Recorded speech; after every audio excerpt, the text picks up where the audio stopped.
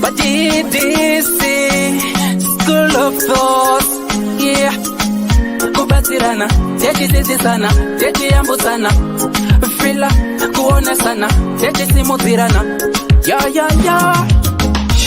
Panondo pato sangana, techi batirana, panondo pato kumana, techi sana.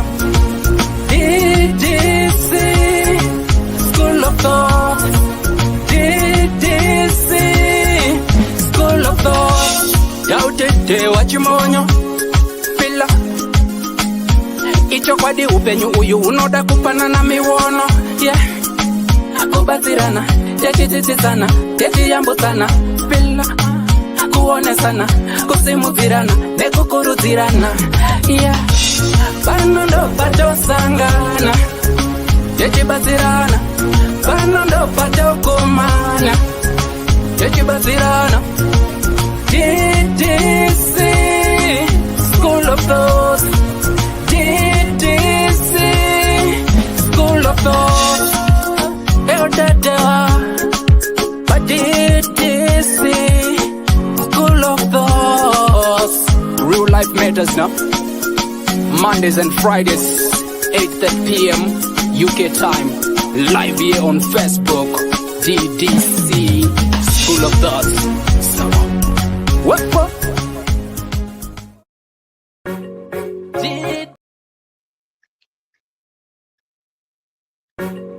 Ddc Currenters.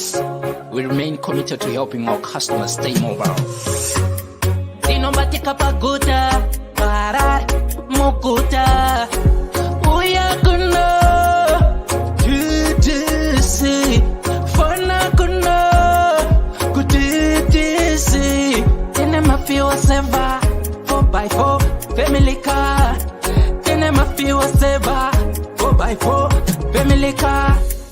Unotipata apa +447961803546 or +263773791 and last one +263771257 Your big up daddy T.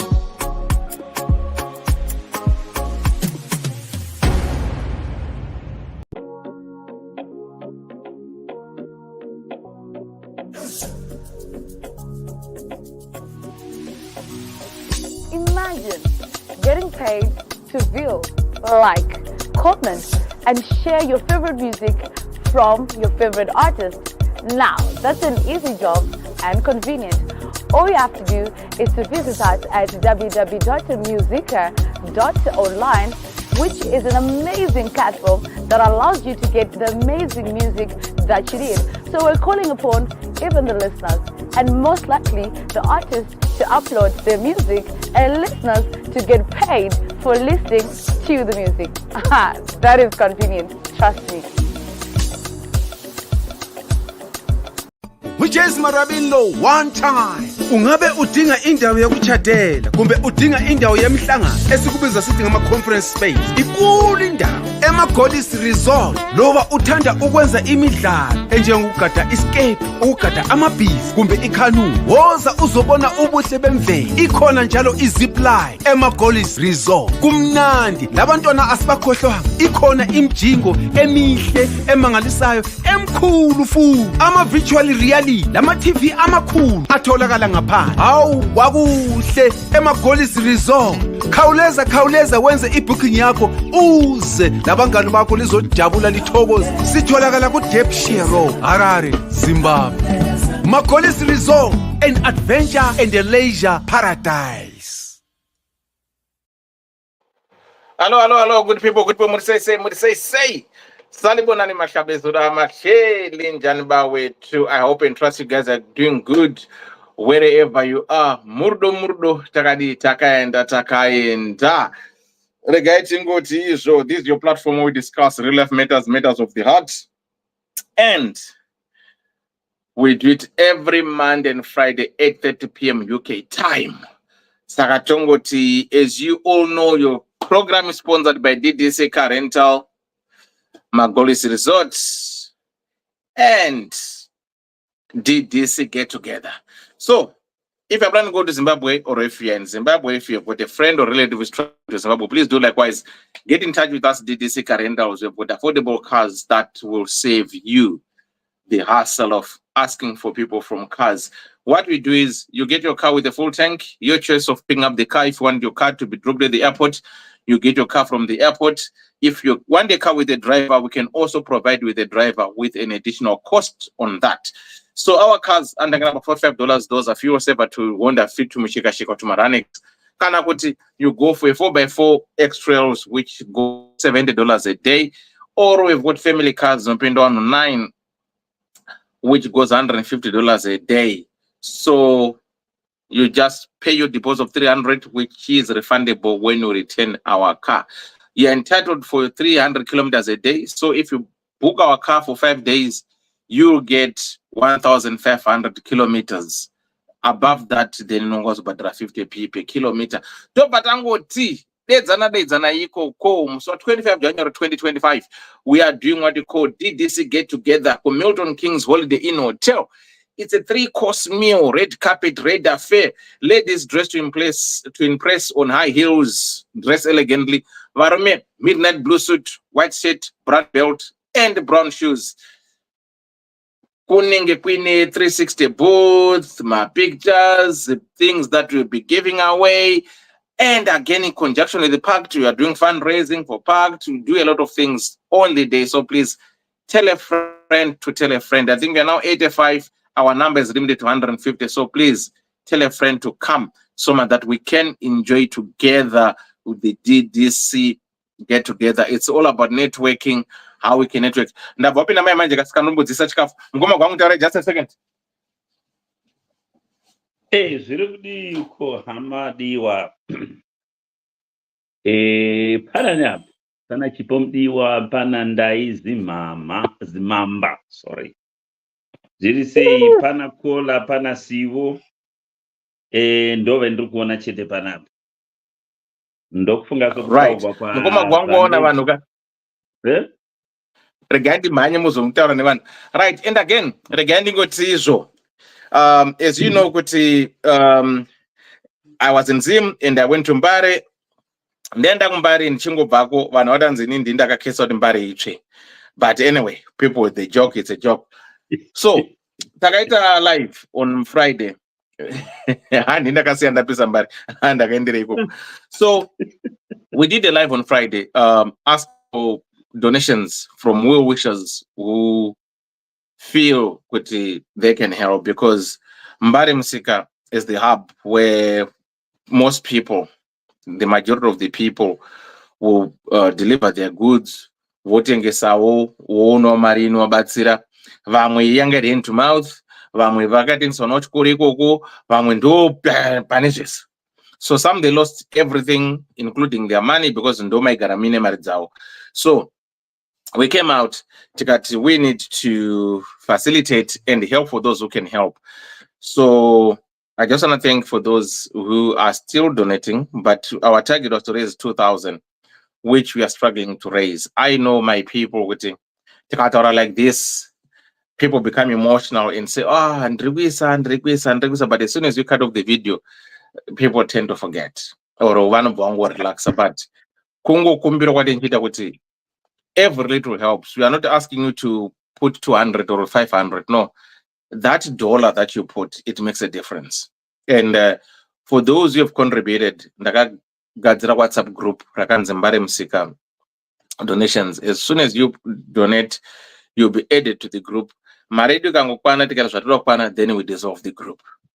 So I'm still asking, or we are still asking for you guys, please just spare as little as you can. It changes someone's life. I think it's just a sacrifice. Let me just do it. I'm not benefiting anything out of it. And as you know, since Changa Pact and everything, what we always do, we do it transparent. I know kuti kuno wakajirwa mari nevamwe vanhu, but isusu we try by all means kuratidza kuti mari yako iyo, kana wati wakaisa mari yako kana usina kuona zita rako riripo, you just come and say ndakaisa mari yangu but mari yangu haina kuiona, but we always try nepatinokwanisa. So ndiri kukumbira weZimbabweans, it doesn't matter kuti uri kuZimbabwe, it doesn't matter uri South Africa, it doesn't matter wherever you are.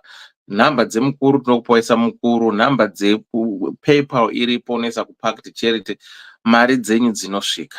So ndiri kungokumbira kuti let's reach out to our own people and just do just one thing before Christmas. Let's just put them back on their feet. We cannot help the 5,000, but tikakwanisa kuhelpa 2, 3, 4, 5, 6, 7, 10 people. Zvinobatsira. Saka ndiri kukumbira kuti iwe kana chitadzako, send the message to your friends. Just share kuti no, ndiye wangu vari kumbareva chinwa tea. Ndo zvakazoitika. Saka vari kungoti kana uchikwanisawo zvako, ndatingobatsira. It's not much, $12 or 10 or 5 or whatever you can. Or ukatotenga mapoto nchiendesa wega. That's fine. This is what I'm just asking. I'm just asking you guys, but please, it's why umoyo kuti imagine uriwe waenda kumba kwako wobva wanzi zvatsva, kana imagine urumba kwako karara wobva wabirwa zvinhu zvese. How would you feel? Pamwe pacho ndatingonzwa moyo kuti dai ndandirini ndinoitawo sei. So let's do murudo ragara tinongoita rwega, tongo extend our hand and do what we can do. Skarigani ngoti I'm looking forward kuti the amount that you said you're going to raise, we will raise. Kana ukati uda unotenga wega uchiwapa, hatisi kumboramba, you can do that. But let's try and help each other. Right, Sibori say, Kendi, due to a long time no see, how are you, mate? Kendi, I'm still waiting for a deposit here, January 2025. I haven't seen anything from you. Ndaisi mambazuri say, Chipomdiwa, how are you doing? Mugoma gwangu muri say, abona mugoma gwangu Sibo. Ndichierera, abunda ndichierera. Nicola. Kola, what say? Ndaibe mukoma dewa, sorry, ndikuti tena koyenyu yangu iri kuuya iri munzira, don't worry. Okay, Margaret Domingo, how are you doing? Rumbi Kutu, as they say, Miss Masani, how are you doing? Peter Frenik, how are you doing? Rachel Maseres, really say, Margaret Domingo, how are you doing? Stabile Cummings, how are you doing? Cheers, really say, Ambulon Rufunde, DK, how are you doing? So, Mugama Brian Cavero Maniz, really say, Rachel Maseres, and Dave. Right, Dimon watch. Mukwana chidaiso katolo kutembea kuti vanhu vachemi mukadaiso nekudai zvinobva zvangoitika. So ndo zviripo, but anyway, murudo takaenda mukoma gwangu. If you want to say something, can say something. Call if you want to say something. Sibo, say something. Ndiri kumbodya ndabva kupinda mai manje, saka ndiri kuita dombo rwalumo muchitaura neni kudai. Hey, muri sei kwamadiwa? Ndonga zvataugwa zvese mazvinzwa. Zvakaoma. Mbare ndo yatati chitoti Wall Street wedu, ndo pataindoponera uchiwana zvese zvonoda chingava zvechivanhu chinyi kumbare, ndo kwawaindozviwanira. Kushigida kwakaita zvonokuya hazvikomboreri mufungi, zvinonzwisa hazvo tsitsi. So kana ukauya nedhora, kana uchikwanisa kundotenga mapoto kana idzo hari dziya uriko kuZimbabwe, ukangondobvisawo ndizvezvo, so long wabvisa something. It's so sad kuona vanhu vachitambura mutamburire uyo yatatambura, tagara tinotambura hedu vanhu veZimbabwe asi takasvinga. So whatever unokwanisa kuregera, enda undobatsira kana uchifunga kuti pamwe vana vagwangu vangadya mari yaipi, wakasununguka kungondobatsira wega, zvinobvumirwa kuti so long waita something, as long as waita something, we appreciate that. Sivo Kola muri sei letwini samuriwo zviri kufamba here inifa mpofu kana Sivo taona tinofara makadiko.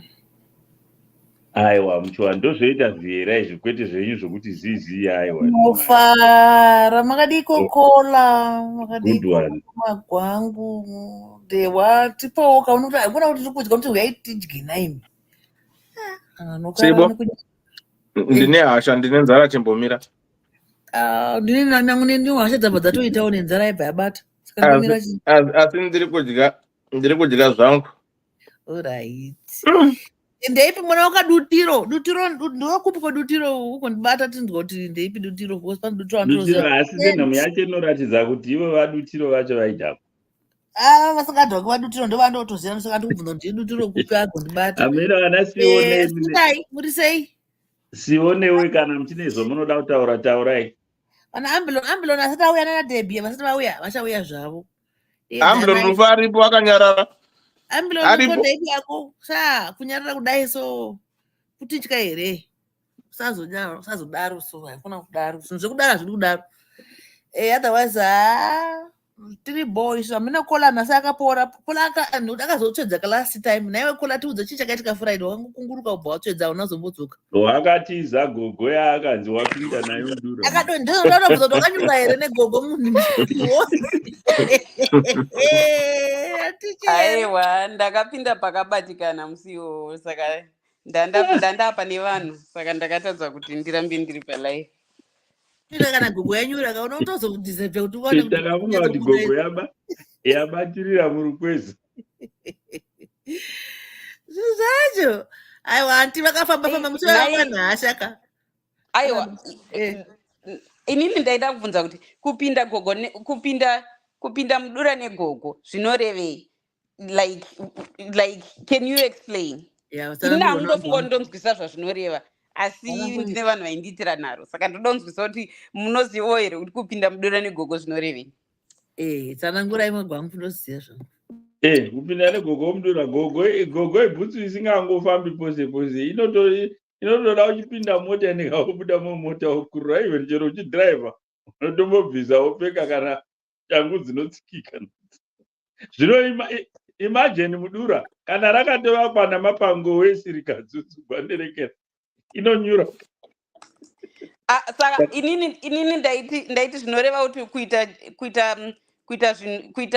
kuita suggestion inekakuvhaira because of kachitaundi kakawanda kanonzi nemaamerican aiwa no okay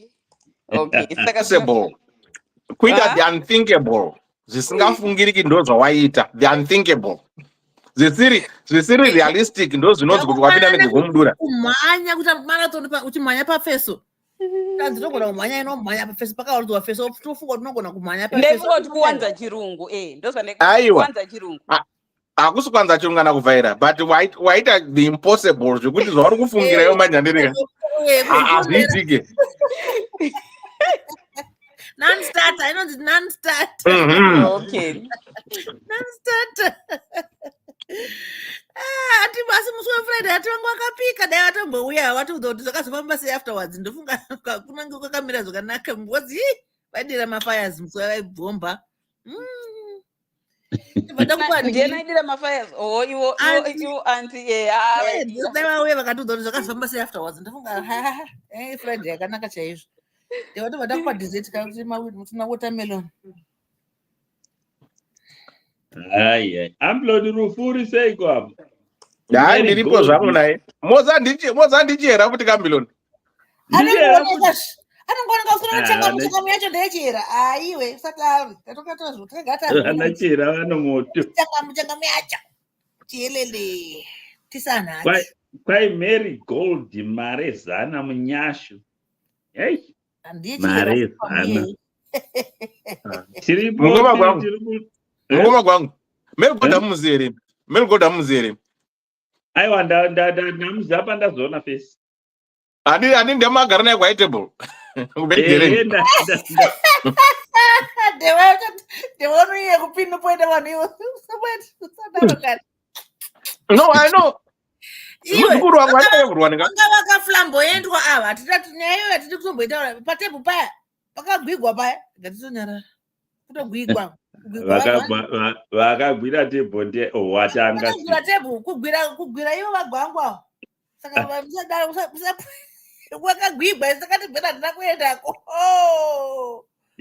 chimbomirai ndaona nhu wauyaka mirai maitelechere muri sei maitisi muri sei chipwete tiri sei mukomarajo ashazhira muri sei ambilo ndakuona grace wai marozva uri sei sei letinisa muriwo how are you doing any pump of kunjani Rachel, saka ndikuti vanhu sandamhoresa vaka ndine zvinhu zvandoda kwamuri kuti muye ku DDC 25 get together, pay your deposits. Then again ndiri kukumbirwa kuti every little helps, like Tesco says. Mbare yakatsva ndabvako zviri kundini ndakaisa mweya tsvina ikatsva, saka ndoda kuti mungondichenurwa zita ranguka.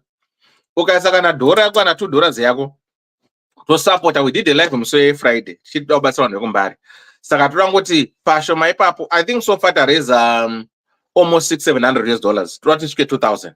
Tongoita sei? Tongoita zvatinoita kuti ngobatsira. Kana watadzako kupa ku DDC kupackage kana utokwanisa kuwega kumashure ikoko, just try and help somebody. Hanzi pallet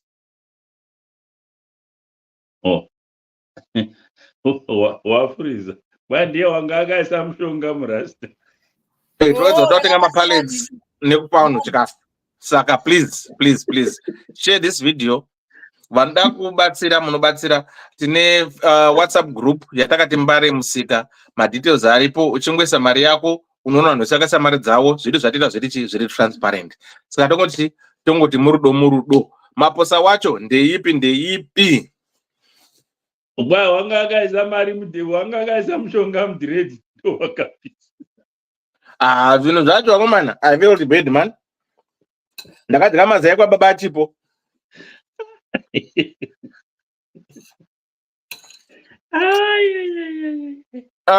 Simbisa mataviri uri sei? Teyoutidzana zvefuti kuti Christmas yakusvika. Musazode kubhuka motikari last minute toudzani mota dzapera. Bhukai motikari dzenyu nguva iripo, wobhadhara deposit yako, wobatira motikari yako, woenda ku Zimbabwe unodriver zvakanaka. Kana ukada driver tokupa driver, wodriver nadriver. Saka murudo. Right, kola tsamba yedu yanhasi unayo here? Kamba zvabuda kutaura ndisati taverenga tsamba yedu yanhasi. Aiwa, tsamba ndinayo. Inini zvekutaura ndakudzai zvangu zviri munzira, don't worry, ndiri kuuya. Maitisi uri sei? Rege ndikuverengerei Verenga. tsamba yedu musoro wayo waiti absent father. Saka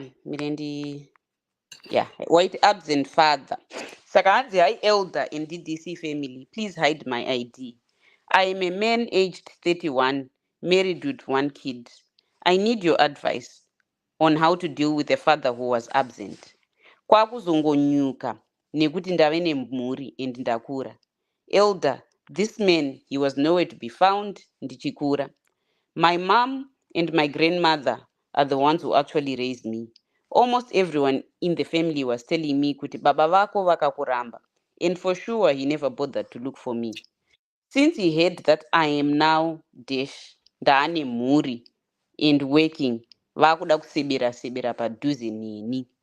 I suffer to be where I am, and my mom too. Ndakavaregerera, but handisi kuvada pedyo neni. In the time I wanted him most yakapfuura. My friends and his family are asking me to welcome him in my life, but I can't. Anyone with a similar experience, or how best can I handle this? I will be reading the comments. Ndiyo nyaya yemufesi wedu hanzi baba wakatosiya vandiramba zvekudaro vachibva vatotsakatika vakaenda hanzi bete rakabva raenda kumukaka, kwakaenda bete nekumukaka ndikoko kana kudzoka. Pane wedhi raasiya mutsamba yake yekuti ati ndikuti ndave, hatisi kuziva kuti ave nemari here kana kuti ari kungoti sekuti nekuti akura akushanda nemhuri akufila kuti baba vaye vakuya vakuzoti ipoi vakuda kumutsvaga. Saka hanzi inhangu kana ndakavaregerera, asi zvababa ava ina ndichada. Handidi kuti vave padhuze neni, but chiri kunetsa ndechekuti hama dzavo neshamwari dzangu dziri kuvareverera, dziri kuti dai wangovaregerera, dai wangoita vave home life yako. Saka hanzi pane akambopinda nawo nezvakadai here, ndoita sei ndibatsireiwo.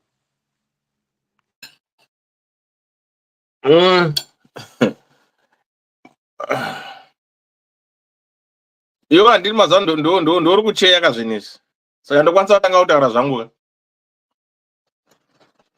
Tanga yenyu. unoona zvinoitika muupenyu ndezvekuti kazhinji sevana kana semwana, I'm now saying this as a father, kuti zvimwe zvinhu uri mwana zvaunoudzwa pamwe pacho anenge angori manzwira zvakati, but zvinenge zvanatsetika pavanhu tu vanenge vasangana mai nababa kavana vaziziya. So inini advice aningapa mukomana iri pakuti pamwe pacho ipa the other person the chance to explain themselves. Maybe unozoona kuti zvawakakura uchiudzwa nekunzwa zvinokwanisa kusiyana. Ndakupa example yakaitika pandamwena ndiri kumushapu pekuzonzi sekuru Dhauti mainyenga Eva kana pandakanzi musatanyoko paya nemunhu uya, right? Kwandandiri kuuya kumusha kwamai vangu, kumusha kwana sekuru wangu, ndopaya ndopakabva mai vangu. So it happened kuti mwana wehanzvadzi yamai vangu, mwana wasekuru wangu, bless his soul, is late, but vakaitisa mumwe mukadzi nhumbu, musikana kulupano uko, right?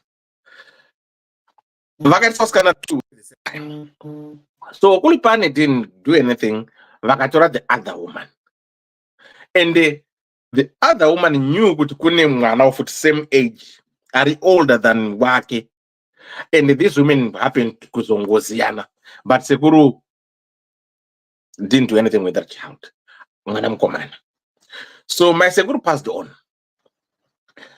but the wife wakatora was in touch nemwana namai vacho up to today. So it happened kuti mwana uyu akakura akaroora, then akaapproacha mai nini akati, no moms, inini my life it's going haywire. I would love to know rudzi rwangu, I would love to know kumusha kwababa wangu. So my nini approached my sister vanogara sobulawayo, akati ndo zviri kuitika izvi. So we sat down as a family, tikabwirana kuti okay, patinoita matomstone ekwana mai guru wangu kwakuwedza kwamutekedza kwakwaendawo, chingobvako then you have to take this boy nemukadzi wake nanasekuru atienda nawo kumusha. So my sister and my nini vacho vakaenda kurupane, vakaita zvavakaita, vakataura. Then on my way from Gabriel, takavatora sekuru nemukadzi wacho nemwana, sekuru wacho couldn't come, namai nini tikaenda navo, tikasvika kumusha kwandaizotukwa kuya. Anditika, that was his first time to meet vana tete, meaning ana mai vedu isusu, ana mai guru namai nini vasara, mwana akapinda mumusha, right? So ndamubvunza, mwana akati inini, I want to know rudzi rwangu. So to this young man, in my advice andingamupa ndeyekuti, no matter how angry you were or how angry you are, no matter whatever you might think kuti baba wako vanga vasikakudi vakaudzwa navo vakuda because vakushanda, at times it's not kuti vakuda because vari kushanda, but vari kuda kuti uziye kuti he is there. And again, vari kuda just to know you. Maybe you can sit down and talk.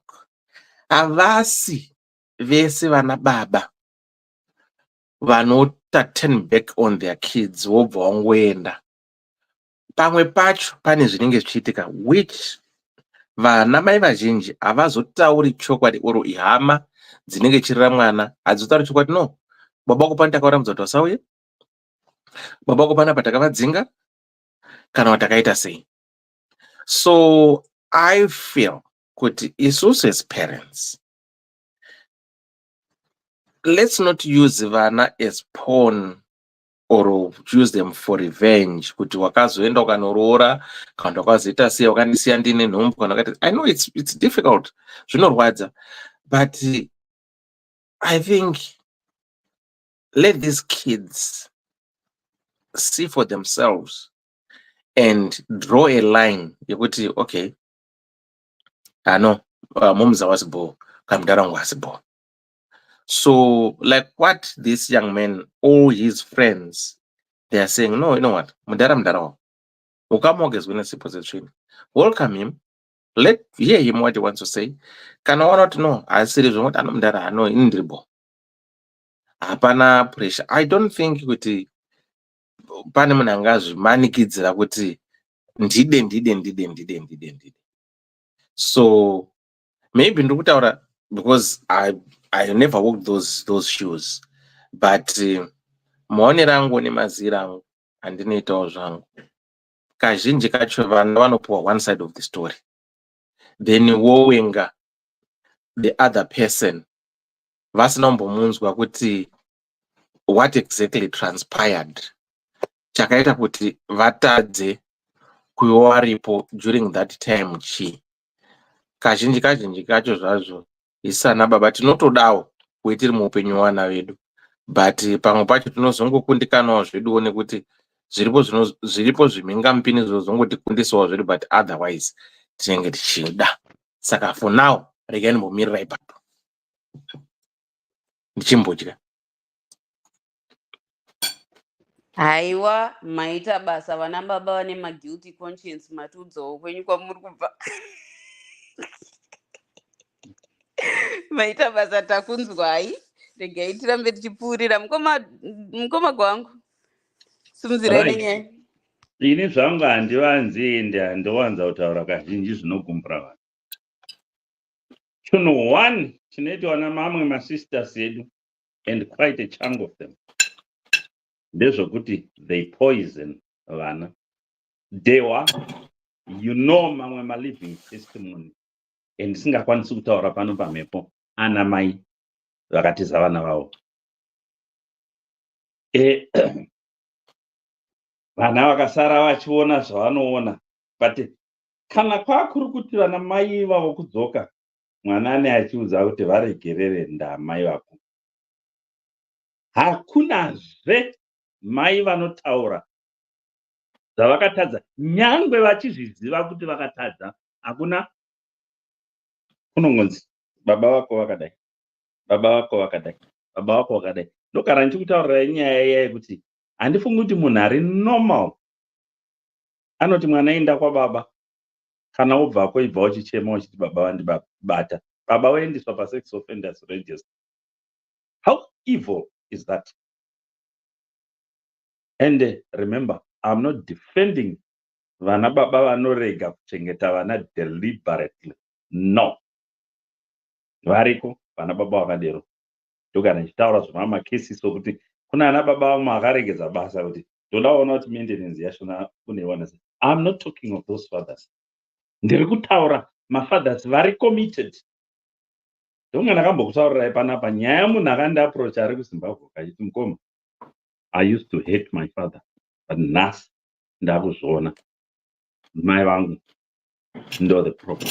Ndikati at least your father is still alive. Kana wanga wakaita zvandakaita ini kuti mudhara wangu takamucherera, ndainda ndondotaura neguvere, go and sort this mess nomudhara wako. Kana uchikumbira ruregerero, ukumbira ruregerero. Ndewandi wakambobudisa that video. Vana vaya ma-age havasati vasvika 20 vaitaura kuti varume kuZimbabwe, they are evil, they are this, they are this. Mashoko aya vanoudzwa nana mai, like it or not. Mashoko avaitaura at that age, vana vaya vasati vagona kugeza mabhuruku. Nyaya iyeyi yokuti ndakabvunza vakadzi about one wacho haana kundipindura, yokuti right saizvezvi wadaro baba vako handidi kuvaona, mwana wacho handidi kuti uinde kundoona baba vako, apa mari yavo uchitora whether vanobhadhara remaintenance kana kuti vanoisa vega muaccount mako urutora, but just because une bita. Ndokunga kana vakatarisa papeji pangu ndakakanda nyaya yekuti chinozomboita kuti uti munhu iwe baba vanga uchinyima vana woti kwane umwe mukadzi woti vana endai maita zvomunoda kumba kwababa venyu, hakusvikisa vana paresiki here. Zvinhu zviri kuitika, hatisi kutaura ngano. Imwe behavior yomunoita samasisters. Aiwa, muroya anofamba akatasvabira ari nani. I'm telling you this. Wadaro saizvezvo, wavatsaura, wavarumura kuna baba wavo. Ndogara naSivo uyo une mwana wake. Mwana waSivo wapandiri inini. Achiona zvese zvendichida ndichituma mwana waSivo. Hapano ndozosira penjeni mwana waSivo. Unonzi, oh, hanimaona, ranga riri zibenzi. Vana vanga vasingauyi. Ende iso vana ngatidzidze kuti kana takura zvandakaita zvinezvi. Handifani chero ndakakura ndichitaurirwa kunzi baba wako wakadai. Wakura fungawo somunhu mukuru, because pana vamwe vanhu, both boys and girls, vasingakuri kuzotraya kuanalyza zvinhu kuti munhu anga achimbori wrong ndiani. Mai vako havafi vakakuudza chihure chavakaita, hazviiti. Asi hazvire kuti hakuhugwi, kunohugwa. Havakuudzi kuti mwana wangu ndakabatwa ndine chikomba nababa wako. Vanokuudza zvokubenzi pababa wavo. Kana wadakika munhu chaiye, traya kuva in between. Zvavafanira ukawana baba namai vachigwa zviya. Hausi kuchirova umwe munhu, kana kurova mudhara kana kurova mai, unoenda pakati wovarandutsira. Vanhu vazhinji hatigoni kuzviita izvozvo. And it's a disaster. Vanhu ngatidzidze kumira nechokwadi, kwete kuvaka imba namanyepo, kuisa poison muvana. Hakuna munhu anoti mukuru unotadza kuona kuti iri benziri uyu munhu kwaye. Izvezvo, tikaziva izvezvo, vakomana nevasikana, tinoita vanhu kwavo, nenyika yacho inogadzirisika. But tikapoizena vana, hazvibudi. Like izvezvo zvandaitaura kuti, alright, unovati enda ikoko, enda munoita zvomunoda, kwaano umwe mukadzi. You don't know what this woman apinda mulife yababa, what she is capable of. Vakaisigwa poison iva vana vakasara zvazvitunhapu vari 5. Unoti chii? Baba wangu wachinyima vana kuti haindi ndai munoita zvomunoda, uchida chete kusvotesa mumwe mukadzi. Ngatirege kusenzesa bitterness. Kurambana kunowanikwa muvanhu. Kana vana Madhibha, vana Mandela vakarambana, marriage yakazofa aanayo yanga yechitatu. Tine dzimwe nyaya dziri kutaurwa, hatingatauri zvedu mazita mazuva ano. Ende tarisa kwakarerekera vanhu, watozozvibvunza kuti mai vakazombosiya vana ava zvambofamba sei, vachisiya vana vacheche vakadaro, vanga vari pai. Hakuna unombotarisa izvezvo, kungotarisa chete zvinhu zvaka. I don't want to go into the nitty-gritties of this, but tikaziva kumira muchokwadi savanhu, tinoita vanhu kwavo. Ndakakutaurirai nyaya at some point yamai wokudzingwa. Handizvi kuti vakarambigwe kuchibhi kuya, nai vacho vabva kwedu futi wokumasvingo kwagutu kuya. Muchinda wandakati takutosenza tose tisenzera imwe security company yamuchamari auya akandiaprocha ndikati, Samari, enda undoona mai vako. Ina handisi kuti ndiuze zvakarambirwa mai vako, no. Baba wako vaikurambidza uchimudiki kuinda kwamai yako, but enda undoona mai yako. Torana nehazvanzi yako minde. Hazvanzi yachona bullet manakira akaita mwana, but waingotambiswa navarume. Paakasvikako, vachisvika amai vakachema, zvikai mune shuwa vana vangu. That was 97. Kuti makore ose here awe kana wakambofungawo kuti ndondoona mai. Svika vazonzi namai vacho, zvino kana wochema handiti wakudana mhepo here. Muchinda iye akati achibva ikoko, akasvika pakaita incident yakaitika pakambani paaigara, akanzi nyora ripoti. Wakanyora ripoti ine chronological order. Hanzi nomurungu wacho, aiwe, wakaenda mberi nechikoro zvakadiko. And now my O levels, angana 6 my O levels, akaita on one sitting. Saka uri kubatei security company, uya ndikupe basa. achangobva kwamai yake achisvika achirizaina zvika shamari ndawana basa. Hanzvanzi yake yakabva yarohwa. Ndikati ndinoona munhu anga akasunga zvinhu ndimai vako. Ndio munhu wanga akasunga zvinhu. Ivo mai vacho navo havana kufunga ndinondoona vana vandakasiya kwandakasiya. Vana ndo vakazoenda vakura. Simai vakabva kuma70s. Kavakabva ikoko. That was 97 mwana wapazini akutosenza. So zvimwe zvinhu kana tikaita takamira nerokuti kwai ndinomira nomukadzi kana kuti ndinomira naDhewa just because murume, hakuna kwetinosvika munhu ziva kumira nechokadi. Never poison a child. Kana ukahurigwa nomukadzi kuwanika zvokwadi yakamwa wahurigwa nomukadzi uri murume, hautauriri mwana kuti mai venyu vahura. Handinozviwisisa. Zvendinoona zvinoitwa nedzimwe mboko zvokuti munorova chikomba mochiisa pa social media mawana mai mukadzi ane chikomba. Hazviitwi zviya kumunhu ane brain, murume chaiye chaiye ane dzinodhonza haiti zviya, because mwana yeye uchapinda patight chikoro. Kana chikomba checho chino mwana pachikoro ipapo nezvonzi nezvimwe zvivana, saka muri mukoma nomunin'ina kai, saka muri mukoma nomunin'ina. Zvine mental effect kumwana, but we do it nenyaya dzokusakwana. You find vanhu vasina kukwana kuchirume, you find mabora ngoma asina kana kumbokwana kuchikadzi, wokuti unoti wakapigwa iko nhumbu akanyimwa zvake nokuti it's stupid. You don't poison children. Kana uri parent ine apa tinozviita tose varume navakadzi, asi hazvina zvezvinobatsira kumwana. Mwana anokura achifunga iye zvina mazere ano atava ino atava iwo ano ma60. Mai yako oya achiti umboziva hausi mwana wapano. How would you feel? Havasi baba vako ava ndakavanyepera. How do you feel iwe uri ipapo wakateerera wakatitarira? Pane zvimwe zvinhu zvetinoita mukusafunga. Never ever poison a child uchitaura manyepo pamusoro pemwe parent. Kana wakakwana. Muri kuona drama riri kuitika pasocial media yake zvino. Ine kudhara zvangu ndakaona munhu angari wrong from navari handisi kuda kupinda munyaya iyi. Ngatiite zvinhu zvakakwana sevanhu vakuru. Kwete kuti ndinomira naDhewa just because murume aita zvinhu zvechimboko. Handongomudza shamari. Apa watadza.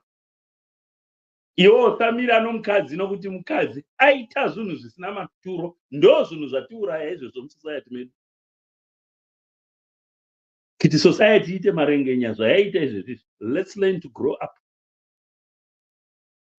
Iwo unoti waregerera baba vako asi haudi kuvaona. Hamuna kuvaregerera. Ingova kuti Putseka handisi kuda kukuona panapa mudhara. Kwete kuti ndavaregerera, but I don't want to see you. What are you talking about? Usada kungonzwa one side of the story. Ukawaini nchiti ningi wakaipa. Ndichigara ndakakuudza izvozvo. Ndichigara ndakanyeya umwe munhu. Ziva kuti musione usipo ndichitaura iwe. Tinozviona izvozvo day in day out, but hatikuri vanhu. Problem yedu, especially isusu maZimbabweans, we don't grow up. Tinoramba tiri vana tombana. So kana tichida kuti nyika inake vana vakure zvakanaka, ngatisawanza chitombana toita zvouparendi, zvoubereki, zvourume kana zvoukadzi. Tosiyana nezvimwe zvinhu. Muri kuona drama riri kuitika pasocial media yake zvino. Namudhara ndakanguri ndaona kuti munhu asina kukwana ipapo ndiani, but I'm not here to talk about it. Anyway, I can talk and talk till the cows come home. Ipai vamwe mukadzi. Iwo kana wasina kuregerera baba, ingovaudza kuti sundurukai, handisi kuda kukuona. Kwete ndakaregerera but ndikudi padhuze nemi. Hapana kuregerera kwawaita munhu. Thank you.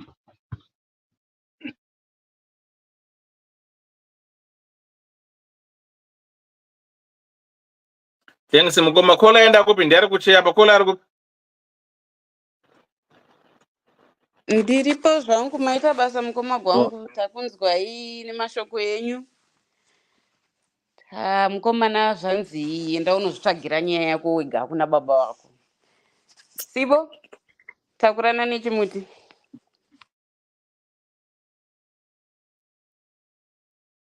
Uri kurikeba here vanhu hanzi kuti chinyaya yacho ndei?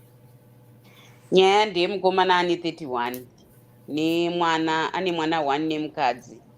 Baba vakati akati kaari mudoko doko havana kuzombofa vakaoneka. Mwana akatokura achitoudzwa kunzi haiwo baba wako wakakuramba zvikudaro. Iye akati zveshuwa vanombobvira vakanditsvaga. Asi iko zvinezvi upenyu hwati chinjei. Baba vaya vakuda kusebera sebera padhuze. Mukomana akati ina handida hangu zvekunetsana navo baba. Pandaiva nida, he was not there when I needed him the most. And at this point ndavaregerera zvangu, I forgiven him. But zvekuswera ndichita ushamwari navo handisi kuzviona zvichindiitira. Asi chanetsa ndechekuti shamwari dzangu dziri kuvareverera nehama dzavo dziri kuvareverera dziri kuti wadiwa ngoita zvinhu nababa wako. Saka pane vakambopindana nazvo here izvi kana kuti vane maonero ekuti mondibatsira sei nenyaya yangu? Ndonyaya yemukomana. Okay, ndanzwa zvangu vati pana mai kuda vatonyorawo zvakanaka vachiti kana wakaregerera baba wako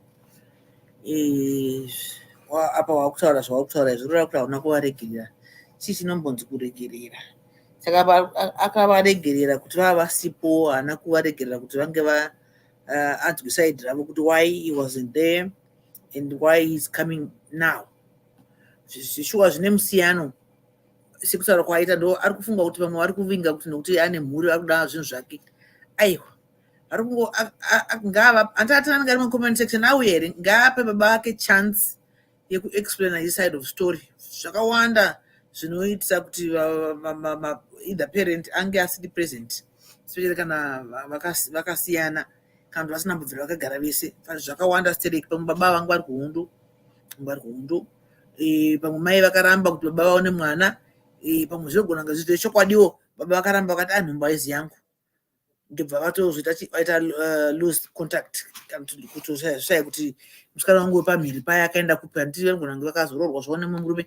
Saka ngaape baba chance yekuexplaina kuti sei vava vasipo. Iye ngaabvunze bvunzo yaanoda kubvunza semunhu ati ndakaregerera ndizika. Kana akaregerera but ane mibvunzo anogona kuvabvunza. He doesn't have to have this guy close to him like he's saying, because havasisiri mwana mudiki, iyewo asisiri mwana mudiki. Saka closeness yacho ndeyekuti sei yengoti vaspend time nevazukuru. Ngaachingovapawo that opportunity yekuti spend time naye iye semwana wavo nevazukuru vake, vana vamukomana iye, madhays avo avasara nawo panyika. Because truly you can only have one mom and you can truly have one baba. Saka if you lose your baba, your real father, kana una stepfather wako unenge chingosvivira dai baba vangu vangu arapenyu dai ndakazodai nababa vangu, nekuti hauna kudi, hauna kuvapa chance. Uchanzanzi pane vakazviwana here kana kuti people that were in the same situation varipo vakawandisa, vanotoriwo madzisekuru iko zvino vanotoonawo kuti zveshuwa havadiwo kuti vana vavo vevana vavo vagokura vachiita saizvozvo izvi. Saka iwewe whilst you're still talking and thinking and baba wako vachifamba vachidididi, make menzi nababa vako.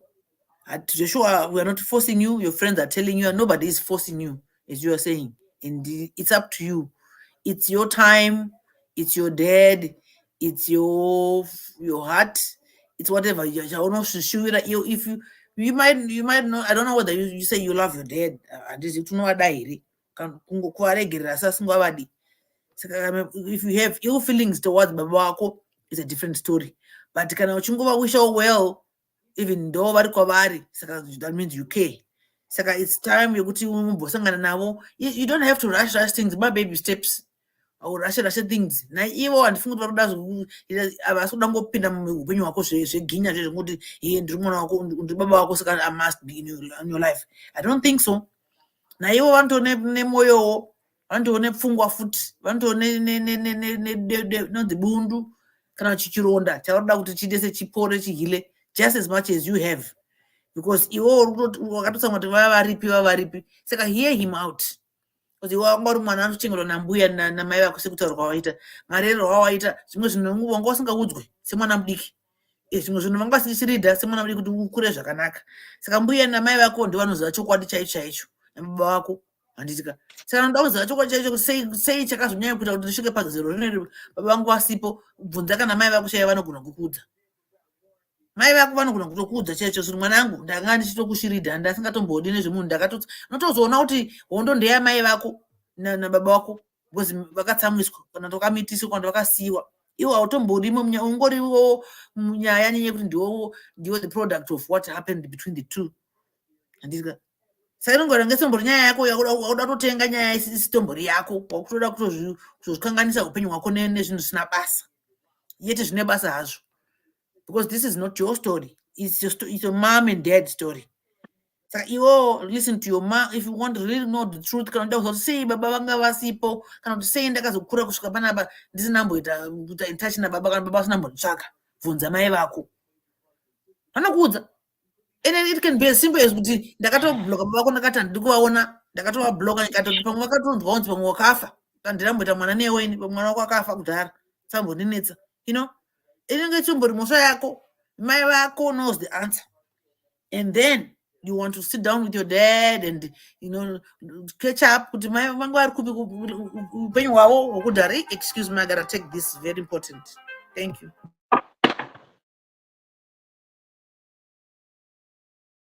Okay, thank you. Right. For those who are just joining us, welcome the show, welcome the program where we discuss real life matters of the heart. Ndrungo kupera muri 27 kudai so izga. Mukangonditira madana ingoti 10 kana 5 tongwendesa kumbare kunoona wakachirwa wauya. Please, I'm just begging you. Ndiri kukumbira kuti akomana ndatingobatsira chingodai makadaiko mungoti dewa ndakanda 5 yangu uyo ndakanaka 10 kangu mukakanda ma 5 muri 20 yatokwana tautoita chimwe ndatakadaro. Saka murudo hanzi nakati I grew up thinking my dad was dead yet he was alive. Zvikanzi my mom took me away to punish my dad. Right, tumira kuti adzoke sibo. Right, kola sori ndakutora basa rako wakadi hako kola enderera mberi. Pauline McKay saying vanopenga baba, we can't force him to go close na baba oro kuvapa vazukuru. Kola chimanye. All right. Meta basa sisibo tanzuka nyaya yenyu hanzi taura nevabereki vako umbotanga wanyatsonzwisisa kuti zvakafamba sei. Handisi kuona Ananyasha na Sister P. Pananyasha na Sister P. Anzata nga kwenda ndipaka Sister P nanyasha. Inga kana kunjani? Hai Sister P enda inyasha. Ngala tatewa angila voice good. Angisakwazi mngani wami. All right. Yimnandi sithando sami. Moja ke.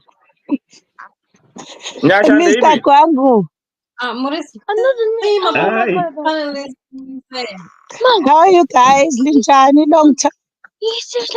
Skona linjani. Siyaziphilela sisinjani. Mina ngile cold guys. So hey. You could cold. Angila voice. Ndi Gucci kari kudarera. Zwese. Come guys, come and say hello. Hello. Alicia. Hey, when Gucci. Alicia, how are you? Hello. Alia. Okay. Hi guys, how are you doing? I'm cool. How are you? Gucci is there. Are you guys okay? Yes. Good. Gucci, how are you? Gucci. Say hello. Say hello, mommy. Good. It's good to see you guys. I'll mute. All right, thank you. Nyasha Nyedu. Hi, Gucci.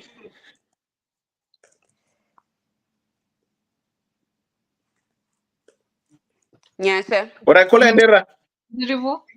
Yeah, go ahead, Nyasha. Okay. Ina wangu ndangachidoti ndanga ndakutonzwa kuti mukoma ngwangu stone. Ndikuona kunge varume pano mukunzvenga nyaya iyi. Because musaizo kunge hamuzivi kuti pane varume vanotiza mimba asi vazobatike futi. zvisina kuti hanzi mukadzi anga ari difficult, mai vacho vazodii, mai vacho vazodii. Munozviita zvinhu izvi day in and day out. Indoona kunge problem ndeyekuti ndoda kuanza futi pala hanzi pane munhu ati hanzi kana aregerera baba wake saka ari kudii kumaona. Munoziva pane nyaya dzakadai so hazvisi zvinhu zvekuti unongoregerera day one ka. Hakungoti baba vacho vakauya one day vakati mwana wangu ndadzoka ungoti hanzi taakutotanga patsva. We're talking of years and years of trauma. Munhu akaenda ari kwaari ikoko ongoti hanzi adzoka. And I feel imwe nyaya inonesa ndeyekuti nyaya yeculture yekuti hanzi mubereki haafani kuquestionwa kana kukumbira ruregerero. And I think it's quite abusive, to be honest, because you find kuti ipapa mwana wayo went through a lot, like I said, years and years of trauma. Munhu asingazivi kuna baba wake, then munhu wongouya kuti hanzi ndadzoka ndini baba wako. I mean, munotangira pai? I personally feel zvinhu zvinoneeda therapy, zvinotoneeda kana pasina therapy, at least munyaya zvinoneeda someone ari unbiased kuti agare nawo pasi, because it's not something I've been through, but I cannot imagine trying to solve years of trauma tiri two. Pamwe pacho ka pamwe yatofunga kuti ndavaregerera, okay ndibaba vangu, you know, pamwe munhu anenge ane ma-mixed reactions. I'm just trying to get into the mind of this young man. Anenge ane ma-mixed feelings. Pamwe unovhunza munhu, okay manga muri kupi, opuwa answer iri unsatisfactory. Ndakatamba kwananga ndiri saka ndo zvakaitika saka takazongoluza contact. Ufunga kuti asi dai maindida zveshuwa mungabva marova zvekudaro. That's not good enough. So I just feel hangu kuti I feel sometimes culture is abusive in the sense yekuti aipe vana opportunity yekuti vanyatso questiono and kuti vakumbirwo ruregerero. Yes, because as vana vanhu as well totodawo kutokumbirwo ruregerero sometimes in my parents. But ina hangu ndongoona kunge varume mukudzvenga nyaya kuti nekuti zvinoitika izvi munototiza nhumbu, munototiza mimba zvakanaka pasina kuti mai vakazodii. Saka but I would say kuti dai anyatsogara nawo pasi, anyatsovabvunza kuti chii chakaitika, and if need be ainvolve munhu third party anokwanisa kugara nawo pasi. But personally I feel nyaya dzakadai dzinoda counseling, because sometimes paya panonzi ngapashedzwe hama zvinopa room for bias. So kana vachikwanisa ngava but either way nyaya inoda kugarirwa pasi, and I don't think vanga resolve vari two, because it's too involving and it's too many years of history dzapfuura. So that's my take on it. So but lastly ndoda kuti vabereki toraiwo accountability kana matadza, and amubve chiremerera mukakumbirawo vana ruregerero. Sometimes it's quite healing, story refreshing. Saka I think ndo pangu for now. Nanga ndinomubvunza hangu apa zvekumbare kana ndichikwanisa kubvunza. Bvunzako? Ndinongobvunza kuti tiri kungobatsira kuti vabatsirikane for now here, or pane ma-arrangements ekuti vachatanga business futi kana kuti kubatsira kuti tiri kubatsira kuti vatange vaite restart their businesses. Okay, that's fine. Saka our last conversation last time was that tichatengera avantu vatatu navo last time tichavatengera 2 masaga ematemba, and then 2 anonzi mapallet ekuti vanoshandisa is on her stand, and then baba chipota tichida kuvatengera some things zvekuti vazokwanisa kuita restart breakfast yavo yavaitengesa. And then we were also aspiring kuti tikwanise kutenga about 100, I believe, to 200 pallets, so that we can distribute either to 100 different people or 200 different people. Okay. The pallets are $6 each. Okay, mukazondiedza kugroup wacho kuseri. Okay, that's fine. Ndopa nkufuna, ndopa mumwe chimodzi. Thank you. Sister P. Ungakanani? Inkalakatha. Akara. Siyamboroba. The Ukipa. bigger the better. Oh. Hayi wena kurowa kudai ngoripi? Muchiona ndisina voice. Ndiriko. Gore rese kupera kuti yongati wewe. My phone broke, so my phone's acho. Oh. Okay. I'm trying to get a better phone maybe one day. Munditsvakire blesser. Ani ngoma kwangu. Ngithi lindingela iblesser yokundithengela ifoni. Oh, okay. Tewawadzwera meko. All right, sizoenzi fundraising. Hakuna amablessa kada ashonile. Hayi kunona swa resurrect. Yes. Hayi sister. Good luck. So uyithanyami. Yeah. Itini yenyu but nganongopesa point yangu ndandida kuti sorry just one point tisana kangamwa. Okay, all right. Thank you for letting me take the call and saying this. Nanchiti kuna blast zvangu. Vasanyanya kuvhunduka stereki kana kuti anzi baba akusorera padhuze neni.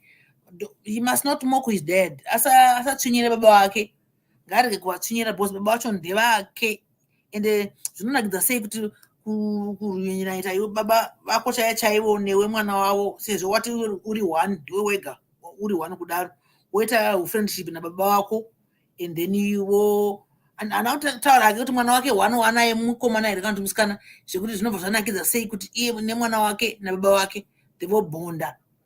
It's not a quick thing, it's just baby steps. Saka ndanga chingokumbirawo zvangu semwana wana baba wake avaregerera achivaita kuti vave muupenyu hwake. He's not asking for much. Kana vakudawo zvemari nezvimwe zvaunoona kuti vanenge vakuda kudi vakuda kuwachisa ndopanodai wakadhedhi inangu I don't have mukutaurirana. Give your dad a chance to be the father he wasn't when you were growing up. Yes, in English it sounds much better. Give your dad a chance to father you, and in compensation of what he was supposed to have done when you were growing up. And then you probably, I don't know, you pass it on to anazukuru. I want to shamisika vakabonda nevazukuru. You wakamira zvakoko chitoemva kuti yes, that's my dad. He wasn't there for my upbringing, but he's there for my kids now. Zvotonakidza. Kuchizoona wakamira baba wako achitamba nevana vako wakamira zvako kuti baba vangu avo at least vari kuenjoy life yavo nevazukuru vavo. I wish I could have had that, but circumstances beyond your control. You don't know what happened then, but he is here now. Cherish those moments that he is here now to love you and to love what you have and to enjoy you. Muri vapenyu mese muri vatano. Saka ndachingokumbirawo zvangu dai wakawanirwa nyingirikini moyo wakadaro kuti wakavaregerera asi uchivapinza muupenyu hwako kuti vave vanokurera sezvo vaifanira vakaita uri muduku. Handiti ndatenda zvangu chitaura sisi.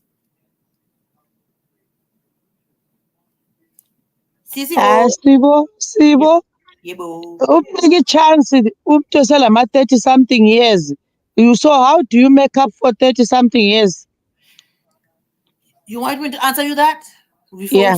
Yes. You make it up by loving the products of chance. It's not a quick fix. You never know. Pamwe mind vakashilda mwana baba vasaone mwana wavo. Pamwe baba vakatiza zvesho vakatiza iri nhumbu handiti. Those things happened. We cannot change what happened in history. We cannot change that, but we can correct the mistakes by doing good. What lesson did we learn? Wakatiza chi pane kutiza kwa kuturamba kwakaita mwana wako hapana chawakatiza, but now you're back nekuti akura ndisika. What can you do better now? That's the question. Because you cannot sakwanisika kuti achimurera kuti akura kudhara. saka anogona kupa that love yaifa unga achipa ari mudiki kwaari mwana wake mukuru nevazukuru vake vari kuuya varipo. And it's a chance that is kana mwana wacho iye achida. It's not ndosandati ndikukumbira. I'm not forcing him. It's out of his love. Because vacho ndevake, you can only have one baba and one mai. Unogona kuita 20,000 stepfathers, 20,000 stepmothers, but mai vako ndi one, baba vako ndi one. I get emotional when I talk about this because people don't realize that you only have one dad and have one mother. Pamwe ngati ma step dad step unogona kuita ma step akawanda. Baba vangu anogona kuramba na mai vangu ndiko vagorora mukadzi akuita step mother wangu, vagorora futi mukadzi akuita step mother wangu. Saka you can have 20,000 step mothers, but mai vako I one, baba vako I one.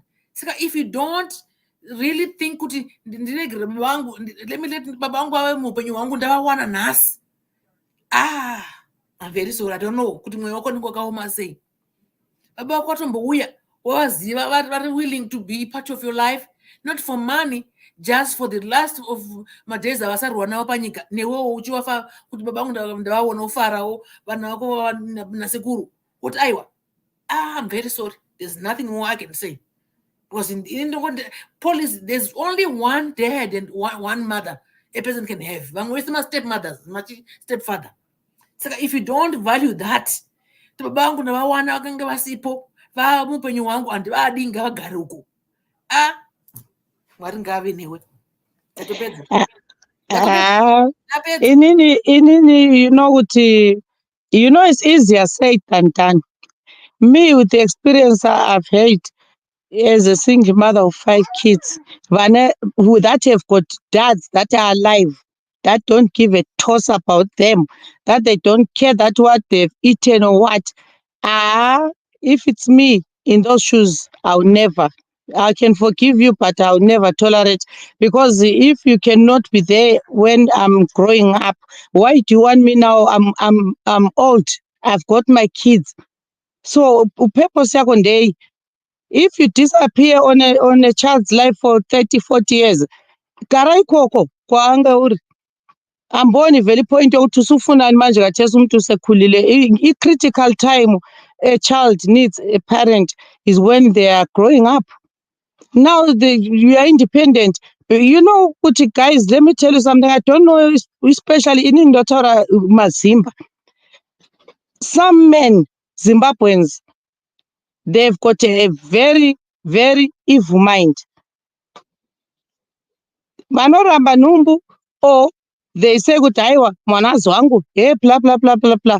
All right, these days guna ma DNA. You tie my DNA, amudi. And what I realized with a lot of guys, they will refuse to take care of vana or refuse a responsibility or numbu yacho because they don't want responsibility. So iwewe unofunga kuti ndiye anofana to take care of your responsibility because andina kurara ndeka, ndatota ndeka, ndaita mwana. So why is it that now I should raise kids on my own and then somebody else will be gallivanting, enjoying himself and doing whatever he's doing? But when now I've suffered, now you want to come on the picture because, guys, you have a chance to see your child, even if let's say that and a lot of guys vanonyepa when kids are grown up, hey, your mom didn't want me, yeah, blah blah blah blah. Stop, guys. If you disappear to Aramba Numbo, whatever, come with the truth. Because a lot of men, they come when the kids are grown up, they start lying. Some of us, we beg, Baba Bacho, come and see the kids. Yeah, da da da da da da. But Munuacho Adi. But they grow outside there barking with Varundinimabana, Adikutindione. Inina, I will never support any mother or father because we have got mothers who actually dump their children as well. Do not come for me when I'm grown and want to know me. No, I can forgive you, Ikoko, but I will never bring you closer to my life, because these same people, when the child is grown, my first daughter, she's 21. From Numbu up to today, I'm on my own. Then Baba Acharugupi. Because if Mwana Shika 18, Baba, you have a chance to make an effort. If wairambitswa, you can actually, when a child reaches 16 or 18, unogona kutoka mwana because they are an adult, they are independent. So chii chamutadzisa baba uyu kuti atsvake mwana until aroorwa ari over 30. You need to stop it, our brothers. That's why I say I love Mazimba. But sometimes when I think of Utsinye wevarume vekuZimbabwe, sometimes ndiri nani ndigare ndisina munhu. Because they don't want to take responsibility. We are okay to be sleeping. Yeah, I'm coming. Yeah, blah, blah, blah, blah. But now, mwanapo, you don't want. Musadaro, guys. Because you see now, you come when the child is grown. You are confusing the child now. What do you want her to do? She is a mother to her own kids. Now she's bothered about you, grown men. What is the responsibility? Hapana tinotadzisa munhu responsibility yemwana. That's why there's even social service, even in Zimbabwe. That's why there's a court. You can go to court and then you have shared custody. You can go to court and do my DNA and take responsibility of your children. Because it's not easy to rerabana. And then now you come, you now saying that, oh, I'm your father. You fail gumuti. What do pamuti? It doesn't work like that, guys. Because how can we to make up 30 years? That was teaser 29 years, and then now you appear and you want me to entertain you. And I'll never support that one. Never. Those who want to say Gutaiwa, forget it, he's your father. Where was he when I needed a dad? So Varume, mothers, take responsibility of your children. When you bring kids to this world, take responsibility. Don't use an excuse to turn up when they are grown and you say, I'm your mother, I'm your father. Because they are mothers. Me, I know mothers who have refused Bana. Can you imagine a woman living twins kuchipatara? Then when you sing that they are grown, now you become bitter. You want to know? If you are absent father, gara ikoko kumangorongoro ikoko and be absent until you die. I don't care.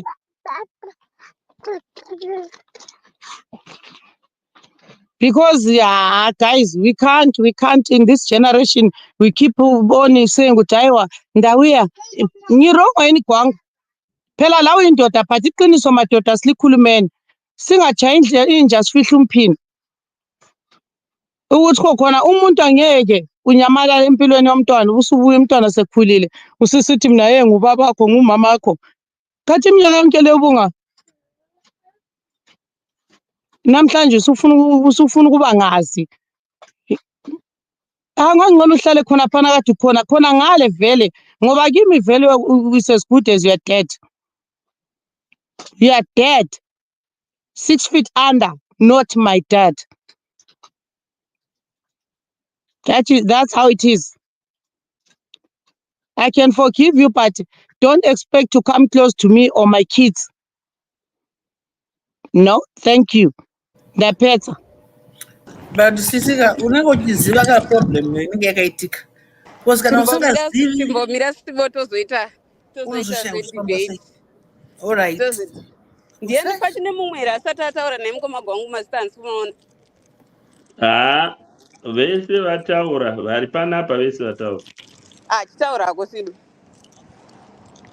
Ndachingoda kuresponda hangu kuna sispi kuti zvese mapossibilities ese aripo nokuti apa tisinyazoziva kuti sei baba vake vange vari absent handisika semataura taita tese kuti anogona kunge baba vakanyamalala vachiramba nhumbu kana kuti vanga vari mukoma nemusikana akamitiswa akazonoziva kuti ane nhumbu aenda she did not reach back kuti audze mukomana kuti nepamuviri mapossibilities akawandisa ekuti sei the father was not in the picture hatina kunge taziva ndopana achiti kainini dai akabvunza mama kuti seiko baba vanga vasipo, because chinoziva ivhu kuti mwana umbe vanorwara.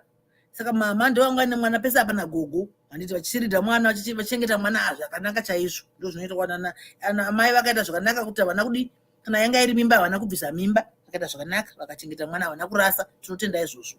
Asi kana mwana anga achibvunza kana mai kana vakateerana nemwana ngavachiudzawo mwana wavo kuti mwana wangu baba vako vanga vasipo nemhaka yakati 1 2 3 4 5.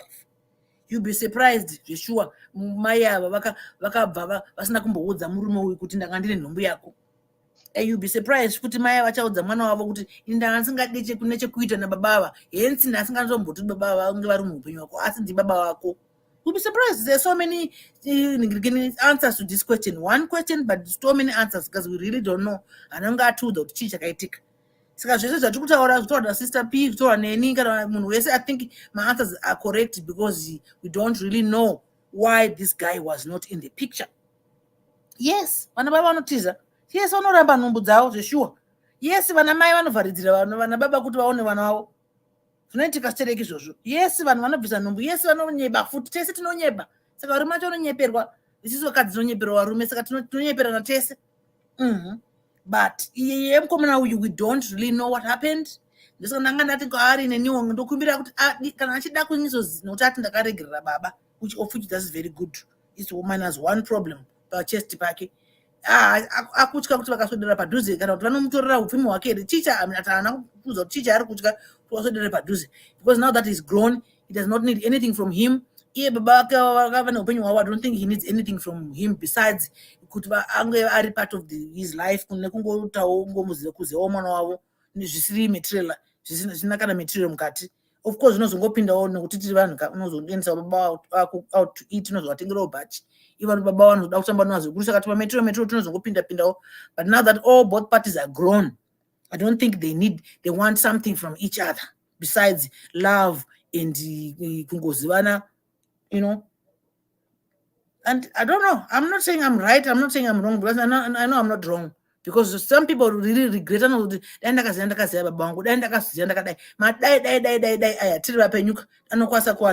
Madai ndiye vanhu vakafa. Ekuti ndai ndakaziva ndakadai. Zvino ava baba vako varipo haungambodai. Why do you die iwe varipo? You can bring your dad and your mom and your grandma together. Moita muri 4.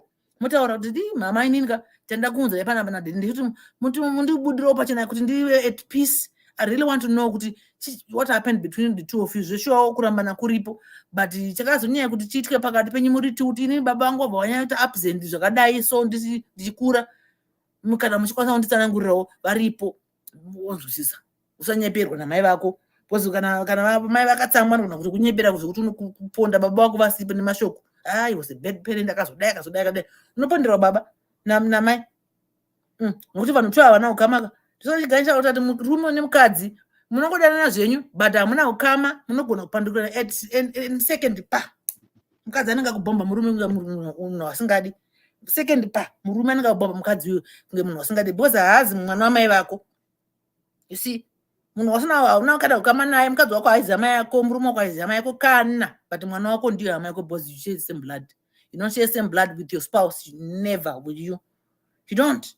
Saka your spouse can be your lover today, and the next minute can be your enemy, and you want to kill them, and you might even kill them at the very second. Yes, sir. Iparekera give apinda mkanata. Diane. Give.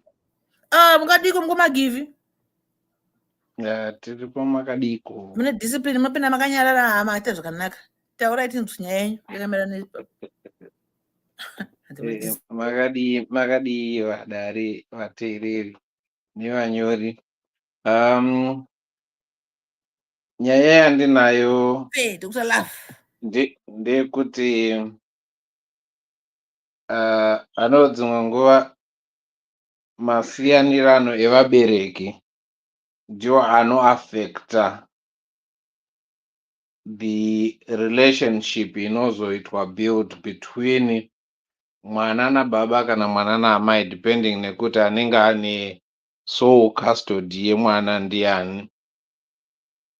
And kazhinji varume we are at a disadvantage because pano mukatadza kuwirirana ichiri nhumbu zvinogona kutovharana ende hautombozoziva kuti mwana akazozvarwa akazoita sei. Mwana anozongoudzwa kuti baba wako haaindururani, vakangoti mindisa vakaenda, havazotsanangura kuti takatadza kuwirirana pakadai pakadai pakadai pakadai. Kana kuti baba wako vakandoona ndakakecha iyo ndichivaudza kuti ndine nhumbu yako. Those things they don't get mentioned. Pozoitawo kuti vamwe vana baba zvimwe zvacho vanenge vachiita maexperiments nevasikana voenda, but not really kuti they want to commit. But tati fambe fambe vana vapo, zvakangonakawo kuti tizivisanewo, kupanana mukana wekuti uri kuda kuita sei. But on the other part pane vamwe vanoda kufikisa mumwe mubereki kuti because takatadza kuwirirana panhumbu, you are not going to have a chance yekuona mwana. Wobva watovharirwa kunze zvachose, and mwana paanokura you will be bad mouthed by the other part. Kuti baba vako hapana zvavari, hure chairo, vanongofamba vachizarisa all over, even if zvisiri izvo. So, and he doesn't care about us. But on the other hand, anenge ataura kuti I don't care about your money, I don't care about anything chako, I'm independent, mwana wangu ndinochengeta ndega, and usatombofunga nezvake chichichi. Kana birth ndinotoresa mwana ndenge chiudza kuti baba vacho akafa, kana ndotoresa nana sekuru baba vangu. So mukazitarisa vazhinji vana they end up growing nemasene mekumusha kwana mai vavo, because they never have a chance yekuti baba vacho vagadzirise zvinhu. Nhamo yacho iyoyo inozouya pakuti when the father tries to, pane vamwe vakatoudzwa kuti baba vako vamwe vakafa kuhondo, vozoona kuti aiwa baba vako havasitombori, havana kumbofa kuhondo, vari kwamutare uko, iwe uri muHarare, years down the line.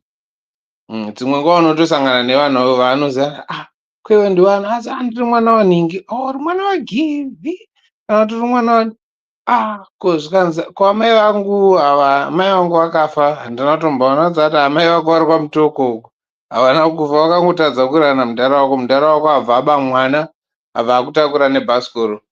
Kumba kwedu kune hanzvadzi yangu, baba munini vakanomutora kumba kwaamai vake, vaburana, vakauya vakamubereka, vakachovha bhasikoro kuenda naye kumusha.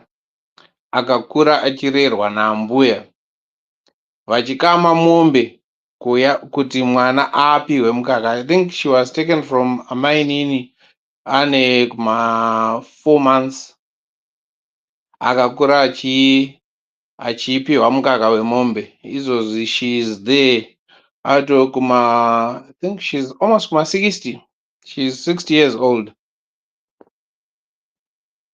Akarerwa kumba nababa, but hatina kuzombonzwa kuti amai vake vakaita sei, though vakazoenda ivo vakazowanawo mukana wekudzokera vakuma 20 chakuti kuenda kumusha kwana mai vacho kunovaona.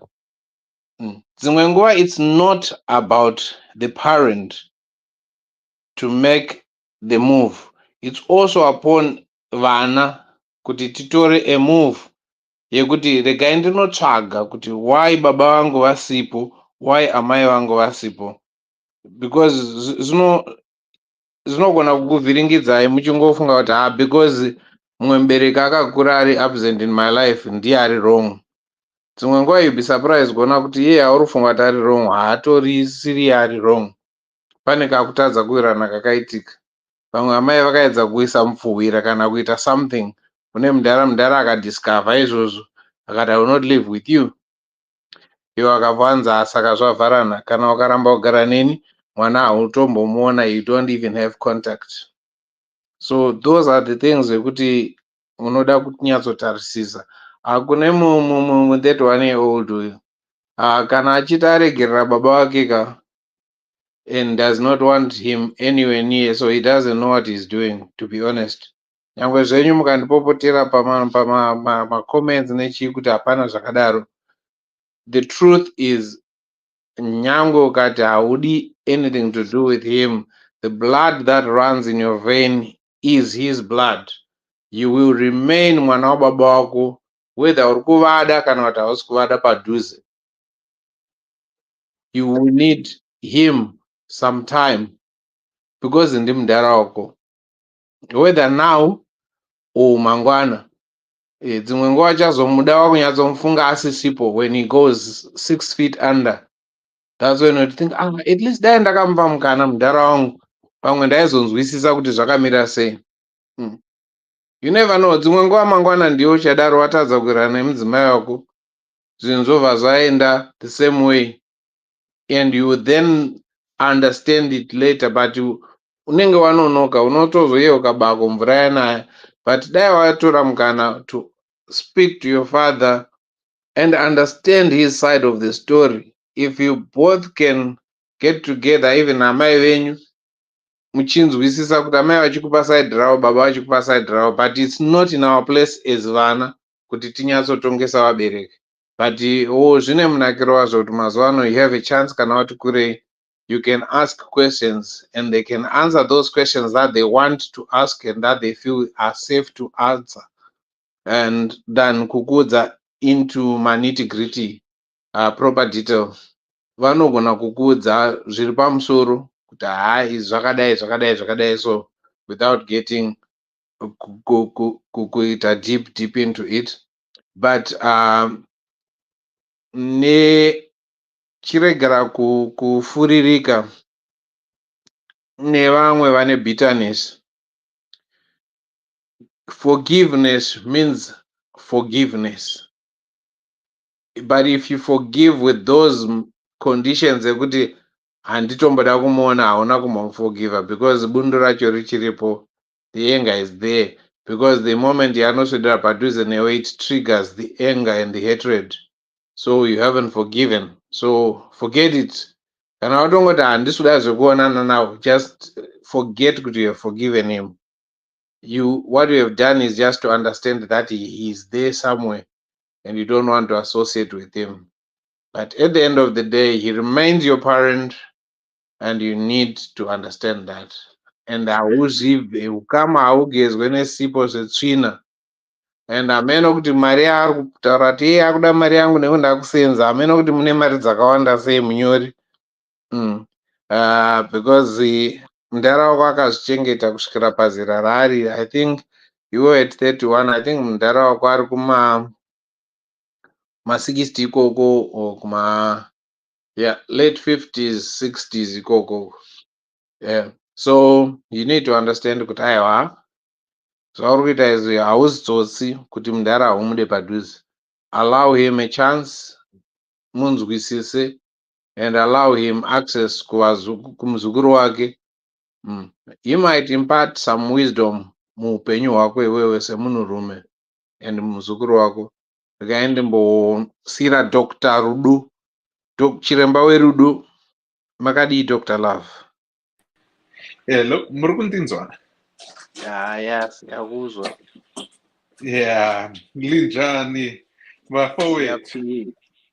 Siyaphila dokotela wothando. Mina ngiyaphila, ngiyabonga. Mana ngithi gaga, ngibona ukuthi ngiyasiza tichabatsirana mwedu yisei pano. Chokwadi, I lost both parents, if I may be honest with you, about a decade or so ago, and it's very it's a painful process, and it sounds like Munyori, you have an opportunity, a chance to meet with your one of your parents. You know one already, but it's a chance for you to get to know your father, and especially at the age you are at kuma 31 ikoko, you pane zvimwe zvinotarisirwa kunzi uite sani semunhurume zvaunokwanisa kunzwisisa kana kuti kutaurirwawo uchirumwa nzeve nemurume, especially munhu anenge achinzi baba wako. I'm not sure what the circumstances are that both your parents are separated, and to what extent baba wako took to look for you, try and keep you, kana kuti kukuchengeta nyangwe vari kure zvekudaro.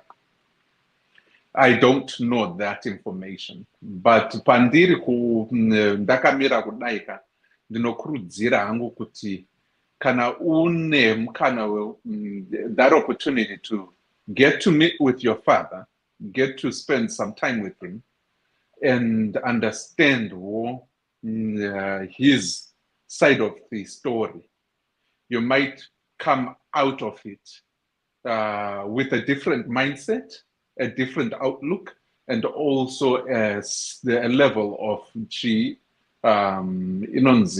appreciation. And when I say appreciation, but it's a matter of you understanding circumstances that impeded him, or circumstances that gave him the excuse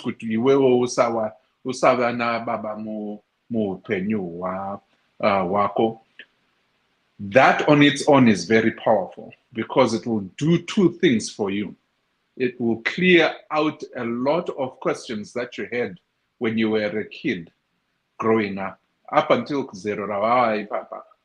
Unless you are satisfied with what you have heard from others, vachitaura nezvababa vako, iwewe une mukana wekutovaona face to face, then ipapo you are an adult, you can make your own choice there, and you are allowed to say no.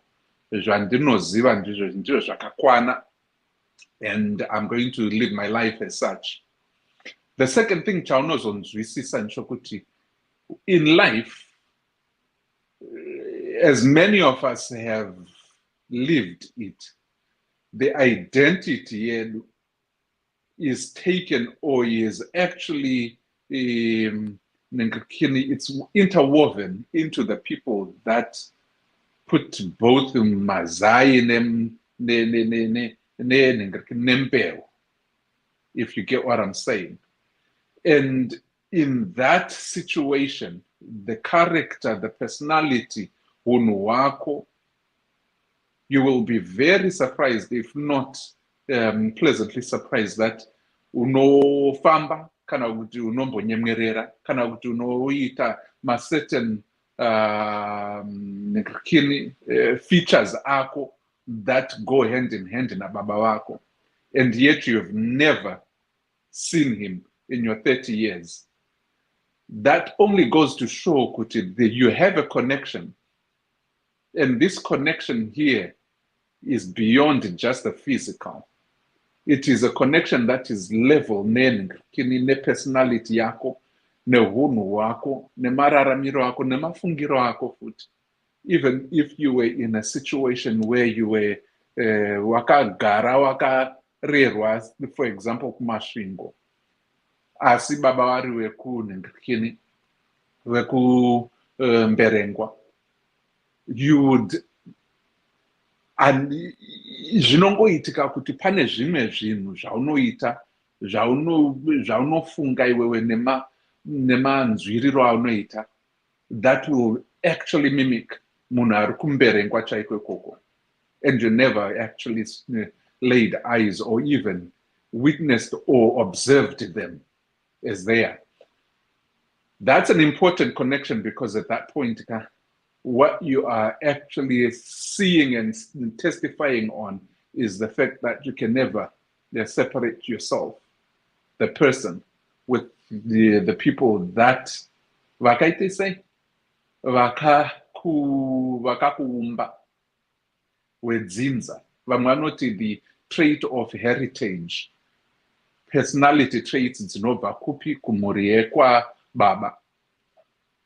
And where I am going with this is that they could, in the future, pamwewo mwana wako, muzukuru wako, kana kuti iwewe wakurawo wabva zera kuma 50-60 koko, you might come up with a hereditary something. Chingawe, you know, an illness or something chiri hereditary. Chiremba vanoti, do you have this issue, kind of this trend, kind of this trait in your family? Do you have a case or a history of A, B, C, and D? Chakwe wo unenge uchida kuziva kuti izvi zvinhu ndizvo zvinokwanisika kuitei kuva zviri mumhuri mangu yekwababa. Vakawanda vandinoziva inini vakazova kuma 20s, 30s vakuita diabetes type 1 kwete type 2, type 1. And they then went back kunoongorora zvavo vobva vaona kuti kwababa, sekuru vababa, so great grandfather was type 1. And it jumped a generation or two. And obviously, and all of a sudden they became type 1 diabetic.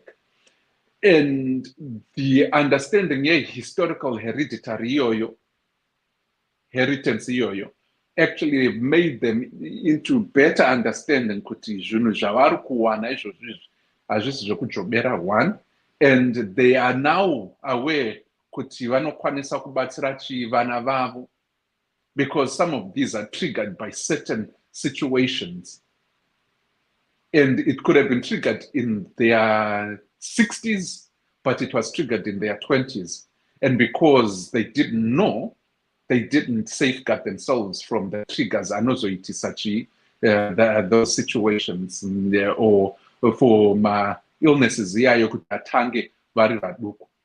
And it could possibly not have been avoided, but knowing unoziva kuti chi unokwanisa kuzvigadzirira and their potential and possibilities.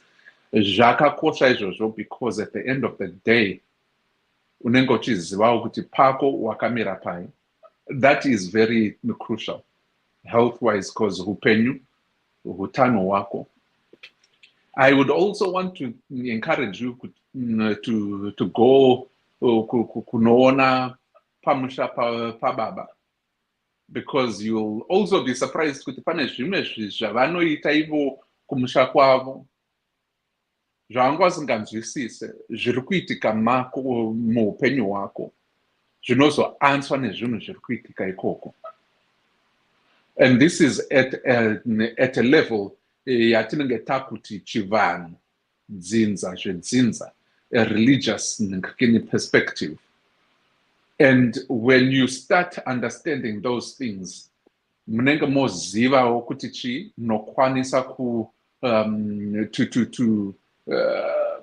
kugadzirisa zvinhu nemazvo.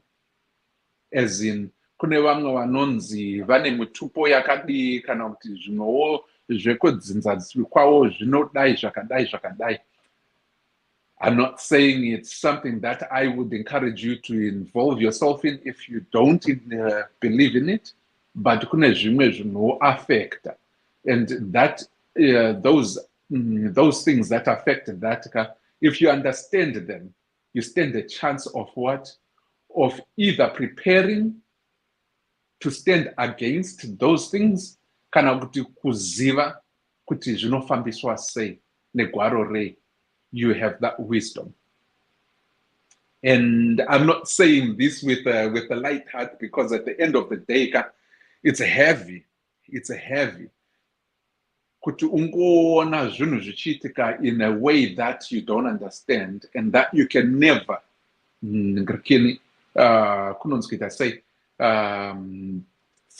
describe, or you don't know kuti zviri kutangirepi zvichiendepi. But ukazoona, ukazonzwa nyaya dzinenge dzichibva kunana kwababa, sekuru vako, kana kuti baba munini kana kuti chii kana kuti vedzinza ikoko vaimboita zvakadai zvakadai zvakadai, and you yourself know that history. It equips you to understand where your battles are, and you can better prepare for those battles. Because upenyu hausinyore, and we always are facing things sometimes blindly, and when we do face things blindly, we tend to suffer the most. Kusvikira tadzidza tozongwara. Why not kungwariswa na mudhara wako achiripo uchimuziva uchimuona, and then prepare for your future, understanding that some of these things are out of your control. That's another important aspect. But yambiro yangu pane zvose izvozvizvi, when your father is saying kuti ndakuda kuti ndiwe muupenyu hwako ka, it could mean kuti it's not about the money as such. Chingwarira manje, because it could be many other things.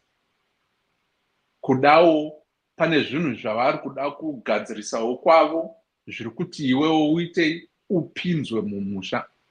There are things like that that do happen.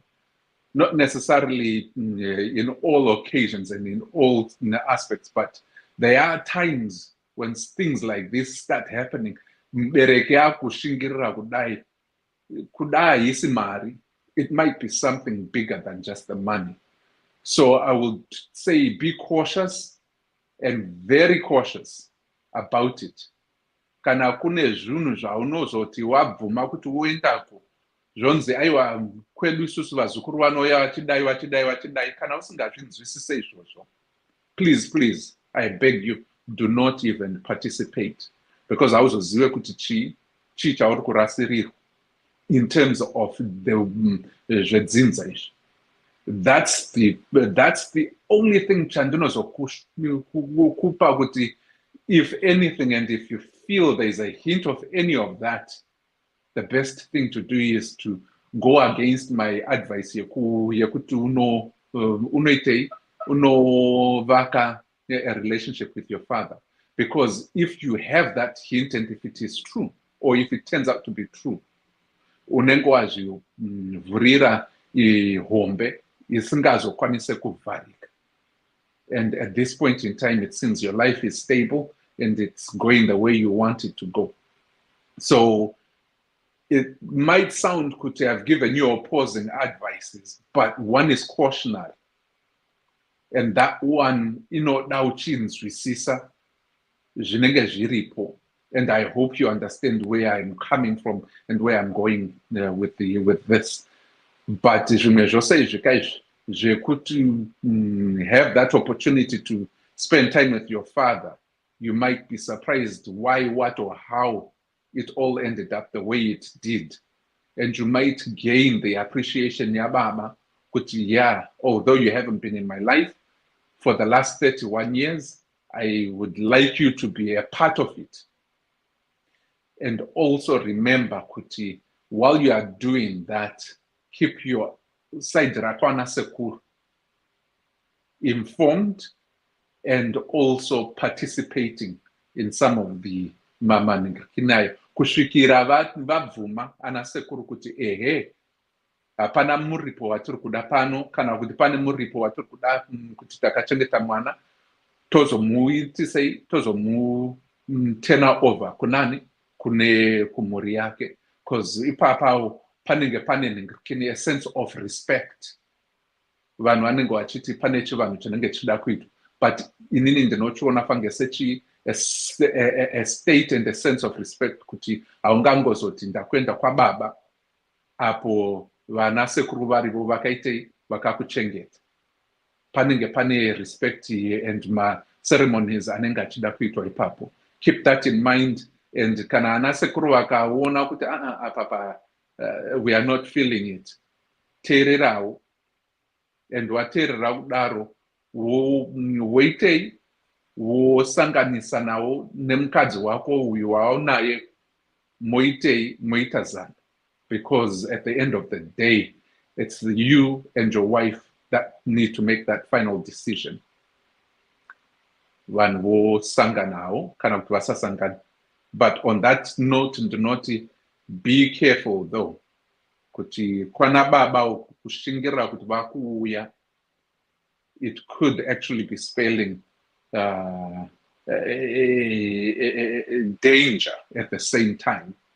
It could be an opportunity for you to know your history and kwawakabva nohunhu wako in a more detailed way. Tatenda. Ndokumbira ku-interject about Dr. Love. Yes. Yeah, I just want, what do you mean kuti pamwe baba vakurwara here, or what? Kuti could be more. I just want to understand. Apo ndinenge ndichiti pamwe pane zvinhu zvekudzinza rawo zviri kuda kugadzirwa. Kana ndichiti zvekudzinza, what I'm actually saying is there may be some things that he needs to take care of before either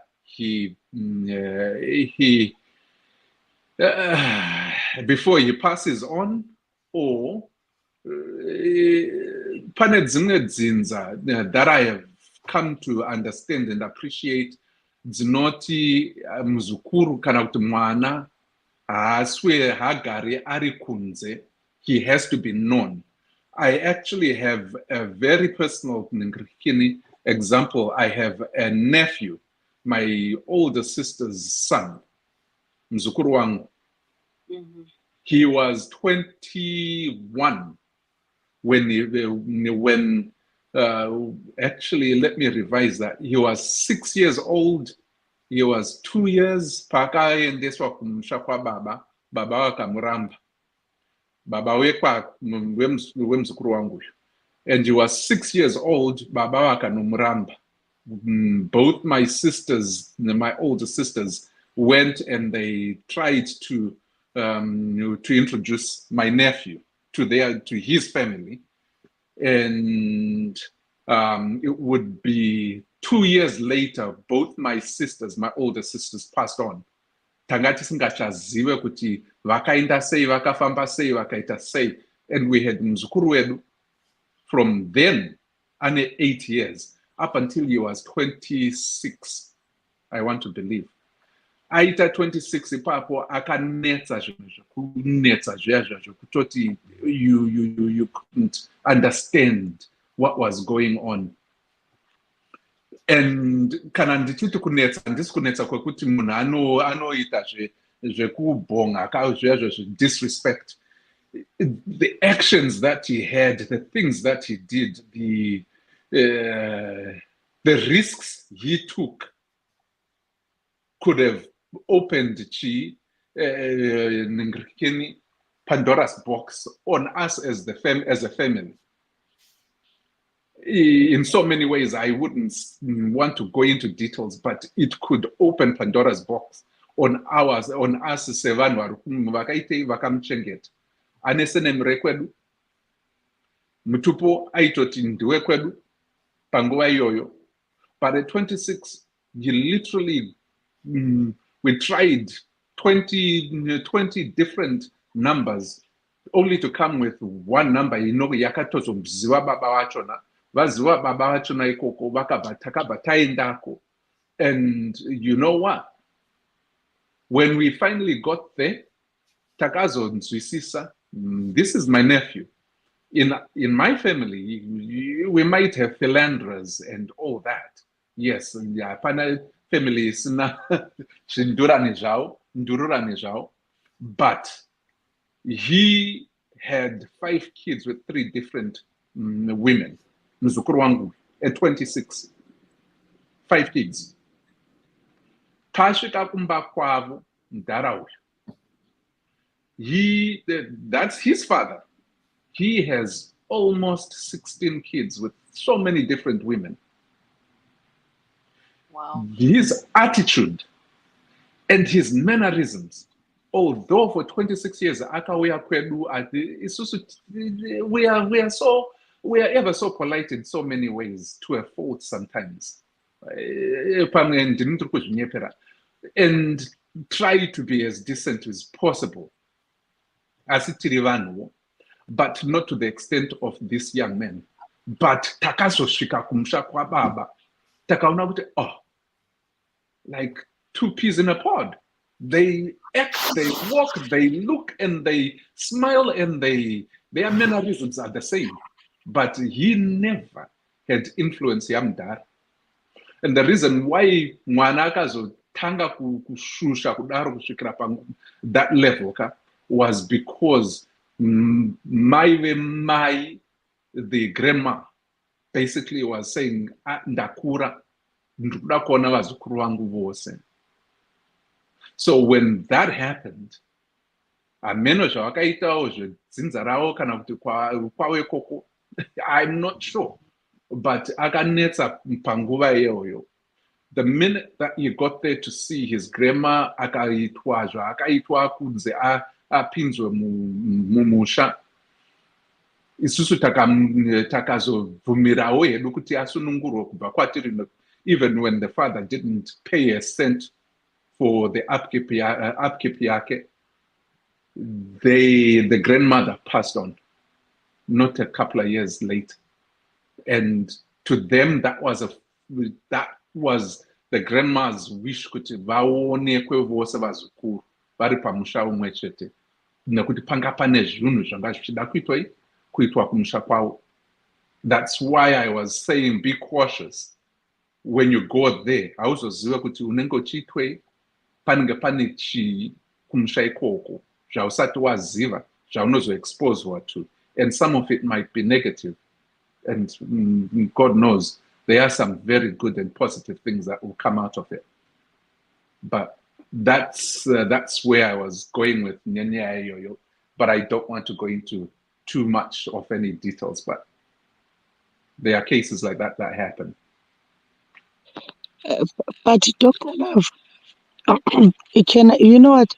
I don't agree with everything, because still, if your family, let's say you are my baby daddy and Chitika, if your family know you have a child, still, why not make effort until Mwanari 26 years old? Nothing excuses being absent from your child or grandchildren, your nieces or nephews. Like now, I have my brother's daughter that when my brother got married, the wife didn't want the child. I end up back my work. Even now, I send grocery koko.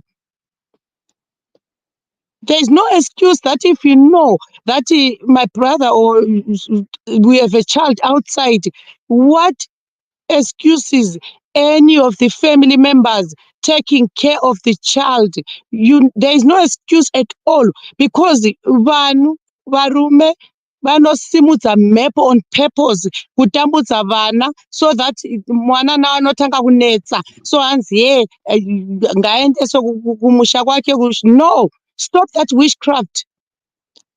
Be there for your child, not to kusimudza mhepo mwana kura, and then you think it excuses you saying kuti aiwa pane zvekudzinza. Hapana chakataro. Don't lie to us, because when you have a child, take responsibility. There is no excuse kuti zvokudzinza. How come I've survived 30 years? Now you want to tell me zvokudzinza? Why not gogo? Why gogo asina kuenda? If mwana wacho ari penzi, and this is what I'm saying. If my son is stupid, I have a role, samama, gogo, to take care of mzukuru and go there myself. Anatete. That's why I say, now the families, there are no families. Because if we have a child outside, isusu sisters, aunties, ana malume, why none of them bother to come and take care of vana? Now you simutsa mepo because you want to get where you want. Because I'm talking from experience. I will never support that one. Kuti now munarikufa, then now you have to be brought kudzinza nekusimudzira vana mepo. No, I'm sorry to say. Yes, I would agree with you. As a family, what we ended up doing is, are we going to make this young man suffer for the deeds of his father. Kana kuti yekudzinza kwawo. What we believe as a family is that if we were in that same situation, what would we have done? We did exactly what we did. Nemwana, we took care of him. We wouldn't deviate either way, auntie. But at the same time, why would we then put hardship on him? Kuti asaende kunoona baba wake. Nekuti isusu takamchengeta. Tamchengeta kudaro, we are proud of what he became, but not proud of who he was. But we understood who he was personality-wise. Tashika kumusha kwa baba. Tichiona kuti baba wanga wane vakadzi wakawanda. Mwana actually ended up doing the same thing. What we were actually fighting against and trying to understand, Sevano, in a place where we were so not a decent family, but we wanted to create an atmosphere of stability, and never understood why he would be rebellious like that. And then takazomzwisisa patakaenda kumba kwawo kwemuridzi uku kumba kwa baba takaona kuti whatever we instilled in our nephew, that he will take. But whatever else that he was, munyama muroparake, that came from his father, was very, very dominant at that point. Because atina kumdzidzisazve kuti aende kunoita mwana apa. None of our family members have that kuti anongoti mwana apa osiya ongoenda vamwe vasingatozikano kunzi variko. You know, we don't have that. So at the end of the day, tinongoti aiwa, let's free this guy, tisamurwadzise, have him have the opportunity baba wachiripo, and they create that bond together. And you know what? He was there for 3 weeks and opted to come back. He actually literally said, ndakuda kudzoka kumba, because kumba kwantonoziwa ndekwedu iko kwana sekuru. And we welcomed him back. So it's an opportunity for him to have understood and be with his father, not kumanikidza kuti asaindeko nekuti isusu kubva kwakashaya amai vake, my older sister. We were so bitter about it. We were angry that she passed on without help from the father at that point. And we could have done worse. But we understood kuti mwana ane kodzero yake yekuti aite aende kunoona mubereki wake. But I always say, and the caution is, wasvikako, waziwa muri yako, dzinza rako, please, don't participate in things that you won't understand kuti zvinorevei kana kuti zviri kubvepi zvichendepi, because those things might actually end up adding more disaster into your life than any good. And then ndikutaura nechikuru, because at the end of the day, vanonzwisisa vachanzwisisa. But I agree with you.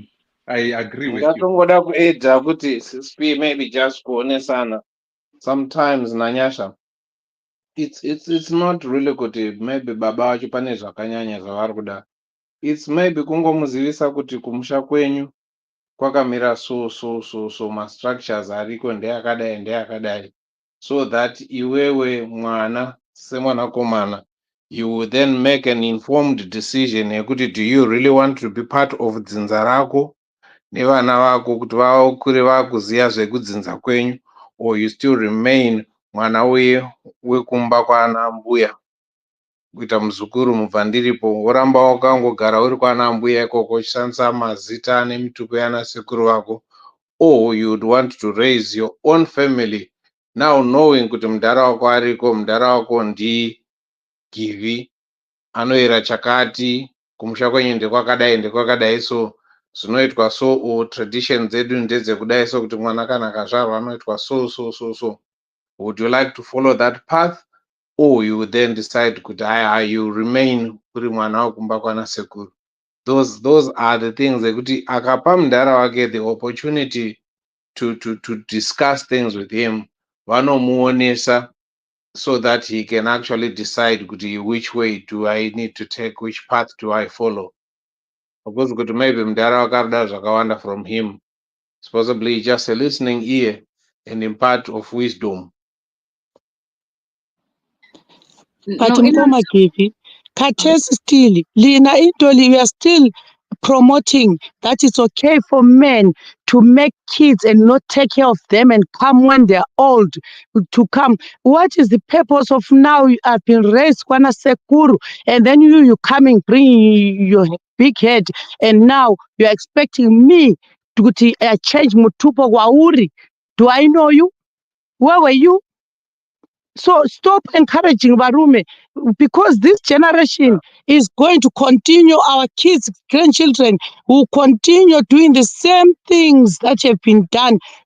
We need to say pasi nevarume vanoramba nhumbu vasingachengete vana. Make an effort as a man. There are ways you can have access.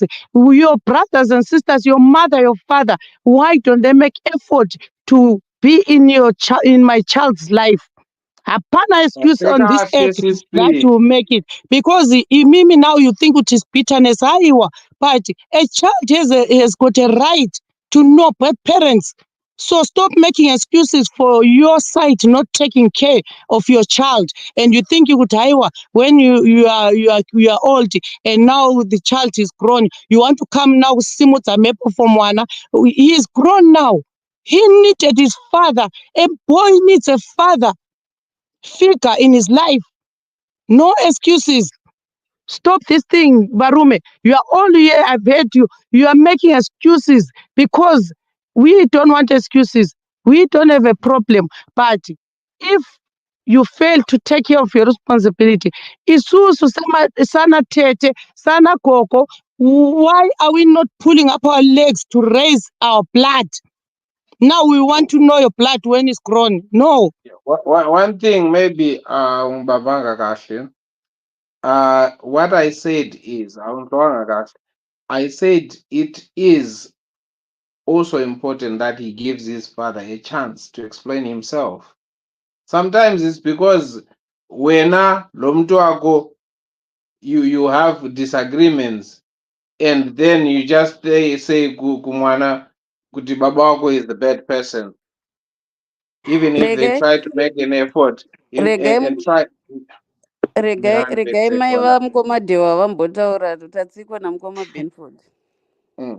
So it's not supporting them, it's not encouraging people to go and plant children all over, but it's saying when that happens, in that case, kana baba vadzoka or any other parent, it could be amai, because there is another issue yatakambokurukura yana amai vakazouya kumwana, mwana achengetwa namudhara, and mwana akaencouragwa kuti asangane namai vake. I think takaikurukura tikatozowana feedback, handi ndizvo mukomadewa, yamai vakazowira kumwana wavo.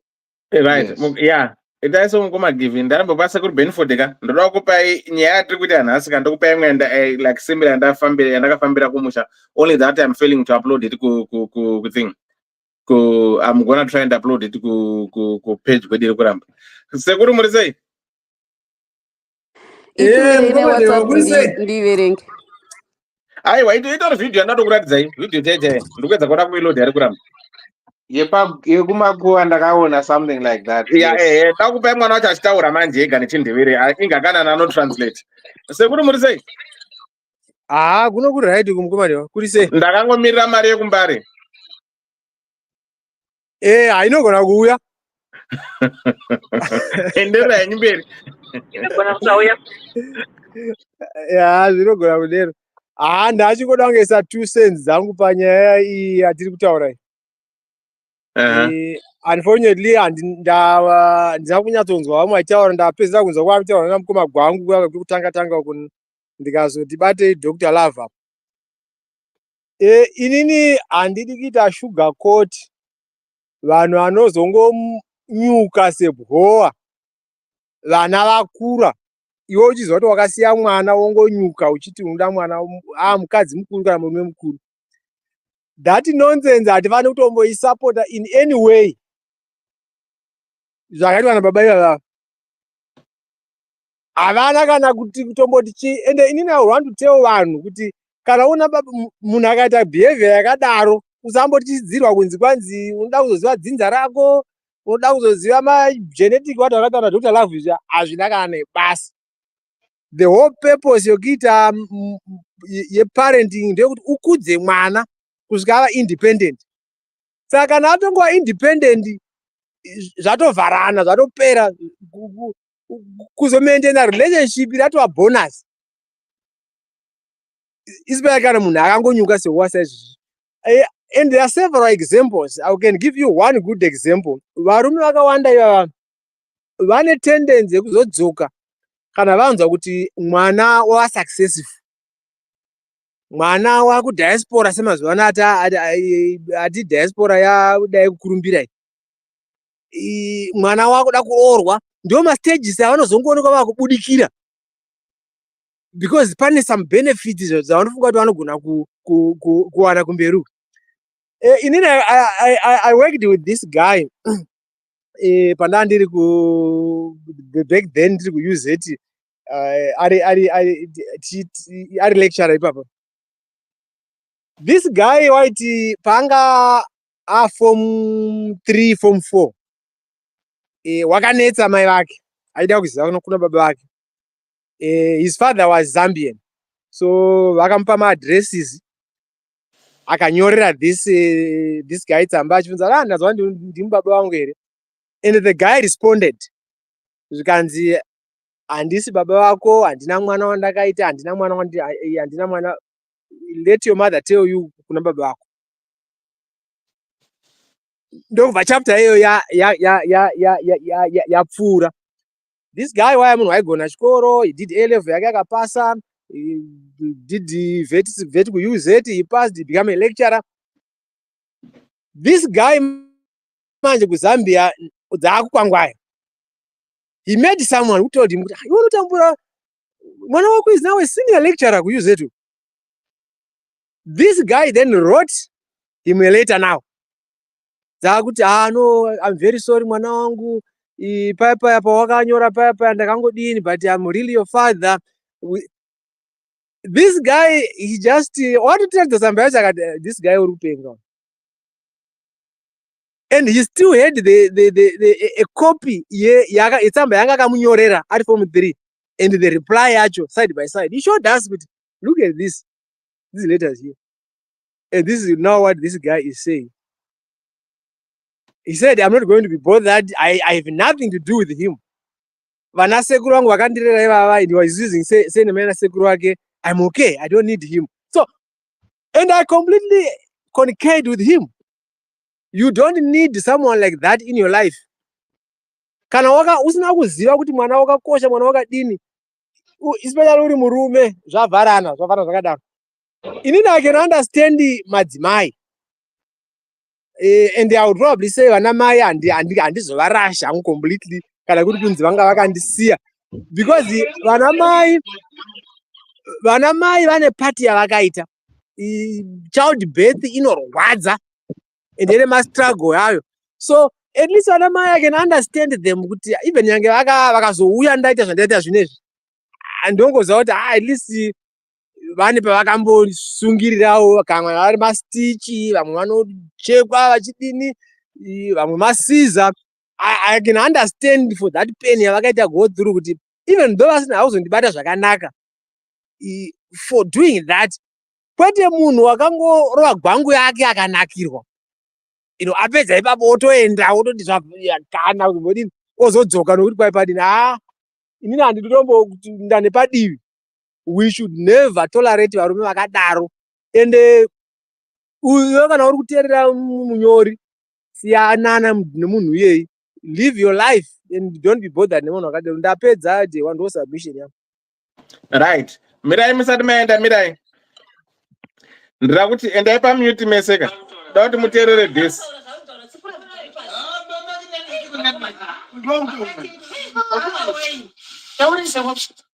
Mbona nako wewe wathi update into Sunday calendar bekubona mara bawulindile everyone so much bawulindile so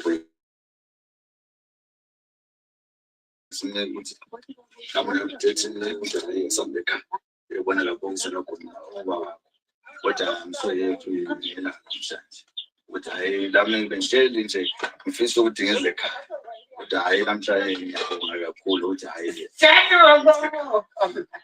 ekhaya muchidimba anje ndinofara gugundo wakandi vatidhanisira kuti ndisvike pano mainacho saka ndikufara zvikuru vanhu vese vaungana ndiri kunzwa manyokonyuki fara kuti vanhu vese varipo ana mbuya ndakuona munhu wese aripo amhappy kanoda kutaura ngavazvazvenituripira ndotenda malapo semuripika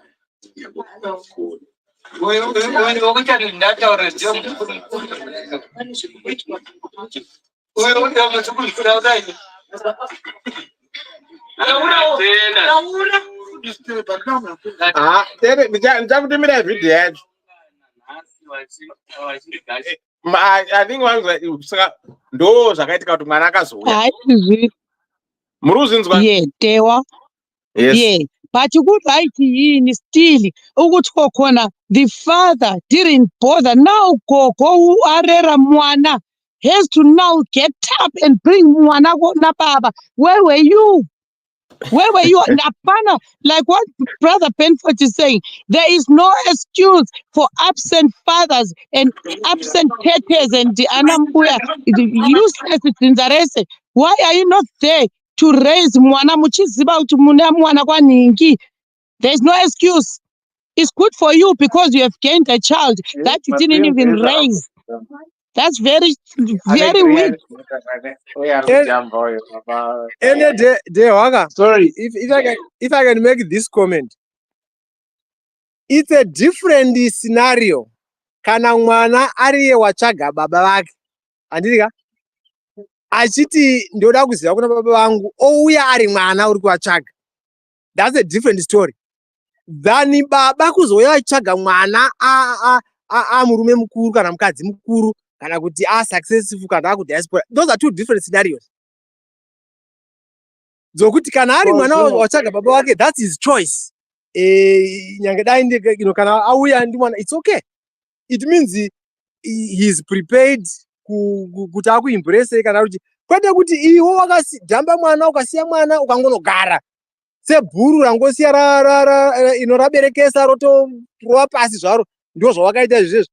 But wozongomuka umwe musi wangofunga kuti ndine mwana wandakasiya gore randakaanogara kuBotswana kunonzi chiko kumahalape.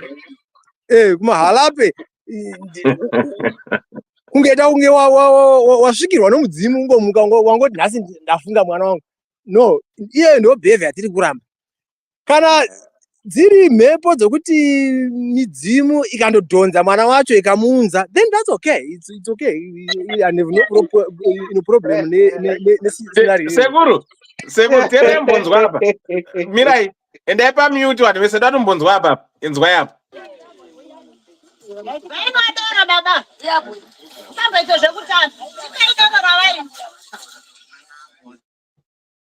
Hold on. Tererai.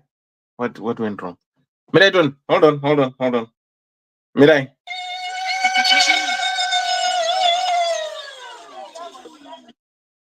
What happened now?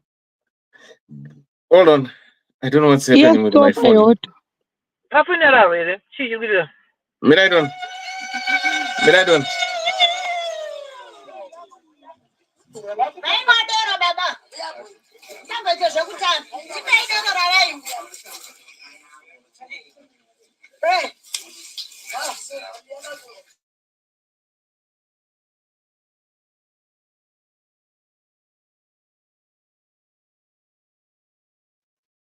It stopped again, Dewa.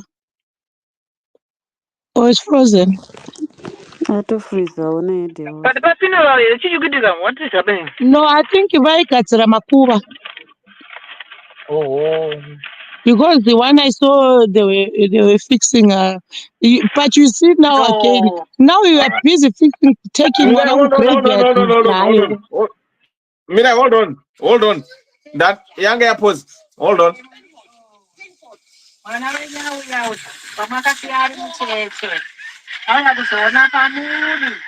Chimuchengeteiwo nemhuri yake, mumutungamirirewo pane zvese zvaanobata, mumuzvenyekebate zvakaipa zvese. Asvika mumusha mwana wenyu, chimufambai muinaye, musamurase, musamufuratire. Mutungamirei paupenyu hwake hwese nemhuri yake. Ndizvo. Gaushiwa kwauyu urega kuita dongo. Sitadze kufamba here Piotr. Gogo. Alright, munende iko. Right, sika muri kona zviri kuitika apa. Right. Like banadala pe kutanga kuti mwana wasekuru wangu wakamusiya ari wakaitisa mention wakamusiya ari mudiki. Adithika havana kuzomboita anything. But now akatoroora. Akastouya ati mukadzi wake nemwana zvamuri kuona sika this is what happened. But now you imagine kuti family is not ashamed.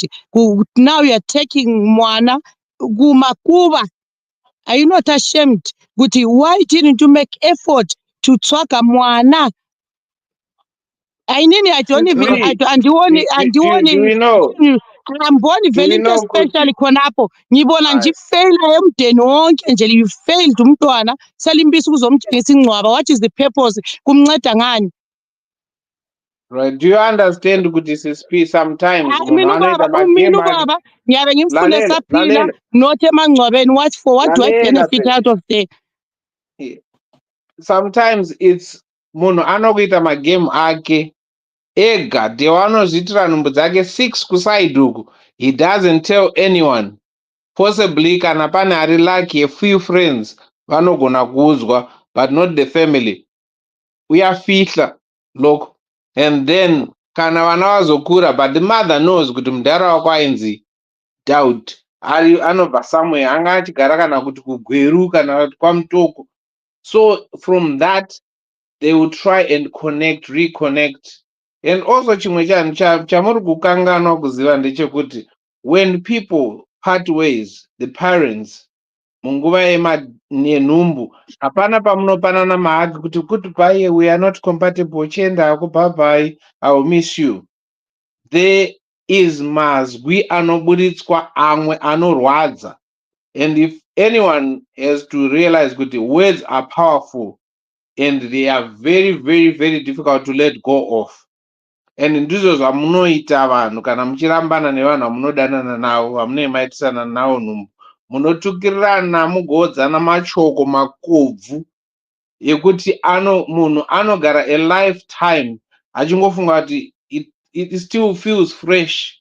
Pese paanongofunga nezvako pese paanongofunga nezvenhumbu yako, that relives the moment yamakaseparata. Zvekutoti dzimwe nguva akafunga kuti arega ndimutsvage mwana uya obva azofunga mashoko akaudzwa the other part zvinomuvhiringidza, zvinomutocha, zvinorwadza mumwoyo wake.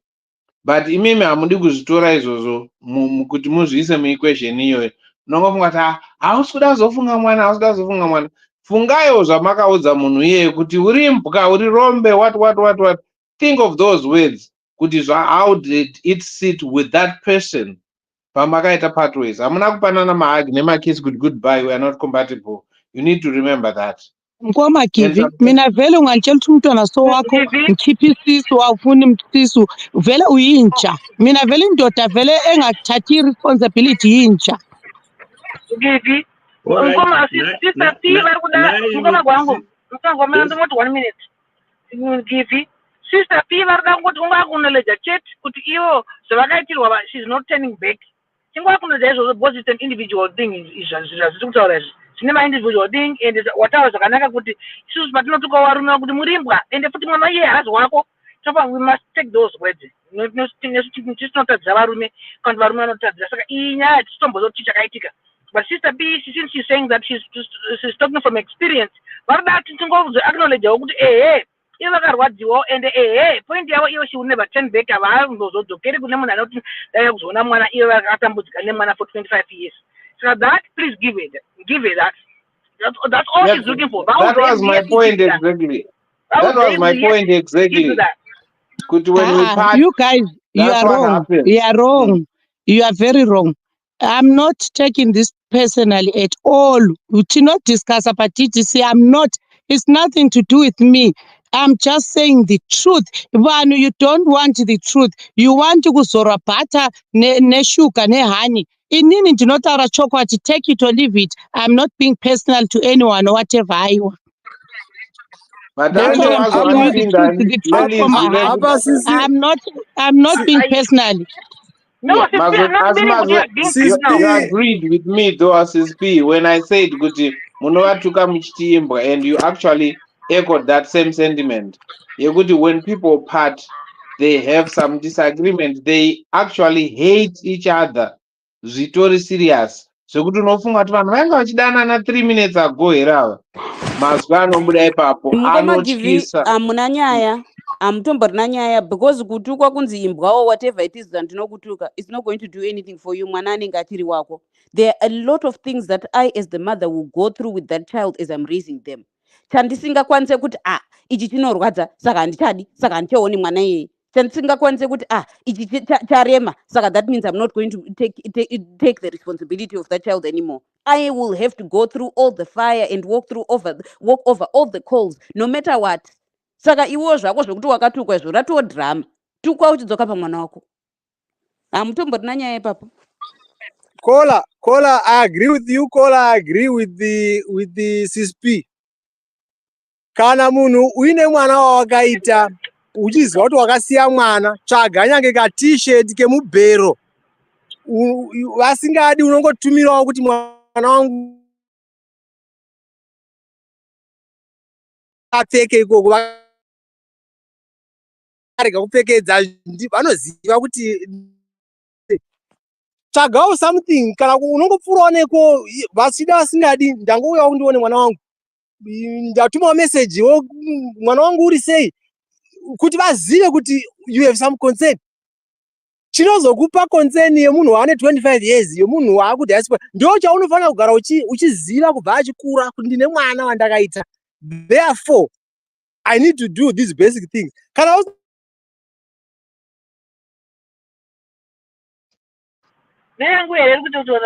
whether wakatukana sei whether wakadini do something. Vanoziva kuti baba vako mwana wangu vaikurangarira t-shirts akavaitumira masaga asi wanga usingapfekedzi because mai vako that way.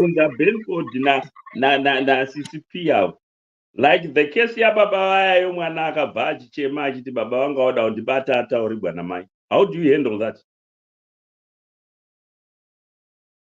Baba vakaindiswa pasex offenders register. It's only kuti vakatozobvapo papaya after a thorough investigation. But pana vamwe vanhu vari murekera. How do you handle such situation? Repeat it, Mr. Kwango, repeat. Ndiwe Sister P. Murekera baba vainda through macourts. Kuramba navana wazopa mwana iwewe ndiwe nyautaura kuti ukaenda kwabhuti kwarekera ukaenda kwavagwangu kana ubva ikoko ibva uchichema uchiti baba vanga wada kundibata repu baba wosungwa. But after a thorough investigation zozoonekwa kuti mwana anga afurirwa namai. Mukoma gwangu mwana akadaro mukoma gwangu mwana akadaro hanetsi because kana akupuwa instruction yekuti kana wazoenda kuna baba vako wakunodzoka udzoke uchiti zvakati mwana akuziva. That child will not forget that. Asiri ye mwana watingadai takagarira pana achita handivadi kuvaona baba ivavo ndakavaregerera handidi kutaura navo. There will be a time the guilt of that will always be with that child, and she I'm assuming is she will remember kuti paya zvatakaita namama zviya takakanganisa. At some point achava nenhingiri ne conscience yake In the meantime, kana zvichireva kuti you don't have contact with the child, you can still have contact nana mai vake nana vatete vake. Make sure kuti mwana iyeye you have given. Listen, Kola urutadza uri kupa potsa ipapo. varume ini ndinomira nechokwadi. Alright. Ndataura panapa ndichitanga kutaura kuti kuna varume mastupid evarume okuti anoregedza basa achindoda kuti pendenenzi anoiwana sei. Hatisapoti vanhu vakadero. Kana mukaitwa wired zviya zvokuti munoda kunzwa zvo munoda kunzwa chete musingadi kunzwa zvimwe zvinhu aiwa no hapana Mkoma Teo, nguphendule mkoma kwangu. Mr. Kwangu, me, that's what I'm telling these guys. Vari kufunga kuti I'm being personal. Inini Mr. Kwangu, ndinomira nechokwadi. That's why I'm telling you kuti vele angisapoti omama abayalisa obaba abafuna ukuba sempilweni zabantwana ukuthi bayabona. That one, if I could climb on top of a tower, I will never support Madzimai. I know that will find a story to block a father who wants to be in a child's life. That's what I will never. Because, Mr. Kwangu, do you know what in Nini? If I tell you, I fought in a social service. Guti baba actually I access. They said, Mwana, Shawana Banabari 18. But I fought because I thought of Banabangu. That's what I'm saying. I will never support rubbish. Madzimai, a lot of women use Bana to fight Barume. It's not right. Because these things, Zinotambutsa Bana, if we can't, then let's think of these kids we produced. That's what I'm saying. I'm not being personal because in Nini, I don't support rubbish. I know most of the times I've got men I know that can't see their kids because women are just playing them up and creating all these stories. I will never support at all. Thank you for acknowledging that. That's what I was saying all along. Nomukadzi sister P. Ndogara nchitaura nyaya yemukadzi womunomu. Akati vana koti yapa vana varume vana kumurume. That woman set the house on fire. Iye anzwa zvakubvurira mumba imomo. Ndewandakakuratidza kudhuze no. Kwakauya pono chiti mukadzi uku aigara padhuze napapo. Akajamba akienda pabalcony yepasi. Kwakufonera fire brigade. Fire brigade yakaresponda chop chop. But it was too little, too late. Vana vanga vafa neregera nesmoke. Two twins vakomana neka sister kavo. They are toxic ladies. That's a weak. And most women want to act up before they think. One time I act up most women do that. Kana murume kuri wrong. Yes. Inandimiri nadewa just because murume. Zvinoka motitomirana madzimai kana kuti zvamangaitirwa zvachona aiwa hano. Ini ndomira nechokwadi. Handisapoti zvinhu zvakaipa. Yeah. Vagwangu, I think zvamuri kutaura zvinonzikwa. And I agree with sister P. Hapana munhu ungasapota zvinhu zvakadaro, behavior yakadaro inoitwa nemadzimai. But the difference in the scenarios acho iwayo ndeyekuti in that scenario yatiri kutaura yana baba vari kubviswa. Baba vacho vanotozikanwa. Mwana unotoziva kuna baba vake. Zvinotozikanwa kuti tiri kutadza kuti vana vasasangana apa pane kusamira zvakanaka kuma relationship. Ini ndinonyanya kugumukira vana baba vanoziva kuti vakaita mwana Samuel. Zvamakaita Vagwangu munatsoziva kuti gore riya randakaenda kwaZambezi ndakasangana nemukadzi uya akazonditi wane nhumbu yangu ine 2 months. Mozviziva izvozvo. Asi mogara upenyu hwenyu hwese muri kwamuri koko hamuna kana musi wano munofunga kuti mwana wewe ndakasiya paya. Brother Benford, ndofunga ndataura ndichitanga kutaura ndikati kune varume wokuti anotoramba basa zvokuti ndoda kuona kuti mendenenzi aneiwana kuti hatina mbovhera tasapota varume vakadero. Ndo nyaya yandaramba yachona hatina kumbovhera tatisu varume vakadero vari right. Asi saka tina rimwe Vagwangu, tina rimwe ndechamadzimai ari toxic anobloka vana kuti vandoona vana baba vavo.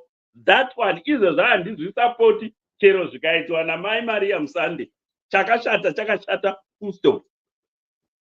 Vamwe vanhu vandaona tichiona nemamacomments andandichiona muno unoona kuti munhu uyo ane bitterness uyo hatitongi nyaya tichidaro saizvezvo. Kana ari murume ari wrong ndomungaindamudza kuti kana uchiona zvokuvaregerera zvonetsa ingogara wangovati hapana apa handidi kukuonai. Zvino ndaona macomments avana vagwangu vanozodai handina handimiri nomunhu aita zvinhu zvakashata ini nomecha kuti une rengi yakaita sei. Aiwa ina handisamboti chinhu chakashata asi tomira nechokwadi. Saka we are all saying the same things but tichibvairo nemaangles akasiyana. Tese tikura zvakafanana. Tese kuti hatidi vakadzi vanorambidza varume kuona vana vavo ende hatidi varume vanoziva kuti kune vana voignore. Tikura zvakafanana. Tikuma different explanations but the same things. We don't support men that know leave their kids. We don't support women vanorambidza varume kuti vaone vana just because vakasamusana. Ndozvo zvakanyanya zvinoitika kuti vakadzi they use vana as weapons to block kuti varume vasaone vana vavo kuti vakarambwa. Vakadzi vakarambwa kuti uone mwana wako mwana wako vanotopenga vakadzi kutobloka mwana kuti aone wake baba wake vachida. Saka pakadaro varume they try vanozosvika vopa kuti aiwa kandakambozama. Vamwe vana havatomboudzwa kuti mudhara wako akaita effort. Havatomboudzwa izvo because agenda yacho inenge iri yekuti they want to spite varume kusvikira zvanaka. Havadi kuti varume vaite better than them. And they claim ownership yemwana nekuti ndiwo atakura nhumbu. nemiwo varumewo mukati advantage manga makuti afuta advantage iyoyo kutoti kutoti munhu anokudza kuti ane nhumbu mombotanga mucharamba ozototi panze kuti uzoda kuti uzoziva kuti zvakafamba sei teerawo uzive kuti zvakafamba sei. Vamwe vanotera mwana achazvarwa kuti saka zvakazoita sei onzi siyana neni wakaramba nhumbu wotera futi mwana ari sei zoita sei siyana neni kana uchida mwana enda unotsvaga mumwe mukadzi wokuita naye zvova zvatopera ukazoroora vana vako ndo vari kugara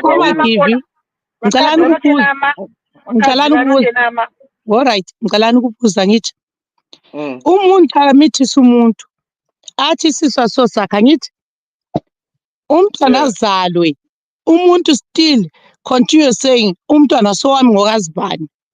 Kumele umuntu ayenzeni khonapho ukhulisa umntwana wedwa kumele wenzeni khonapho. Mina I'm coming from the other angle sisp yekuti munhu akaramba nhumbu akaramba kahopo you need to understand kuti why that is.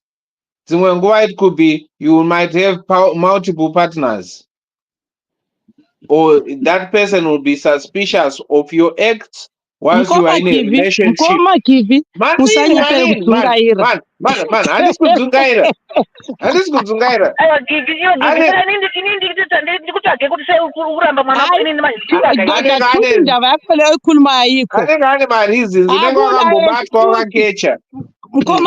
Let me tell you something.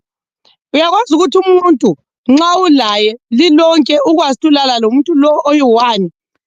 Why is it nxa isemithi ususithi siswa so sakho esikazi bani ifuma ungakulashiwa nje ungalindi umntwana azalwe uthi hayi mama bengicela i-DNA akukho ngcono yini ukuthula than ukuthi uthuka umuntu because akhona na ama-DNA but kudhara there was nothing yekuti ama-DNA waitarisa maoko kuti these lines are thinking mwana wangu but nowadays it's so right.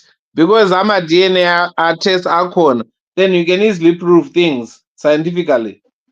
But kudhara yangozi mwana wako wakarara neni pakati iwo ndakakuonawo naGeorge wepanext door musi wacho chingoti handibhudhi wepanext door.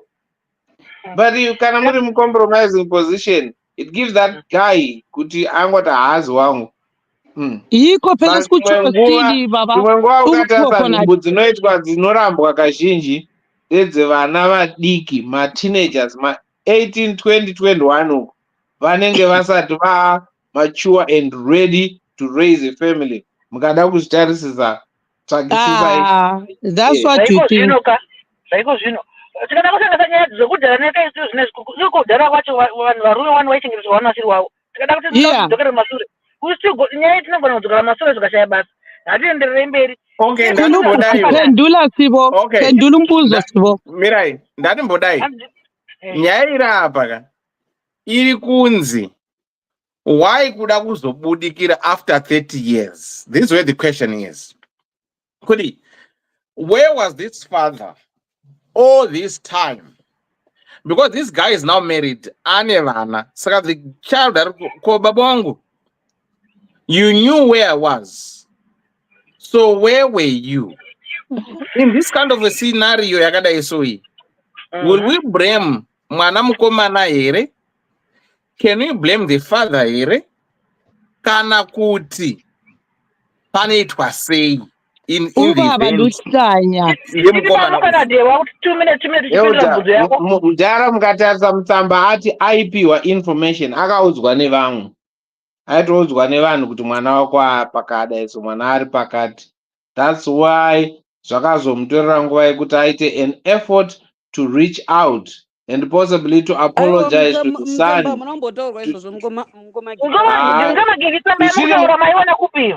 Iyoyo yakati akaudzwa pane vanhu vaimuudza kuti mwana wako baba wako vakakuramba. Vanhu vaiudza mwana kuti baba wako aiudzwa nyaya. So mudhara got information from other people akanoita reach out kumwana wake. Wait a minute, give it. Verenga tsamba kola verenga tsamba. Regendi verenge tsamba. Hanzi. Absent father. Mira, usatorenga tsamba ka. Ndinongokumbirwa kuti nharo dzatiri kuita dzikadzini kunakidza kuitwa kwako. Please, ndatibatsira vanhu vekumbare. Ndidhoneterei wakomana. Tongobatsira vanhu vekumbare. Please. Erenga kotsamba kola. Hanzi absent father. I elder in DDC family. Please hide my ID. I'm a man aged 31, married with 1 kid. I need your advice on how to deal with a father who was absent. Kwakuzongonyuka nekuti ndave nemhuri and ndakura. Elder, this man was nowhere to be found, ndichikura. My mom and my grandmother are the ones who actually raised me. Almost everyone in the family was telling me that baba vako vakakuramba, and for sure he never bothered to look for me. Almost everyone in the family was telling me kuti baba vako vakakuramba, and for sure he never bothered to look for me. Since he heard that I am now ndane mhuri and working, vakuda kusebera padhuze neni. I suffered to be where I am, and my mom too. Thank you Kola, watosvika pananga ndichida. Aiwa, mukoma give Mirai. Pane izwire kuti head. Aiwa, Mirai katsamba ipere. Mirai. Ndakavaregerera, but handisi kuvada pedyo neni. And the time I wanted him most yakapfuura. My friends and his family are asking me to welcome him in my family, but I can't. Anyone with a similar experience, or how best can I handle this? I'll be reading the comments. Panzi head. Kana munhu achiti akanzwa kuti ndane mhuri. Okay. Yes. Akaudzwa na someone kuti mwana wako uya yawakaramba wawakarambidzwa kuona ane mhuri. It's not him ainga achita snoop on the son kuti stage ipa stage ipa. There were some informers who were updating him kuti mwana wenyu uya ane 15. So why asina kutsvaka mwana if he had informed? So that's what I'm saying. He was informed. All right, CCP. Muri kunyatsoona mgai iri apa iri kuoneka here dewa? Yeah. Not really, yeah. This one, ameno kana yakuoneka again. Okay. Yeah, I can see it. That's a Kenyan dog. Yakatora mwana arashwa namai angomonebwa tauro ndobva inonzi mukombodzi. It means Swahili, it means the savior. Ndobva yaruma tauro riya ndokuinda nomwana uyu pamarket. That's how this child survived. But unohwa munhu achitaura kuti ndinomira nomukadzi pakadero aita zvakadai izvezvo wagwadziwa nenhumbu for 9 months. Ndokuputira mwana ndokundosiya mudondo mwana ndokuzotogwa nestray dog. konzi aiwa problem ino murume pakadero aiwa no munhu uri wrong ngatimire ino munhu uri wrong wangu ndiri kunzwisa point yamuri kutaura, but the difference yandaa ndichitaura ini ndeyekuti kana dai vanga vari mai vangu vazouya ndine history yakadaro, inini personal zvandakaita zvinezvi vakazouya nhasi ndonzwa kunzi mai vakanga vangokusiya ukazonongwa nemhoka dini, inini I would find space in my heart kuvaregerera, because ndino understand that the pain yavakaita go through kuita that decision yekundisiya ipapo was probably not very easy for her as well, but I would think kuti vakatoforsa kuti vazviite izvo. Inini I would find space in my heart, but kana vari baba vazongodzoka, I'll be honest with you, inini kwandiri havana space in my heart, because varume ngatiudzane chokwadi, a lot of men are you saying varume havana emotion? Mirai mukoma give. Mirai. A lot of men titaura chokwadi kutiza ma responsibilities, and varume vane attitude yokuti kana ari wangu uchazongonditsvaga akura, uchazongouya. And because of that attitude, they don't make a simple effort. You know, I can assure you, even my situation, amutaura kuti mukadzi wakuti uri mbwa wakudiwa kudini. Kana uine munhu unoda mwana wake, mwana achikura, it becomes easier and easier for you to do something. Whether mai vachida or vasingadi, unogona kutumira kana kapasiro kako kanosvikira kuchikoro kwemwana, wangonzwa kuti mwana wakudzidza kuchikoro chakati, wotoposta nekatisheti kako kuti kanongondosvika, ndini baba wako, handina hangu zvandinazvo, asi ndakatengesawo fodya yangu ndangoti upfeke wechi. It's okay, mwana unoziva. Excuse yekuti unoti mwana wasvika 30 years usina contact naye, it means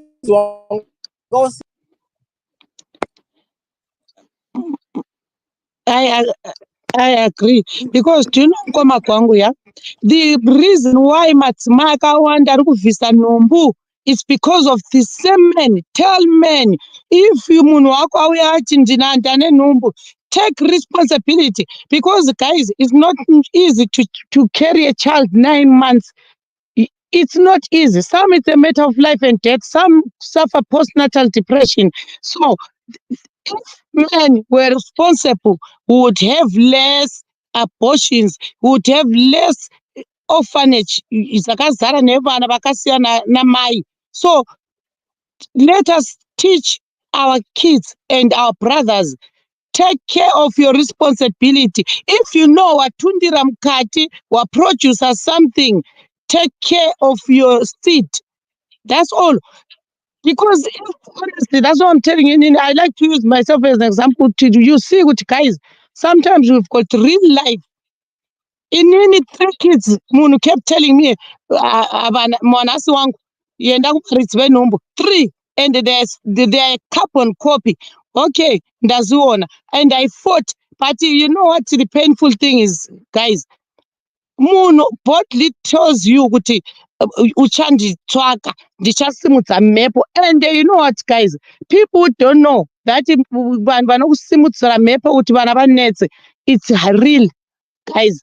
That's what pains me, kuti you suffer with mwana, you raise the child, munhu doesn't want to help, and then now you're saying kuti hanzi tindetisekerere kuti aiwa as long as appeared after 40-50 years. No, hapana chakataro. If you don't take care of your numbu, because like when I'm pregnant, I have cravings. Who is spending money on those cravings for your child?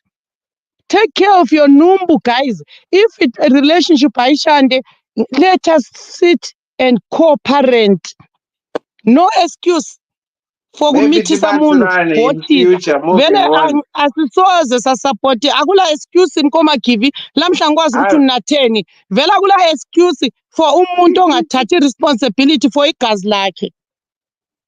Well, what I was going to say, umntwana because kunjanje uyakwazi Nkoma Kivi umntwana yawazi ukuthi thina abanye like we don't need your money. All I want No, is what I your was trying to presence say, Sis P, ebantwaneni bakho, chete, your support kubana bakho, even school run inobetsera. Varume think ukuthi, oh, they use an excuse, I don't have anything to give mwana. It's not always material things are useless, but vana vanokoshesa rudo, my memories. yeah, I'm not trying to make an excuse for men, but I'm just trying to put in some advice. Ukuthi, maybe in future, so that we don't sit in such panels and discuss such issues. Let's all equally be responsible. Ukuthi, if you decide kuti takuda kuita mwana, let it be known by both parties, not kuzongobomba munhu ndane nhumbu nekuti wakandiita zvakadaro. Sometimes you also need to take responsibility, both parties, wekuti we are not ready to have kids, let's not have them. You use protection kuti pasaite vana, and that way zvinobatsira. And kana munhu aready kuita mwana, you know kuti wakanditi musi wakati it's fine, let's now start a family, let's have kids, and then woita nhumbu yako uchiziva kuti it's in agreement. Hazvizoita kuti Do unodai you know wakandisiya condom nenhumbu inopoya? yako. Do you know condom inopoya? Zvekondomu inopoya izvo Do you tinozvizwa. know? Pana Do you know Totaura that vanotenda zvedu kuti let's contraception? take precaution. Listen, Tungoti let's take precaution. listen, Komakivi.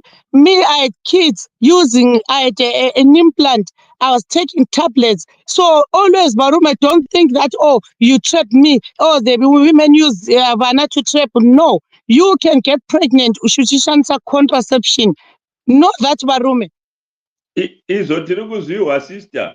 Tiri kungoti musavigira vanhu makondomu kana vauya kurekera unotsvaka makondomu womashayiwa imoregedza mapiriti. Let's plan things. Hatisi kuti isusu tinosapota varume vanotiza ma-responsibilities bodo. No. But nhumbu inoda kuplaniwa, kwete kuti tingangozvara fanika mukotapeya zvokuti tinondotengesa kumbare. Kuplana nhumbu zvakanaka muri mese muri 2 kuti toita here mwana, nokuti tinoona vamwe vane mutupo 5 munhu 1 soko murehwa pana nzou samanyanga panani munhu 1. It shows kuti munhu wacho iwe responsibility chaiyo hapana. Zvakafanana nomurume uya unongoti apa wamitisa. Newe mukadzi ziva kuti ndinoita time, ndinoita nhumbu nani, munhu akamboita sei. Kwete kungoti murume wose pawavhura makumbo nhumbu, kutenda murume nenhumbu. It doesn't work like that. Me, Mkoma Dewa, if Mkoma Kwangu, if an accident happens, I'm impressed. I'm happy. I kept my pregnancies. Doctors wanted me to terminate all of them because of my my health, but I'm proud to keep Anna even if they were not planned, because I use contraception. If it doesn't work, oops. No, izvo zotiri kuzvinzwisisa. Inini point yangu ndeyekuti it's better kutraya kuplana nemunhu wonoda, kwete kungoti pana vamwe vanotenda varume nenhumbu just because avigirwa something, atengerwa something, Tenga Gucci bag. Thank you, Papa. Kamwana kanobva kanzi tatenda. Kana kuti Gucci bag. Kana kuti ngani. Siya Gucci wangu.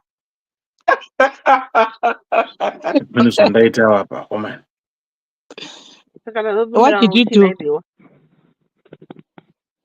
Taurai, sorry, ndagadzira. Ngoba uyakwazi ukuthi Mkoma Kivi, uyakwazi ukuthi kaThesu. Mirai. Okay. Maisa mari yekumbari yandiri kuda kumana ndingopema zvangu ndama ndibatsirewo mana ndira kubatswa nekumbari.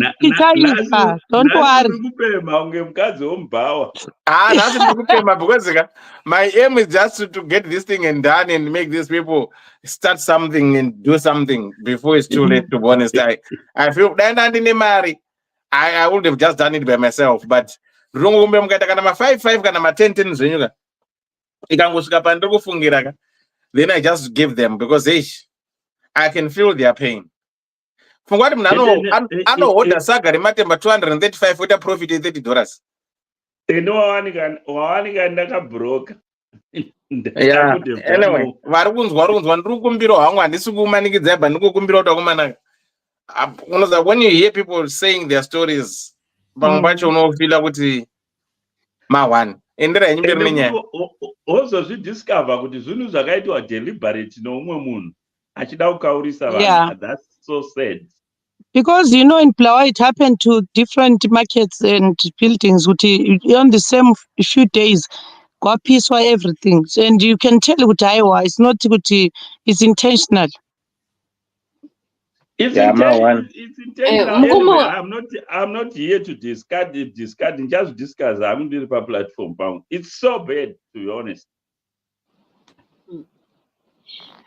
ndakachida kungobvunza kuti negoal yamanga minayo mukhomadewa goal yamanga muchida kuredza inokava here kuti vatange business futi. Like what Kola said, haikavhi vanhu vese, but takaita tikakwanisa kureza 2000 pa2000 vanhu vakasuggesta kuti anti vakauya vachitaura vakati one saga ravo rematemba rinovapa $30 but vanonga vatenga 265. Saka ndatowatengere masaga 2 saka nemapallets 2 pallet yekuisa pasi because hapasina matables. Saka wadanzi munhu wega akanzita 2 pallets saka pallet each inoita $6. Saka pa 235 by 2 I think zvakati pa 570 eroro 4 chakadaro but mari yanga iri 600. Then baba chipo kandakanwa chipo yakuya vakanzi zvinhu zvavanoda kuti vatange kutengesa zvawanda 200. Then ndakatokontribhuta 200. Saka bvanzi batati mapallets tikatsvagirwa 100 or 200 takatowana 100 2 each ndiyo inoti pa 1200. Saka all in all yaita 2000. Saka so far I think Marianda Reza from people it should be $700. Saka ndoda kuema kuti kangukwana Ichaswika. Make a flyer. Do you have a flyer? Make a flyer so we can share on our thing. I did. Ndikatoita live ndikapa vanhu link ndikupa vanhu link ndingotenderedza link wakomana isa kana ka 10 pounds zvako wakomana ukamwisa mari yako then we add you to the group WhatsApp rinonha wakabvisa mari dzawo uona kuti sara kuripo here mari yako iripo here tichena takadaro. But I'm trying my best. I'll look for it and share as well with on my page. Ndikumbedza kumbokumbira kuti I just want this. Takaita kupackage takazobhadhara na school fees 133. So I'm just thinking if we can just give 100 people my pallets 2 vane pekutangira. Just uri kufunga zvandiri kufunga. Yes, you know sometimes unofunga hore. Hazvisi fair. Hai nyika yetu. Aiwa. Handichakuudza kuseri. Zvinhu zvacho munhu akaita zvinhu zvakatoplanwa. Anyway, I don't want to talk much here, honestly speaking. Tichataura kuseri. It's so sad. ichiendera hemberi nyaya nhasi vada kungonipa zvavo karega nditsvage ndingoisa ndingoposta ipapapa because aenda kutotsvaga rafu taura henyu nyaya mari ndiri kuposta apa. Me, I'll try Friday.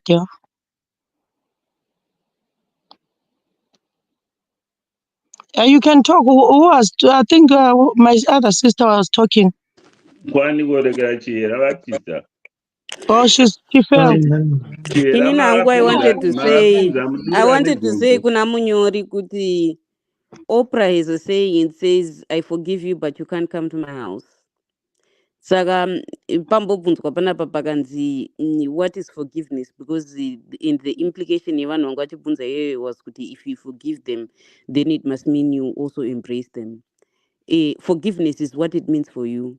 Saka iwo kana uchiti ndakamuregerera but handidi zvekuti aswedere padhuze neni, if that's what forgiveness means to you, that is what forgiveness means to you. If it's what it means to you right now and it will mean something different later, that's okay as well. Stand in your truth and stand where you are. You seem to have a suspicion that your father is now trying to reach out because he wants to try to gain something. If that's your only concern, that's a situation you can easily control. Let him be around and give him absolutely nothing, and see how first of all, see how he reacts, and second of all, see how long he hangs around. In fact, itovakumbira uriwe vatokupa variwo, kana kuti let him hang around and be around, but give him absolutely nothing. Test what his true intentions are.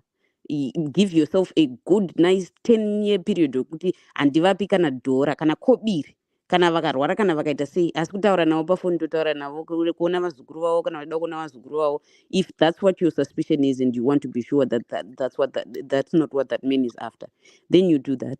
If you don't want to have anything to do with him anyway for any reason, you are fully well within your rights to not have anything to do with him. None of those people, your friends or your relatives. It's my concern, Kuti, how are your friends and his relatives getting involved in this? There is a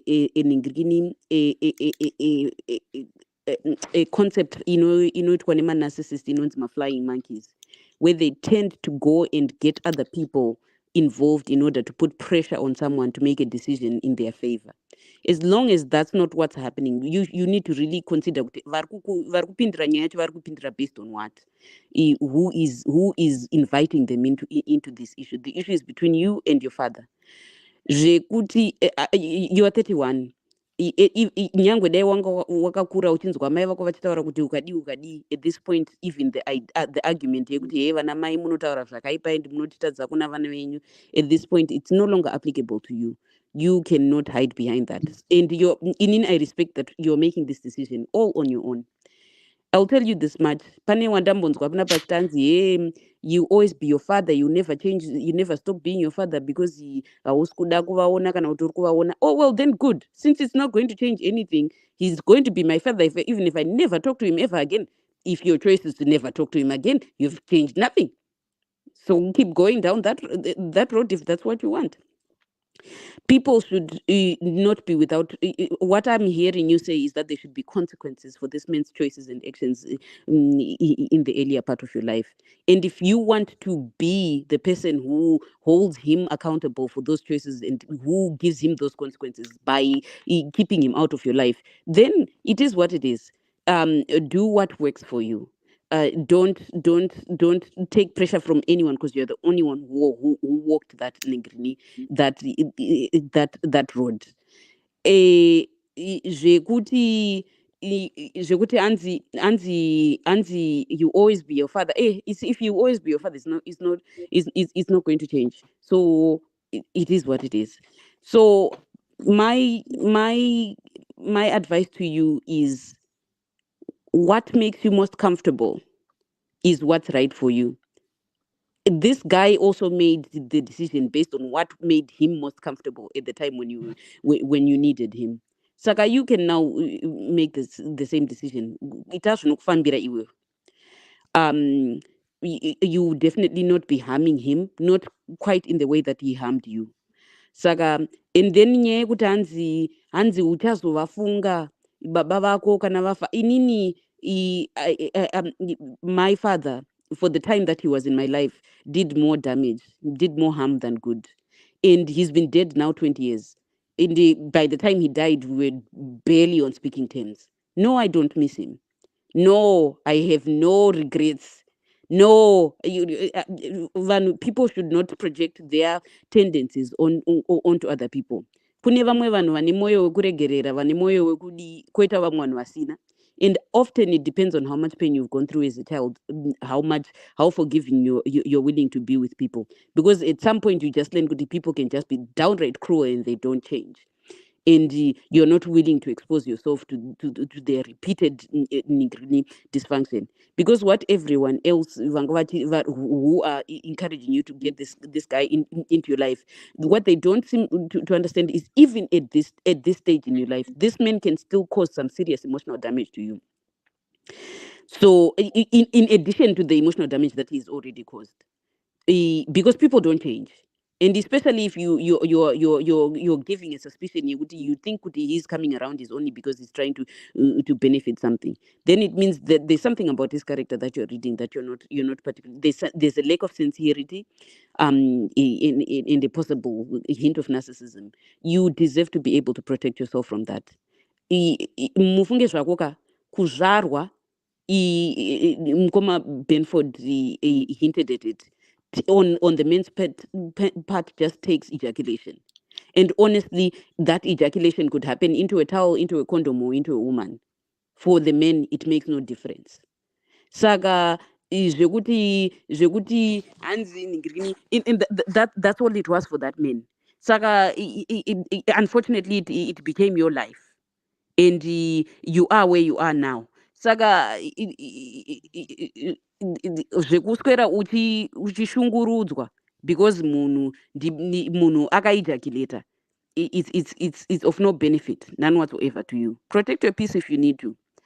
Give him room, if you can, but give him room to show you who he is, and don't give him too much room. If he starts to show you who he is, and you suspect that's what you've suspected, cut him off completely. But you don't even have to do that. If you don't want to give him room to show you who he is, if what you know is enough, then keep going. There's no ava ndevedzidza. Though that's the other thing. Tunoita kunge tinonzwisisa chivanhu zvekudaro, but tichipotsa ndevedzidza. Hapana mhepo kuti munhu wedzinza rako haakwanisi kukusumudzira mhepo, because chaanokwanisa kukusumudzira mhepo nacho anenge achitaura mudzimu. Unfortunately, you share the same mudzimu. Hapana paningamboti ini ndiri shumba ndosumudza vadzimu veshumba kuti vakuvadze imwe shumba. Hazvifambi izvozvo. Kana kwako dzatoo mhepo dzekuroya, then well, vanga vachangokuroya. It doesn't even need to be in your life kuti vakuroya. So if what you need is to be confident in your decision, inini, I would be 100% behind you. You've already gone through this. You don't need to go through anymore in order to prove anything to anyone. But if you have any room and you want to try, I've given you options and ways to dip your toes into that pool and see if you want to wade in any deeper. Otherwise, ndikoko. Mirai ndingoti jambirei kudaiso ndoti, mukoma Gevi ndanga ndichifamba hangu ndosaka ndisina kutombozokwanisa kupindira ndichisapotawo zvamanga muchitaura. The letter, kana mukainzwisisa, this guy here, he is hearing from two sides of the coin, not the person himself. That's one thing. Ana kutaura kuti ndakataura nababa vangu, and baba vangu ndo vari kuti chi vakanditi ndanga ndisingakude. The first thing that comes into mind, handisi kuda kudzosera vanhu shure, but there's a point I'm trying to make here, which we all made assumptions of, and bias iyoyo ngatiicorrecte tose. The assumption is that mwanakomana uyu akataurirwa nababa wake kana kuti akataurirwa nemunhu anoziva baba wake kuti baba wake vakamuramba. And in many cases zatinoziva isusu, kuna ana mai vanenge votaura kuti baba vakaramba, baba vakakuramba iwe. Handiti? Nekuti wanga asingadi, he didn't want to the responsibility of taking care of you. Tose isusu pano, neve kumusha vanoziva kuti at 18 years, you don't have that responsibility. Nyangwe zvadii kupinzwa mumakotsi, kupinzwa zvekui. Saka tinoziva kuti at 18 baba kana dai vanga vachihwanda nenyaya yekuti havachadi kusapota munhu.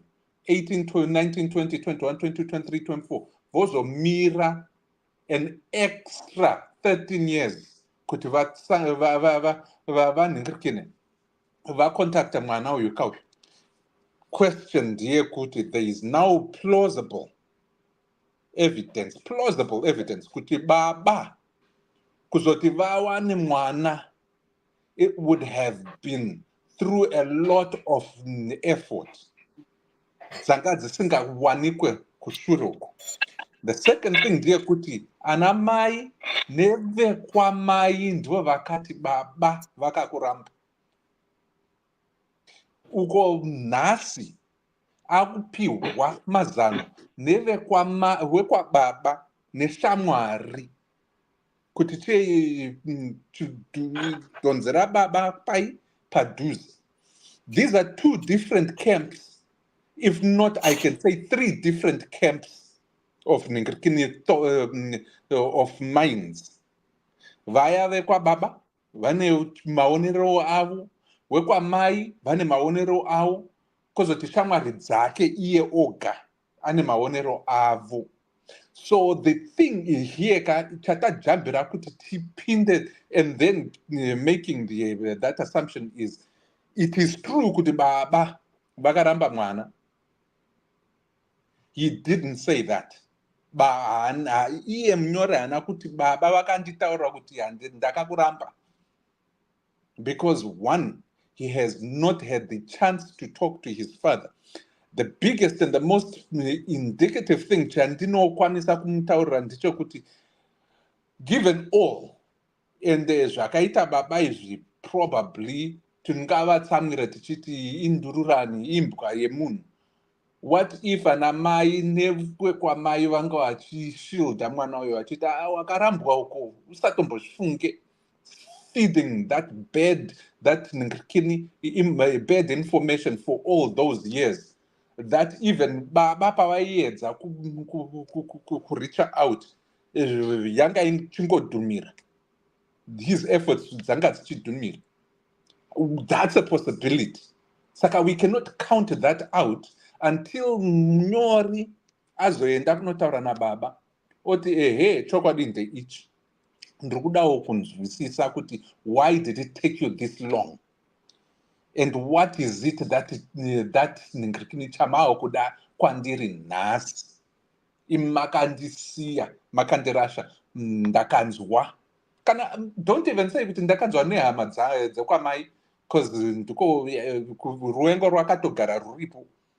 Don't intensify it. Just ask him fair and fine, why did you abandon me? Ndara anokwanisa kukutaurira. And with that information, you can then size up kuti what hama dzekwambaba kana kuti hama dzekwamai dzanga dzichite chii chaunga, what would you believe? And obviously at some point you have to make that decision. I would suggest, and I would honestly think kuti baba coming into his life at 31, anzwa kuti ava nemhuri could be a trigger yakapa baba kuti sezvo wava nemhuri wakura, takuzwa kuti wakura wakutozvifungira iwewe, wakufunga nezvemhuri yako. Now you can also now think about chi kundipawo mukana wekupindawo, because shure kwese you were being protected by your mother's side of the family, which is a high possibility. Saka yes, tinomutuka hedu baba mundara uyu, ngativatukei kana iri chokwadi kuti vakaramba fair pafair ipapo. And they thought pakadaro, if you find out kuti ndivo vakaramba, there is no reason for you to stick around kana usingadi kubuild a relationship with him. Just know your truth, understand it. Kana wanga uchida closure yachona ita, kana usingadi, kana zvisina basa newe, asi waziva chokwadi, woendera mberi neupenyu hwako. Kana changa chisiri chokwadi kuti baba vakakuramba vakakurashaka, that's when you can actually start thinking kuti, how can you best involve your father in your life, if you want, even at that point. Nekuti ipapa haumanikidzwa. But I can also understand kuti the feelings that you will get kana wozoziva kuti baba vakarambidzwa kuti vakuchengete, ivo vanga vachida makore esaya kai, ungangowana uruvengo kuna mai, and what they did that could have. What could have. Izvozvo zvingazokupawo hasha. Ziva kuti that is a possibility. And if that possibility comes into play, uchazvigamuchira sei?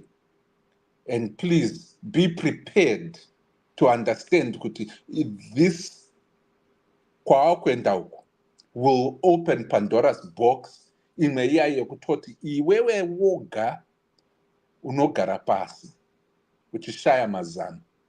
So prepare yourself for the eventuality, whatever it is, and be open and honest with yourself at the end of the day. Upenyu hwako and your relationship with your father or absentee father here is it does not hold weight or cold water kana iwe usina kunyatso kuzvigadzirira, because that could actually end up destroying you rather than building you up. It could. Handina kuti zvinoita. It could. So be prepared either way.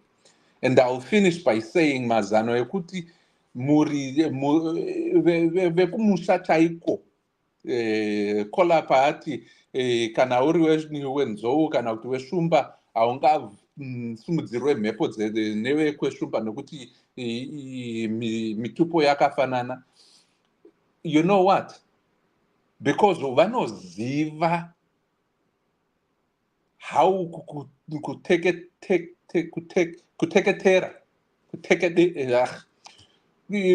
kuteketera ikoko. Vemhuri yako vanoziva zvekuteketera nekuteketera nekuenda kwavanoziva the positions in their family, be it at the family Nengrekini Heroes Eka kana kuti kui, vanozviziva izvozvo. Ndo vanotova nekey dzachona idzodzo. But they can't unlock your own mudzimu against you. Vanenge vasingaitire mudzimu kwakungoroya kana musiri kuita zvemudzimu makungoita zveuroyi. You can just go to any nganga and do it whether or not I'm talking to you. No, because mhepo dziri kusumudzwa dzatinoziva isusu dzinenge dziri mhepo dzemudzimu. Konai kune dzimwe dzinza dzine midzimu yakasimba yekutoti muroyi hakwani kupapinda nedho, dzekutoti dzinokumbirirwa nemunhu wemumusha imomo kuti dho iroro rivhurwe kuti muroyi apinde. That's the key I'm talking about. That's kune vanoziva ana mukomadhewa kana mukandinhingirikina mukandibatsirawo ipapo nekuti ndichiri kudzidza ini pamwe ndaresva ndinozonyepera munhu, but ndikoko kune nhingirikini kuti unoziva mutupo wachona nemateketero achona iyayo. Muroyi anouya anotopiwa mvumo nekuti mudzimu unenge wakasimba ipapo pamusha ipapo. But based on what you're saying, they're opening the door for a muroyi asiri wedzinza renyu. Of which kwangowo kuroya kunenge kwangova plain kuroya ikoko. Aiwa ndosaka ndati. Kola zvinoitika ndezvekuti vanogona kukudedza kumusha. Zvekuti I remember there's an incident yakaitika. Mumwe munhu aisatombziva kuti kumusha kwakaende kupi nechii. Murume mukuru, I think he was kuma40 chakuti nemhuri, I think nevazukuru. Akabva, I think kunana Felabusi, akasvika kwamurehwa achibvunza kuti panhingi ndepapi. Some spirit took him home, or they called him home, because they knew kuti kune mwana ari somewhere kudondo. And that person akatatarika ega. He was seeing things, he had some feelings nezvinhu zvaiona kusvikira decide kuti I am going. Akanotsvaga kuti ndekupi kusvikira azoudzwa kuti pauri kutsvaga ndeapo. Akasvika akanoexplaina nyaya dzake. Mudara wake had long gone. Vakatomuchengeta munhu iyoyo mumhuri yake. But uyo mudzimu uri kudaidza mwana mumusha, which is different kuti ndinokusimudzira mhepo kuti utambudzike kwauri. No, zvanga zviexplainwa naDr. Love ndizvo zvandikupedza Yeah. kutsanangura kuti Do you you know can what be my called sister? home. You I'll can be also called add. home nematlozi.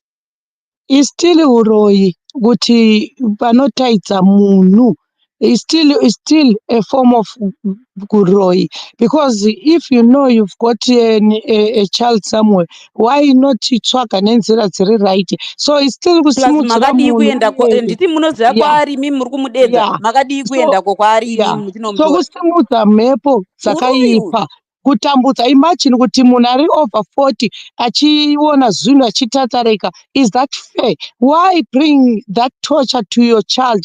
Do you know what, my sister, let me tell you something Nini, about the truth, what was done to me.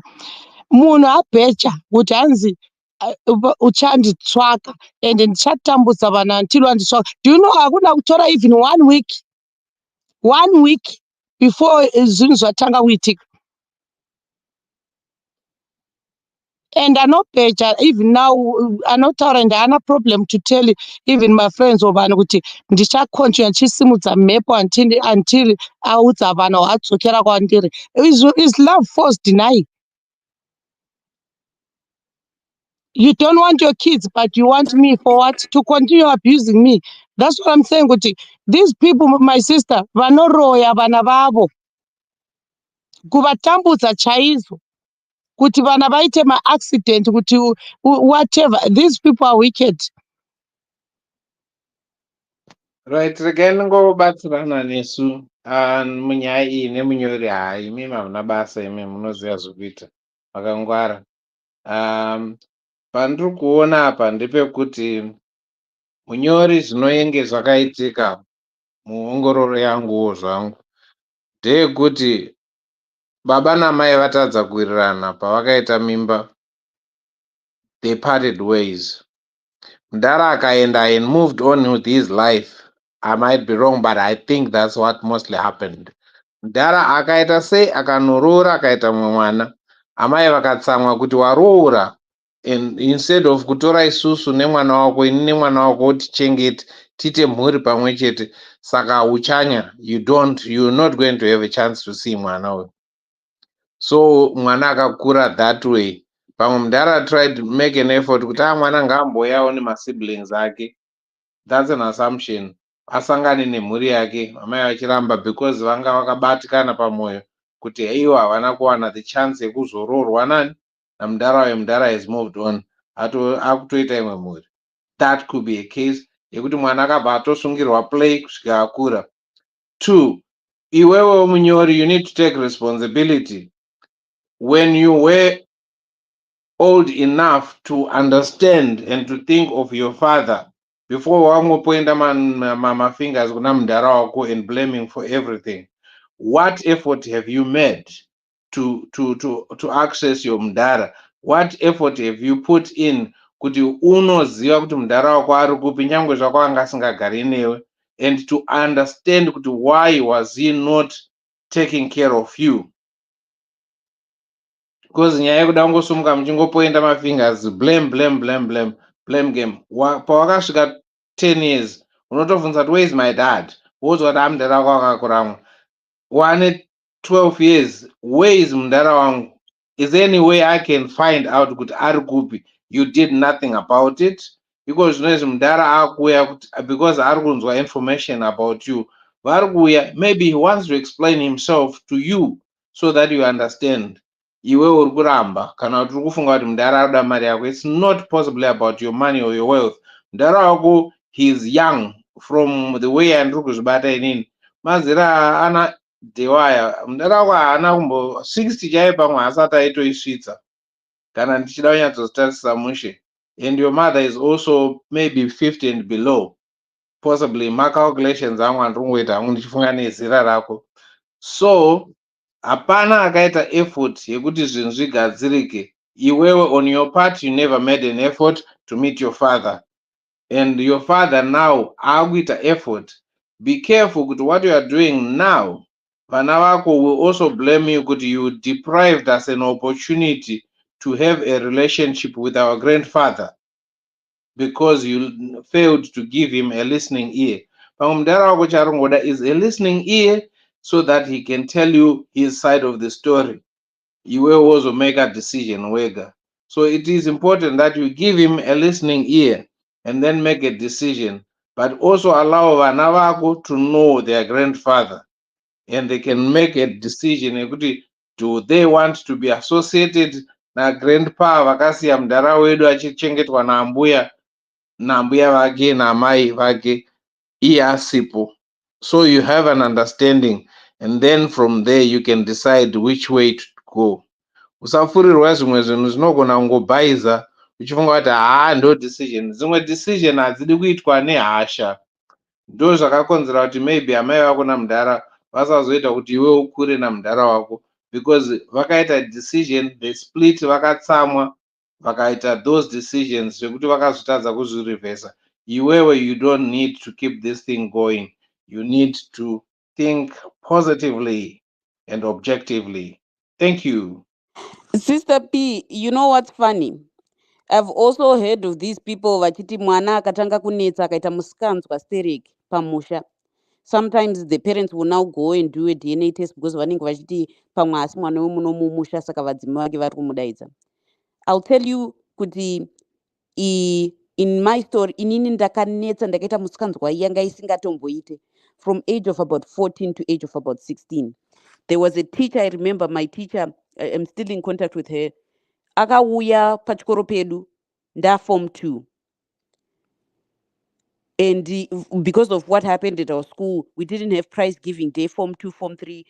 I think takazoita prize giving day. We were trying to have prize giving day, form 4. That teacher had come form 2. So because we hadn't done prize giving day, they went digging through the archives. Kuti vaone the pamphlets aitwa ema prize giving day ekudhara, so that they could try to see if they could make the same ones. And this woman was shocked. She was shocked because akandiona ndakazara mu prize giving day form 1. What this woman only knew was kunetsa kwakasvika ndichiita ndiri form 2, form 3, form 4. Pandakapasa form 4, that woman was completely ndakapasa I was my form O level results were wonderful. She was completely shocked. Kunetsa kwese kwandaita ikokoko kwakatanga ndaenda kunogara nababa vangu mai vangu vashaya.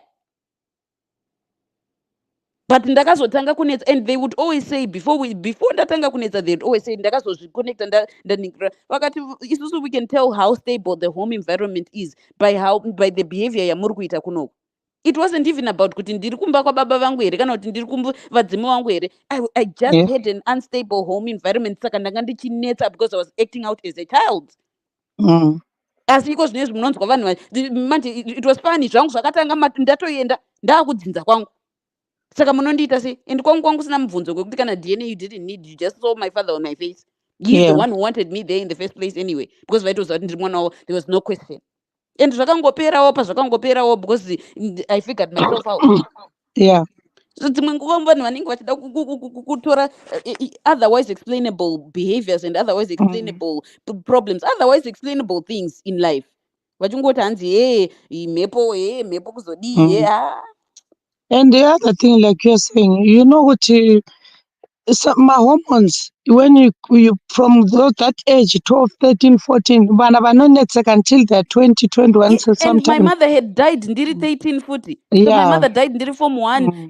Hormonally, I'm a teenager. And my home environment is switching. I'm now living with different people. There's a whole bunch of situations that saka since nanga ndichigara nababa vangu dzanga dziri mhepo here.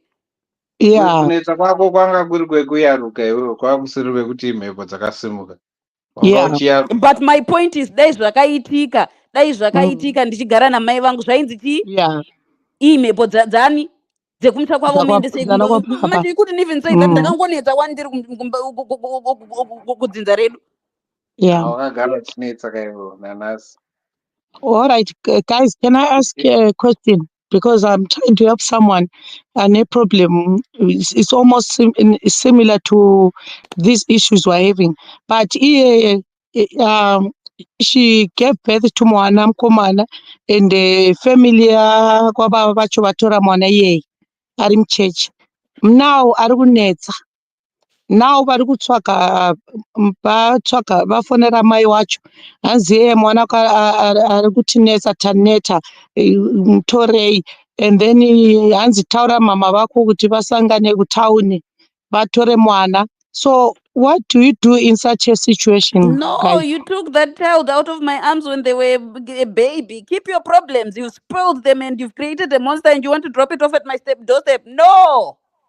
But the problem now, samai atakura nhumbu mwana uyu hanzi arova munhu, and then over avharirwa, so iye manje ari kuchema kuti mwanangu, you know, is my son, so it's hard. Kana chimuda anokwanisa kumutora zvake. Because the chinhu chinorwadza is that now they Because are that saying might kuti actually be mwana the uyu issue, the reason why mwana achi act up. Because usually a missing parent can cause a child to act up in that way. Just the fact that my parent is missing. Why is my parent missing? Saka it because might just be helping even you. now, you know what, in this blame thing is what I don't like, instead of taking responsibility, because now you appear nemwana ari 25 years old and you are saying kuti aiwa isusu taneta nemwana uyu blah Oh, blah at blah only blah blah. 25.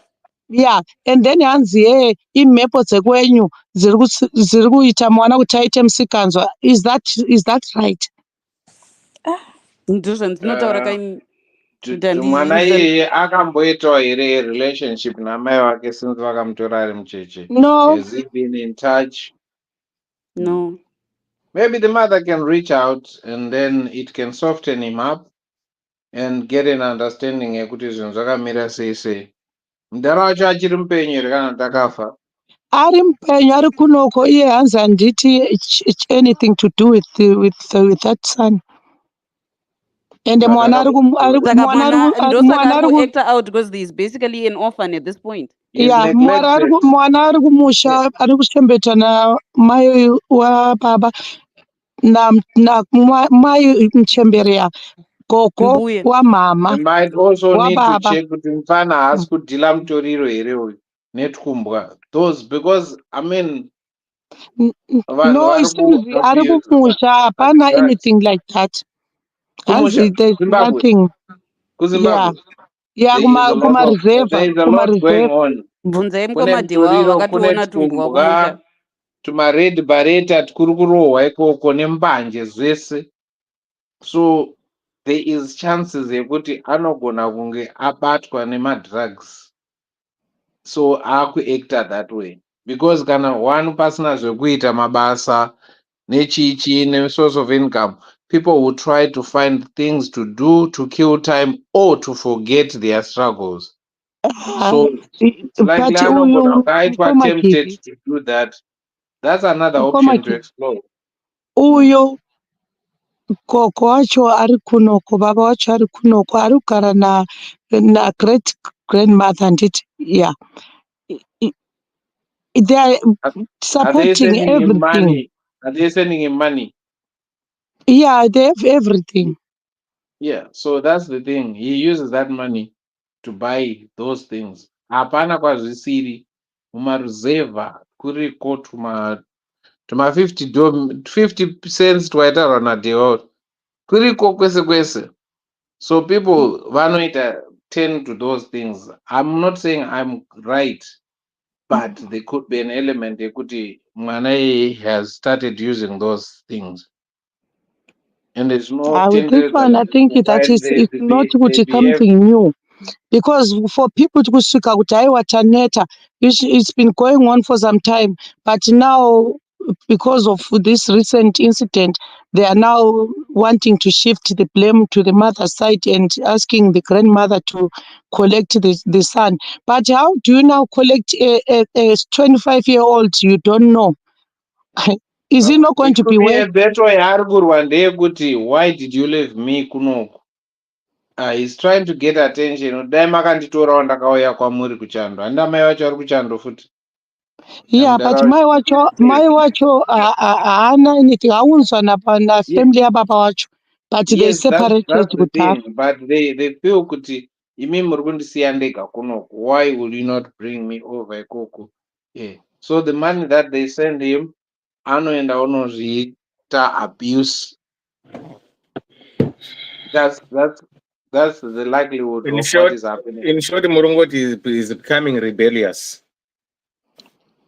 Correct. So my question is then, so vatore mwana uyu.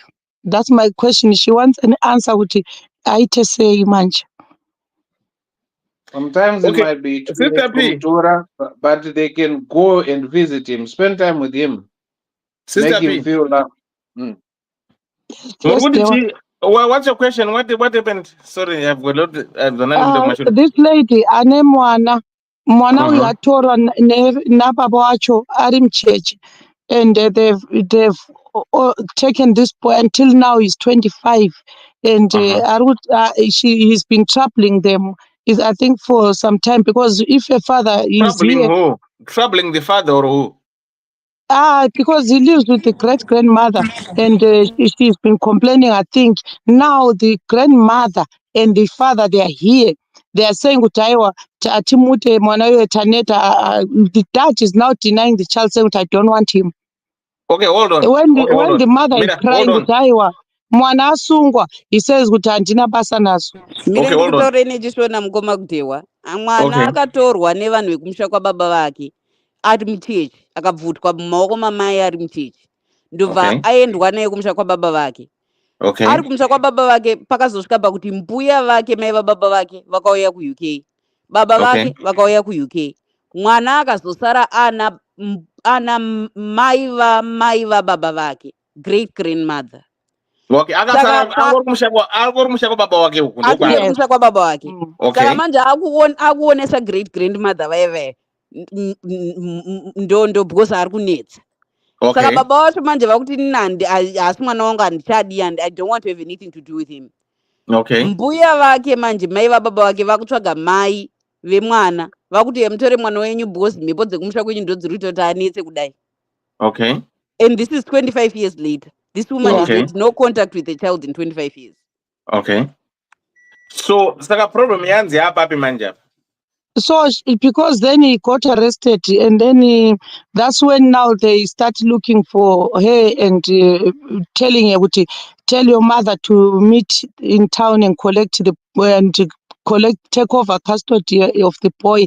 And then when she's trying to talk to the father and the grandmother, they are saying they are not interested in anything to do with the boy anymore. Okay. Okay, Zripa 2. There are two things here that we need to look into, right? As much as I might say I'm now westernized, I don't believe in Ichivan, but I'm son Chiriko, and did it. So now, Baba will need to find out could the vakaita DNA test. Is he the biological father? Right? If he has never done the DNA test, maybe it's a maybe that I'm saying. That would which one? And it maybe the biological father, where his bloodline is, are the ones who are making this kid to behave the way he's behaving. So before they surrender this child, the father needs to do DNA test. It doesn't need the mother. It's because my automatically can I give birth, the DNA comes the mother. So Baba, since he's here in the UK, Mbuya is in the UK, it's £250, $250, and with a DNA name mwana. Kamwana budot ndewake. Right. Mwana budot ndewake is the father. But mwana is becoming rebellious. Right. Tringeta kutarisa kuti, what is causing this child to behave the way he's behaving? Is he becoming rebellious because Arkufila to be neglected by Nababa Vakeri? Because Arkut look, Imim Makandisi Antina great grandmother, right? Yet you are out there in the UK, maybe with your other family who are younger than me. Right. Yeah, he's So married he's got other kids here. Exactly. So why can't you take me to be with you? Right. No, because money, my money can't buy love. Because at times we might That's feel what I was saying. Yeah, because we might feel it's because I'm giving money to my child, but at times they need your physical presence. They need to play with your hair. They need to fight with you. They need you to hear your voice. So at times, at times it doesn't make more impact as what most people think. Kunrupa munhu mari saka zvinokabvirana. Saka baba ivava ndavatombosiya mai vemwana vari kuside. He has to do first DNA. Kana approve mwana ndewake, then the father now he has to create a relationship nemwana wake, not yemari, a physical bonding relationship. Sit down with the son. Try to make the son understand. Kana chikwanisa kuti son auye over to the UK the same way akaunza mai vake babeo, he has to bring his son to him. Then this son might change. Akaramba chumpa mari. This son doesn't care about the money. He can just do drugs. He can just use the money, whatever he wants. He can be as angry as he can because he's not seeking the attention of the money, but he wants to be where his father is. So, because I think that's what I'm saying, that as parents, I think that's what I was saying, we really need to think about our kids, because imagine you now fly to another country, you have another family, but why I don't understand as well what stopped him bringing over this son years ago, because he was not with the mother at that time when the family brought her here because of the guilt with he broke the virginity of this one and dumped her, but vamunza kuno musikana uyu. But now what stopped him bringing mwana kunoko? So that's what I thought, which is anger. Because imagine, Tewa, you now don't have mother's love, you don't have father's love, and then obviously you have hatred. So, okay, Sister P, where's the mother? The biological mother is here and the biological father, they are both here. Right. Yeah. So now, okay. So what do you expect the child to behave? Knowing what parents are in the UK and is languishing Guruzeva. But Dewa is also 25. No, it doesn't matter. That is 25. No, let's be realistic. It doesn't matter, Tewa. No, caller. I've got It two doesn't. cases. They brought him before he was Mumu is 18. 36. I've got another case, another woman who is depressed. Nemwana 36. Similar situation. Okay, let me be honest with you guys. Ndakambobvunza panti nirene ine gore here. Inini, I'm an orphan. I'm 54, but I'm an orphan, right? No matter this child is 36 or whatever, vabereki vake, he has got the right to say, why did you abandon me and leave me behind? It doesn't matter how old this person is. He has got the right to say, you left me behind, deliberately or intentionally. You are my parents. You are supposed to do what you are supposed to do as parents. Even though I'm a grown-up and you don't know upbringing yacho kuti mwana, what was he going through and all these things, Yeah, so I can understand this boy. Babong is there. Mayacho is not the she's there. And I'm more angry with the mother. Okay, what kind of a mother are you? Makandi siya mimi. At the age of 2, right? Now my opportunity, you're going to go UK. Why couldn't you say, you know what? I want my son. Where? Before he turns 18. So I can understand where this young man is coming from. But my watch didn't have custody. My watch didn't have custody, I remember. No, custody one. Custody manaka. I need see if can a parent who wants their child, right? Because you are the biological mother, I'm the biological father. Mwana do you want me say? And it. So you can stand your grounds and say, you know what? I want my child because my child is being deprived. Nababochu, out of village there. When these caseworkers do these cases, because you only right to have your child. I've got the right also to have the child. But kumushate wakunoshanda mari, remember, this family is a wealthy family, so she had no chance, and she was young. No, we understand that because she was young and everything. But now, look, we've got a child who is becoming rebellious. because the mother is here, right? So this child ask kuti asati meyango so number 16. No. Ari kutarisa a grown up mother who is in the UK with other children, a grown up father who is in the UK with other children and is languishing in the village. No matter how much money are sending him with the mukuru, zasi anakuti hasudya bag and bacon in the morning. Has brown cheese, has brown bread in the morning. Says amuri kuita. Has kukwira double decker bus. Has kufamba mu London. Has kuko ari kumusha. So he becomes But rebellious. utsinye dewa. Baba wacho vane utsinye. And chimwe chinhu Both parents. chiri kuita feel that Vane anger is utsinye. because imagination Kugarisa yekufunga mwana ku kuti village.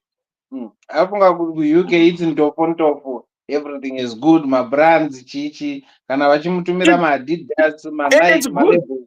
Let's be honest, UK is good. Abroad is good. Let's not like it's good.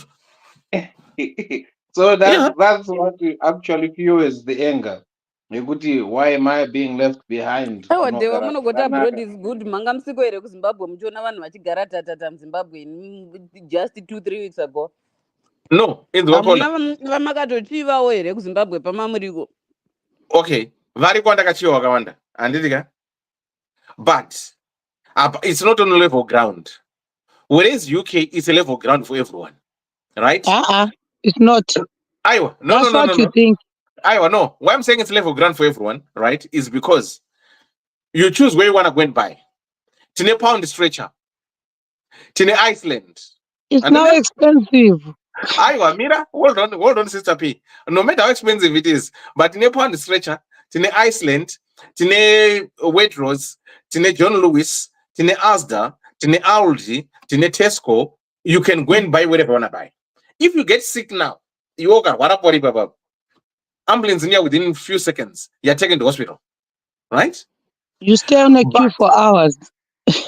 But vari kumusha manje ukarwara usina mari kuenda kwa-private doctor, no matter ukuda mansion yakaita sei, unofa mansion yako iripo because haukwanisi kuita access to healthcare. Unotakurwa So nebhara imagine, nengoro woendeswa kudistrict clinic. right? So imagine munhu ari kuruzevha kubocha kwangu kusina kana motikari uku, pekuti iwe unotorwa blood pressure unofanira kuenda nepressure kafu yako iwewe wega. Do you know I supplied my BP pressure cuff pahospital yandisa kutombobarirwa because they don't have those things. Uri kunzwa?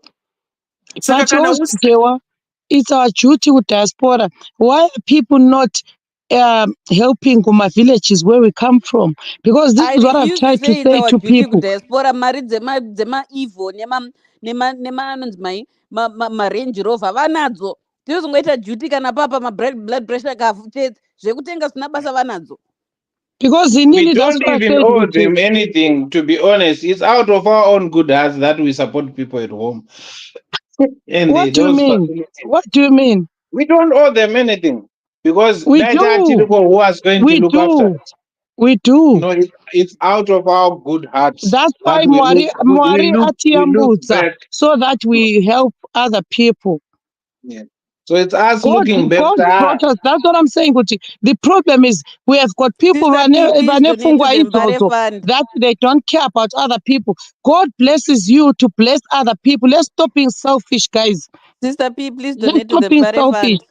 Please If donate to you the can Mbare warn Fund. Dewa now, Dewa is worried, having sleepless nights over people that she is not related to. That's Ubuntu.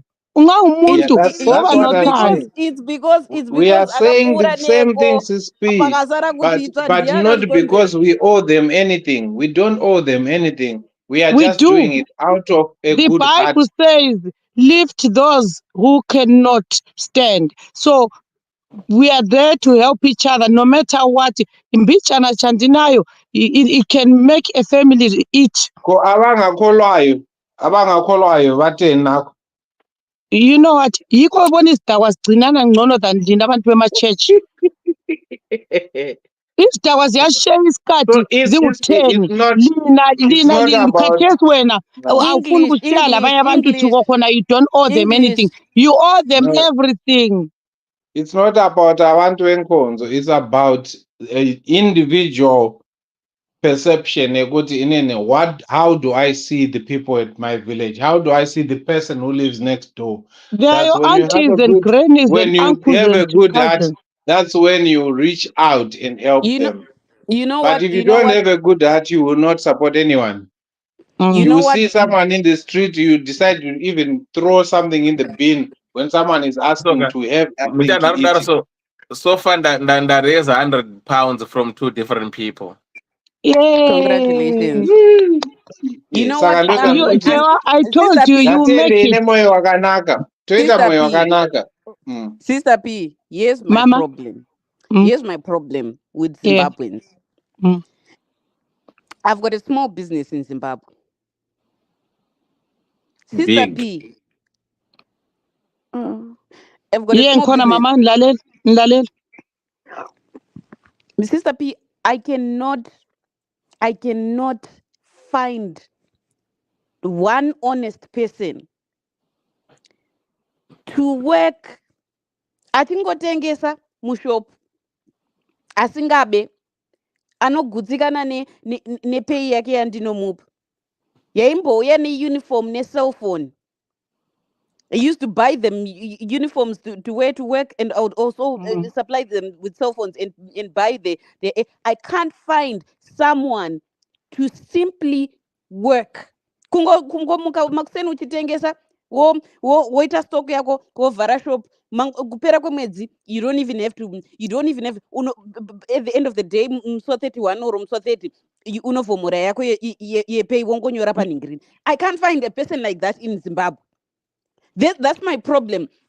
How much are you suffering if you can't take an opportunity Urikubhadhara to simply yakanaka here work? ndiwe yangu. Huh?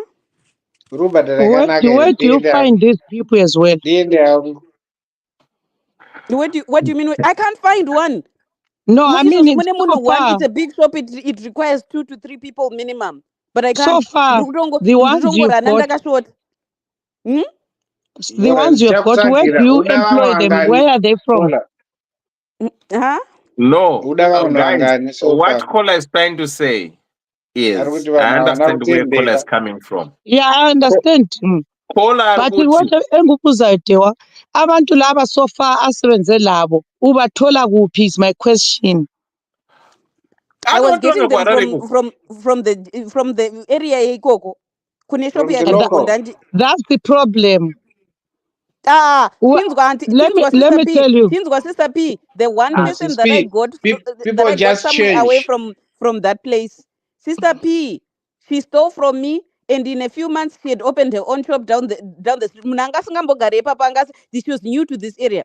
She'd opened her own shop down the street, and she was now saying kuti hey makandiunza kuno muchida kundishandisa mundaundita mbudzi yenyu inini hey what not, and she was now refusing to pay back the tuition fees that I had paid for the whole year for her son. Are you on ground? Muzukuru wamunangagwa Are you on ground? Huh? Are you on the ground yourself? I have people No, on the ground. she's not Oh, on you are the not there ground. yourself. But you shouldn't need me to be on the, because remember, Sister P, this shop, I've always told everyone who's worked there, I've told them, do you guys recognize and understand there's never money that gets on a plane and comes back to Kwandiri Kuno diaspora. This shop is to sustain you, and is to give you jobs, and is to carry my father's legacy. That's All what right. this shop is. And those people do not understand that. It shouldn't require me to be on the ground, because if I'm on the ground, I'm poor with you. I can't help you. Yeah. All right. I want to And ask, it doesn't asking need this someone question. on the ground for one to be honest to speak. No, You listen, just I've need got to a be reason. honest. Nkoma Kivi, wait, you see where I want to go. Who is in charge background of your shop? Right now kunongorero nemurora akatondinzwira tsitsi ndanga kuivhara saka Because murora that's where the problem is. The person you have on the ground is responsible. So how are people stealing when you have got an active person on the ground? Because you need to have this person managing the shop and making sure everything. You know what I mean? the person Because who was I've had, managing the shop when I almost closed it pandakazopedzera payakazotorwa nemurora is the one andandatora out of Harare ndikamuunza ikoko achinzi ndiye proper manager. ndatengeswa masiyo point of care point of sale computers ekuita electronic green stock and whatnot. And within 3 months this woman had now gotten big ears and big head and was now opening her own shop out of money that Paula, obviously so you don't need to express that. Yeah. It's only that people don't understand the van or they're not grateful. Dewa, I'm Dewa, telling you. can I tell you guys something? Yeah, I want to give you all guys something that worked for me. Mama, never let people know that you are in abroad, because once Panokushandira know, they start that nonsense. Inina I first did, and until I now nobody knows Guti what. No, I just use the person I appoint, and that person everything in my receipt. I see everything from scratch to, do you know what I mean? So, doing a problem we face with diaspora, which people, once they know you're in diaspora, they take advantage. Okay, I can understand. I can Sister P, understand you saying that, Sister P, Sister Pika. But Sister then P. I bring you back to the question. So why do I owe those people that I have to hide where I am in order for them Exactly. to behave? Why? Why do Exactly. I owe Why do you them? need to hide? Yet Why we are can you being not just helped. be Why can't you faithful? just be Why can't you be transparent and being honest? thankful? Because Why? that's what, Honesty doesn't guys, cost a that's penny. what we're saying. We are not all the same. That's why I'm saying that me, I found out what worked for me was doing it that Exactly. way, and things are going very well, unlike Ex- before. Exactly. Sister Pika, ndo patiri kuti isusuka. Why Mm, can't somebody just be honest? Just mm. just to be grateful and be honest. Okay, Yeah, wandipa basa. And yeah, I'm getting my mm, salary. And why can't you just run this thing smoothly? Because it's you yeah, who is benefiting out of it. Those yeah, are the vanhu mm, kumba at times, to be honest. yeah. They feel entitled. Nezvinhu zvisina nebasa rese, zvisiri zvavo. Saka Dewa, me, I almost lost musha wangu to somebody pastor. I ndanzura tsitsi asina basa ane mwana nemudzimai, but he almost ripped off my musha wangu because and he was telling all vashandi, all my deliveries kuti hanzi pamba pangu. And do you know what, when I got on the ground, yadhi yakunozikana neimwe surname yake munhu iyeye. you see? And he even had the guts to write his surname on my wheelbarrow. So, but then you still say we owe these people. You still say we owe these people. Yeah, that's why I'm saying we are doing these things out of us being charitable. It's not because we owe Inini them ndakatoona anything. zvadewa zvitori nani zvekuti Straight up, zvinoita boy. dewa, it will give you the best peace of mind. Wekuti you just donate and you go away, you don't ever talk to them, don't look back. Unoita kunge munhu ari kubva kumakuva. Don't ever, don't look back, don't because unozipa BP. Just tell yourself it was the best thing that ever happened in the world, but just throw a little money and go and run. Don't try to actually get involved, try to actually find And especially nyaya yemashop, if you run a shop, ndakamborana katak shop nemablazi. Paanokubira haabe zvakawanda.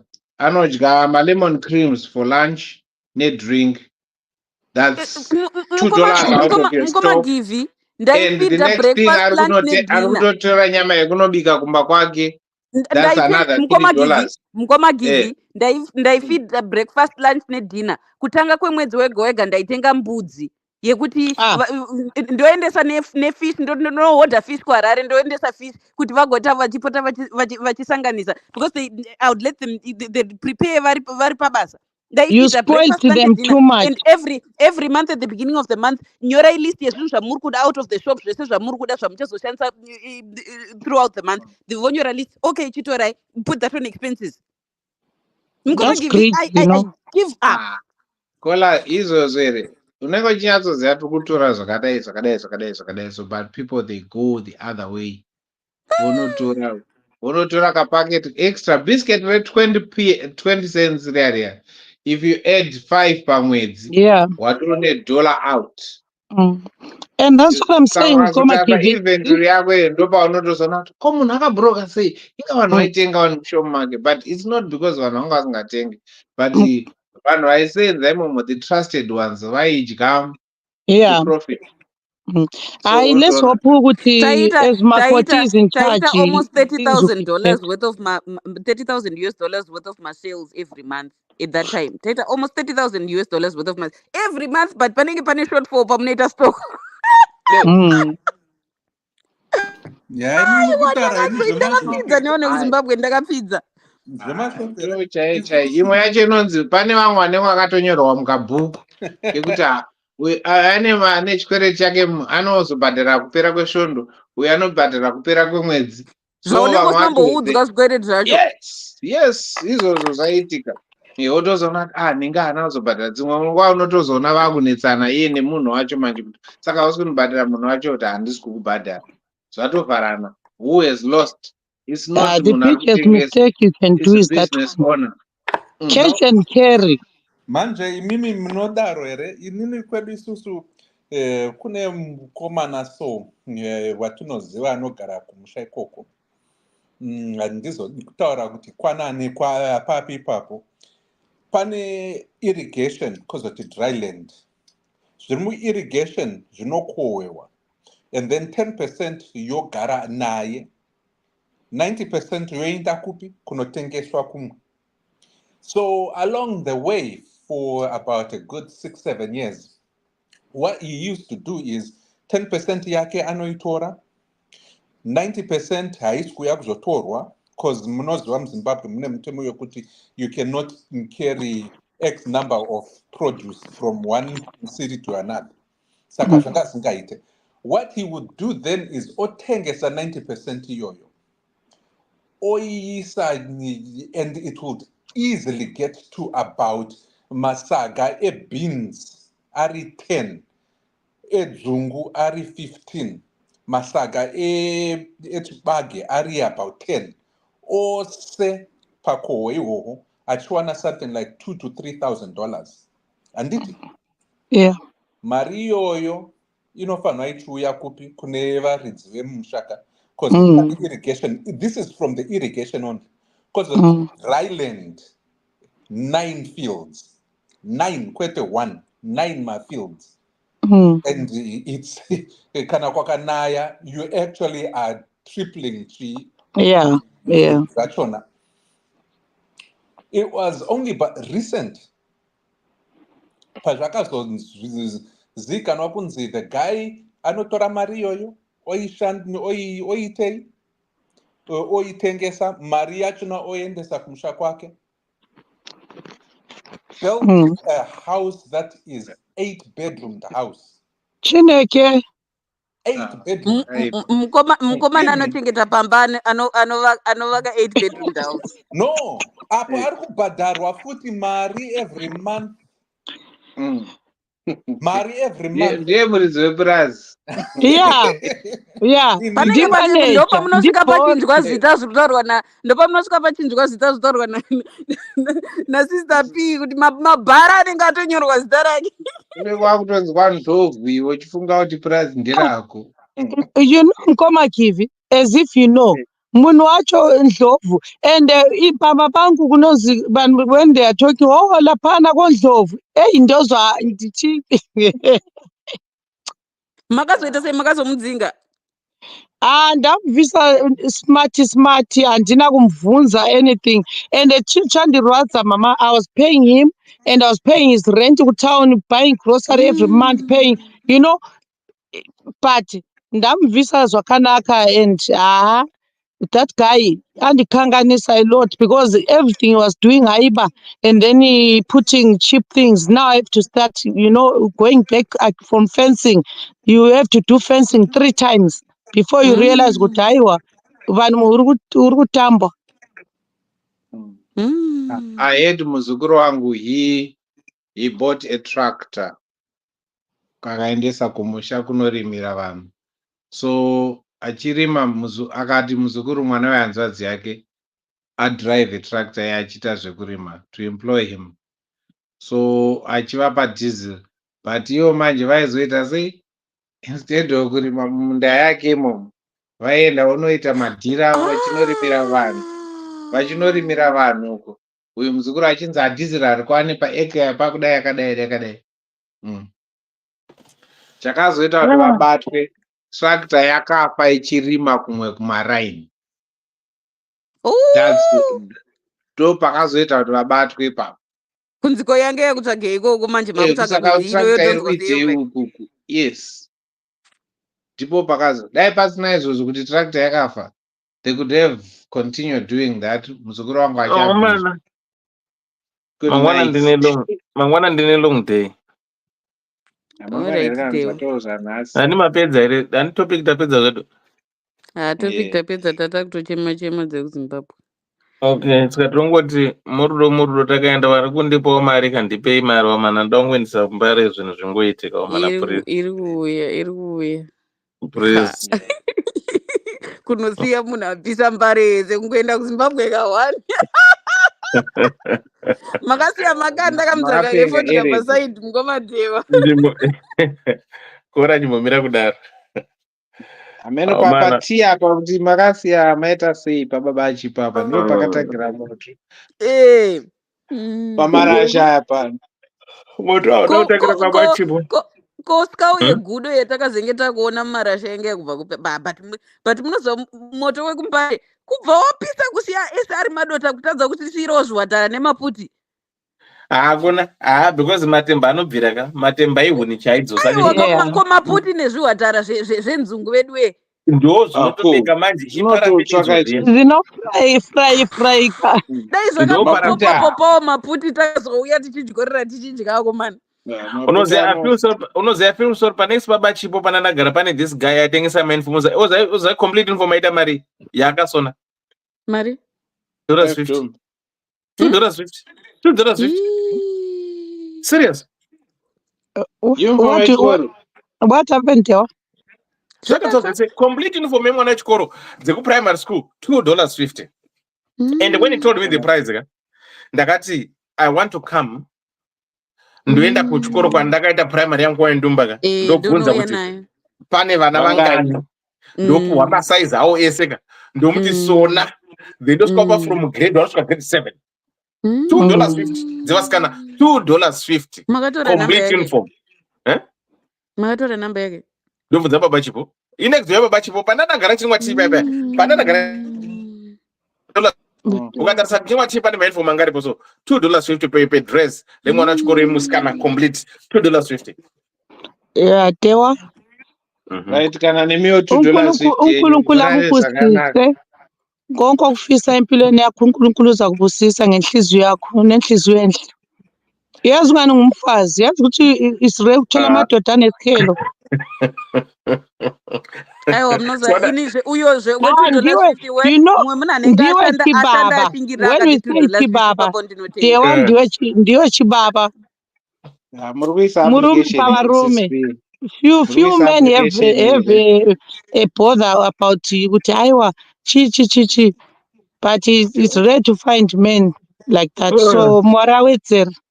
Thank you so much. Toda kuita DNA ya Gucci handisi kukutemba. Amunozwa mukomadiwa it's not even necessary kunotanga mapuwa maningirikini anonzi masize. Munongoti sona 5-6 different sizes. Chingosona. Tongoendesa. Bandona namba dzaona kuprimary vacho twangani. $2.50. But you can you imagine $2.50 complete dress remwana chikoro $2.50. You see now we can actually like now if you have 20, Neni I have 20, Ningi have 20, you know what I mean. So that's what I was saying. Zvakatsvaka machira ake because anenge akagara achisonera ipapo. Machira osiya apeka oenda. Machira anenge akatsvakwa kutotanga machira nemushini wakatotsva. And that's what I wanted to ask. Machine yacho, was he doing it at home or at work as well? I don't know because ndakaona ndaimwa ndagara paside mukati pandaimwa tindiri. Let me see. Yeah. Anogona kuti rimwe sagare matemba motenga machine. Maskana. Zvinhu zvacho, hold on. Ndokuzotsvaga zoti ndandagara papi zve. Taura ndombotsvaga vhidhiyo yacho. ende munoziva, I Dr. remember Love. tichikura muchidzingwa kuchikoro muchinzi munoinformisa kuti kwati vakazopedzera varega kuti dzinga Sondela phela ngifuna ukuthi ungikhulumele kamnandi so maybe ngasila. Mina angikhulume sengisitulile. Buya phela buya Ndokuti munovameserei kwako mani? nozoti for 250 you can buy 100 uniforms. Yeah. Pane chimwe chikoro chinenge chitori chikoro chese ichocho. Yeah, that's what I'm saying, that we can do support different schools. Ungatopedza primary school yese ipapo. Saka muzati primary school ingaita 100 chete ndozvamunotaura. Bagirls. Inogona ita. Turi kutuma primary tine grade 1 to 3. Toinitwe kumusha topatsape tuyate. Hanzi grade 1 to 3. Nyangwe ikasvika grade 7. Mukoma Givi. Mune 15, mumwe mune 12, mumwe mune 20. Mukoma Givi. Yeah. Mukoma Givi. Yes, CSP. Indaba usufuna iDNA kaGuchi ususpecta bani? Ususpecta mina. Yena mdawini lo. Shumba mdawini. Udewa. Yeah, ushumba mdawini lo. Anenge aisa numbu yacho mumepo kuma dreams.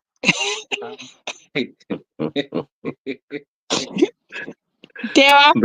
Yes, ngiyakuzwa. You need to visit me. Okay, yes. And you need to bring her things from Zimbabwe, because when she went to Zimbabwe, she brought you things and she sent you and you showed us. So now your turn to bring her things from Zimbabwe. Mina ngathembiswa amacimbi angawatholanga. Amacimbi akho afika ngakathi? Afika ngapi? Zakabuda padiki. But wena phela uhlala ubuye eBirmingham uniform pakhona apho. Zakabuda pakhona padiki. Okay, yeah, I can see a blue. Yeah. Hey, Dewa ndaiseka zvangu ndichiti maita anzi hemu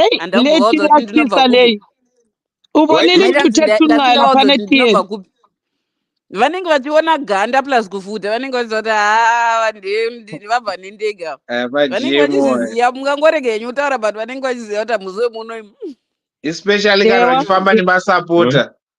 Hayi but ude usexy mayisekhaya yazi kuyakufanele ekhaya. Uri kuti my Gucci. Taurirana pafoni, fonerana.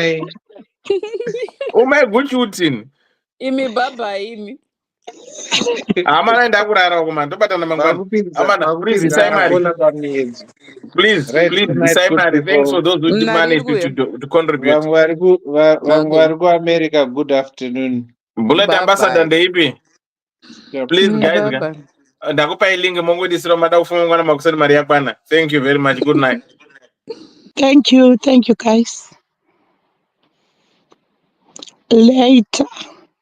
Later. Ciao. Ddc Current. We remain committed to helping our customers stay mobile.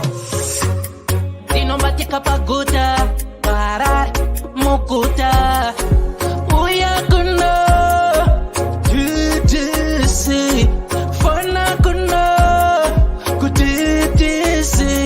Tene mafiwa seva, 4x4, family car. Tene mafiwa seva, 4x4, family car. Unotipata apa. +447961803546 or +263773791 and last one +263771257 703. Your big up daddy T.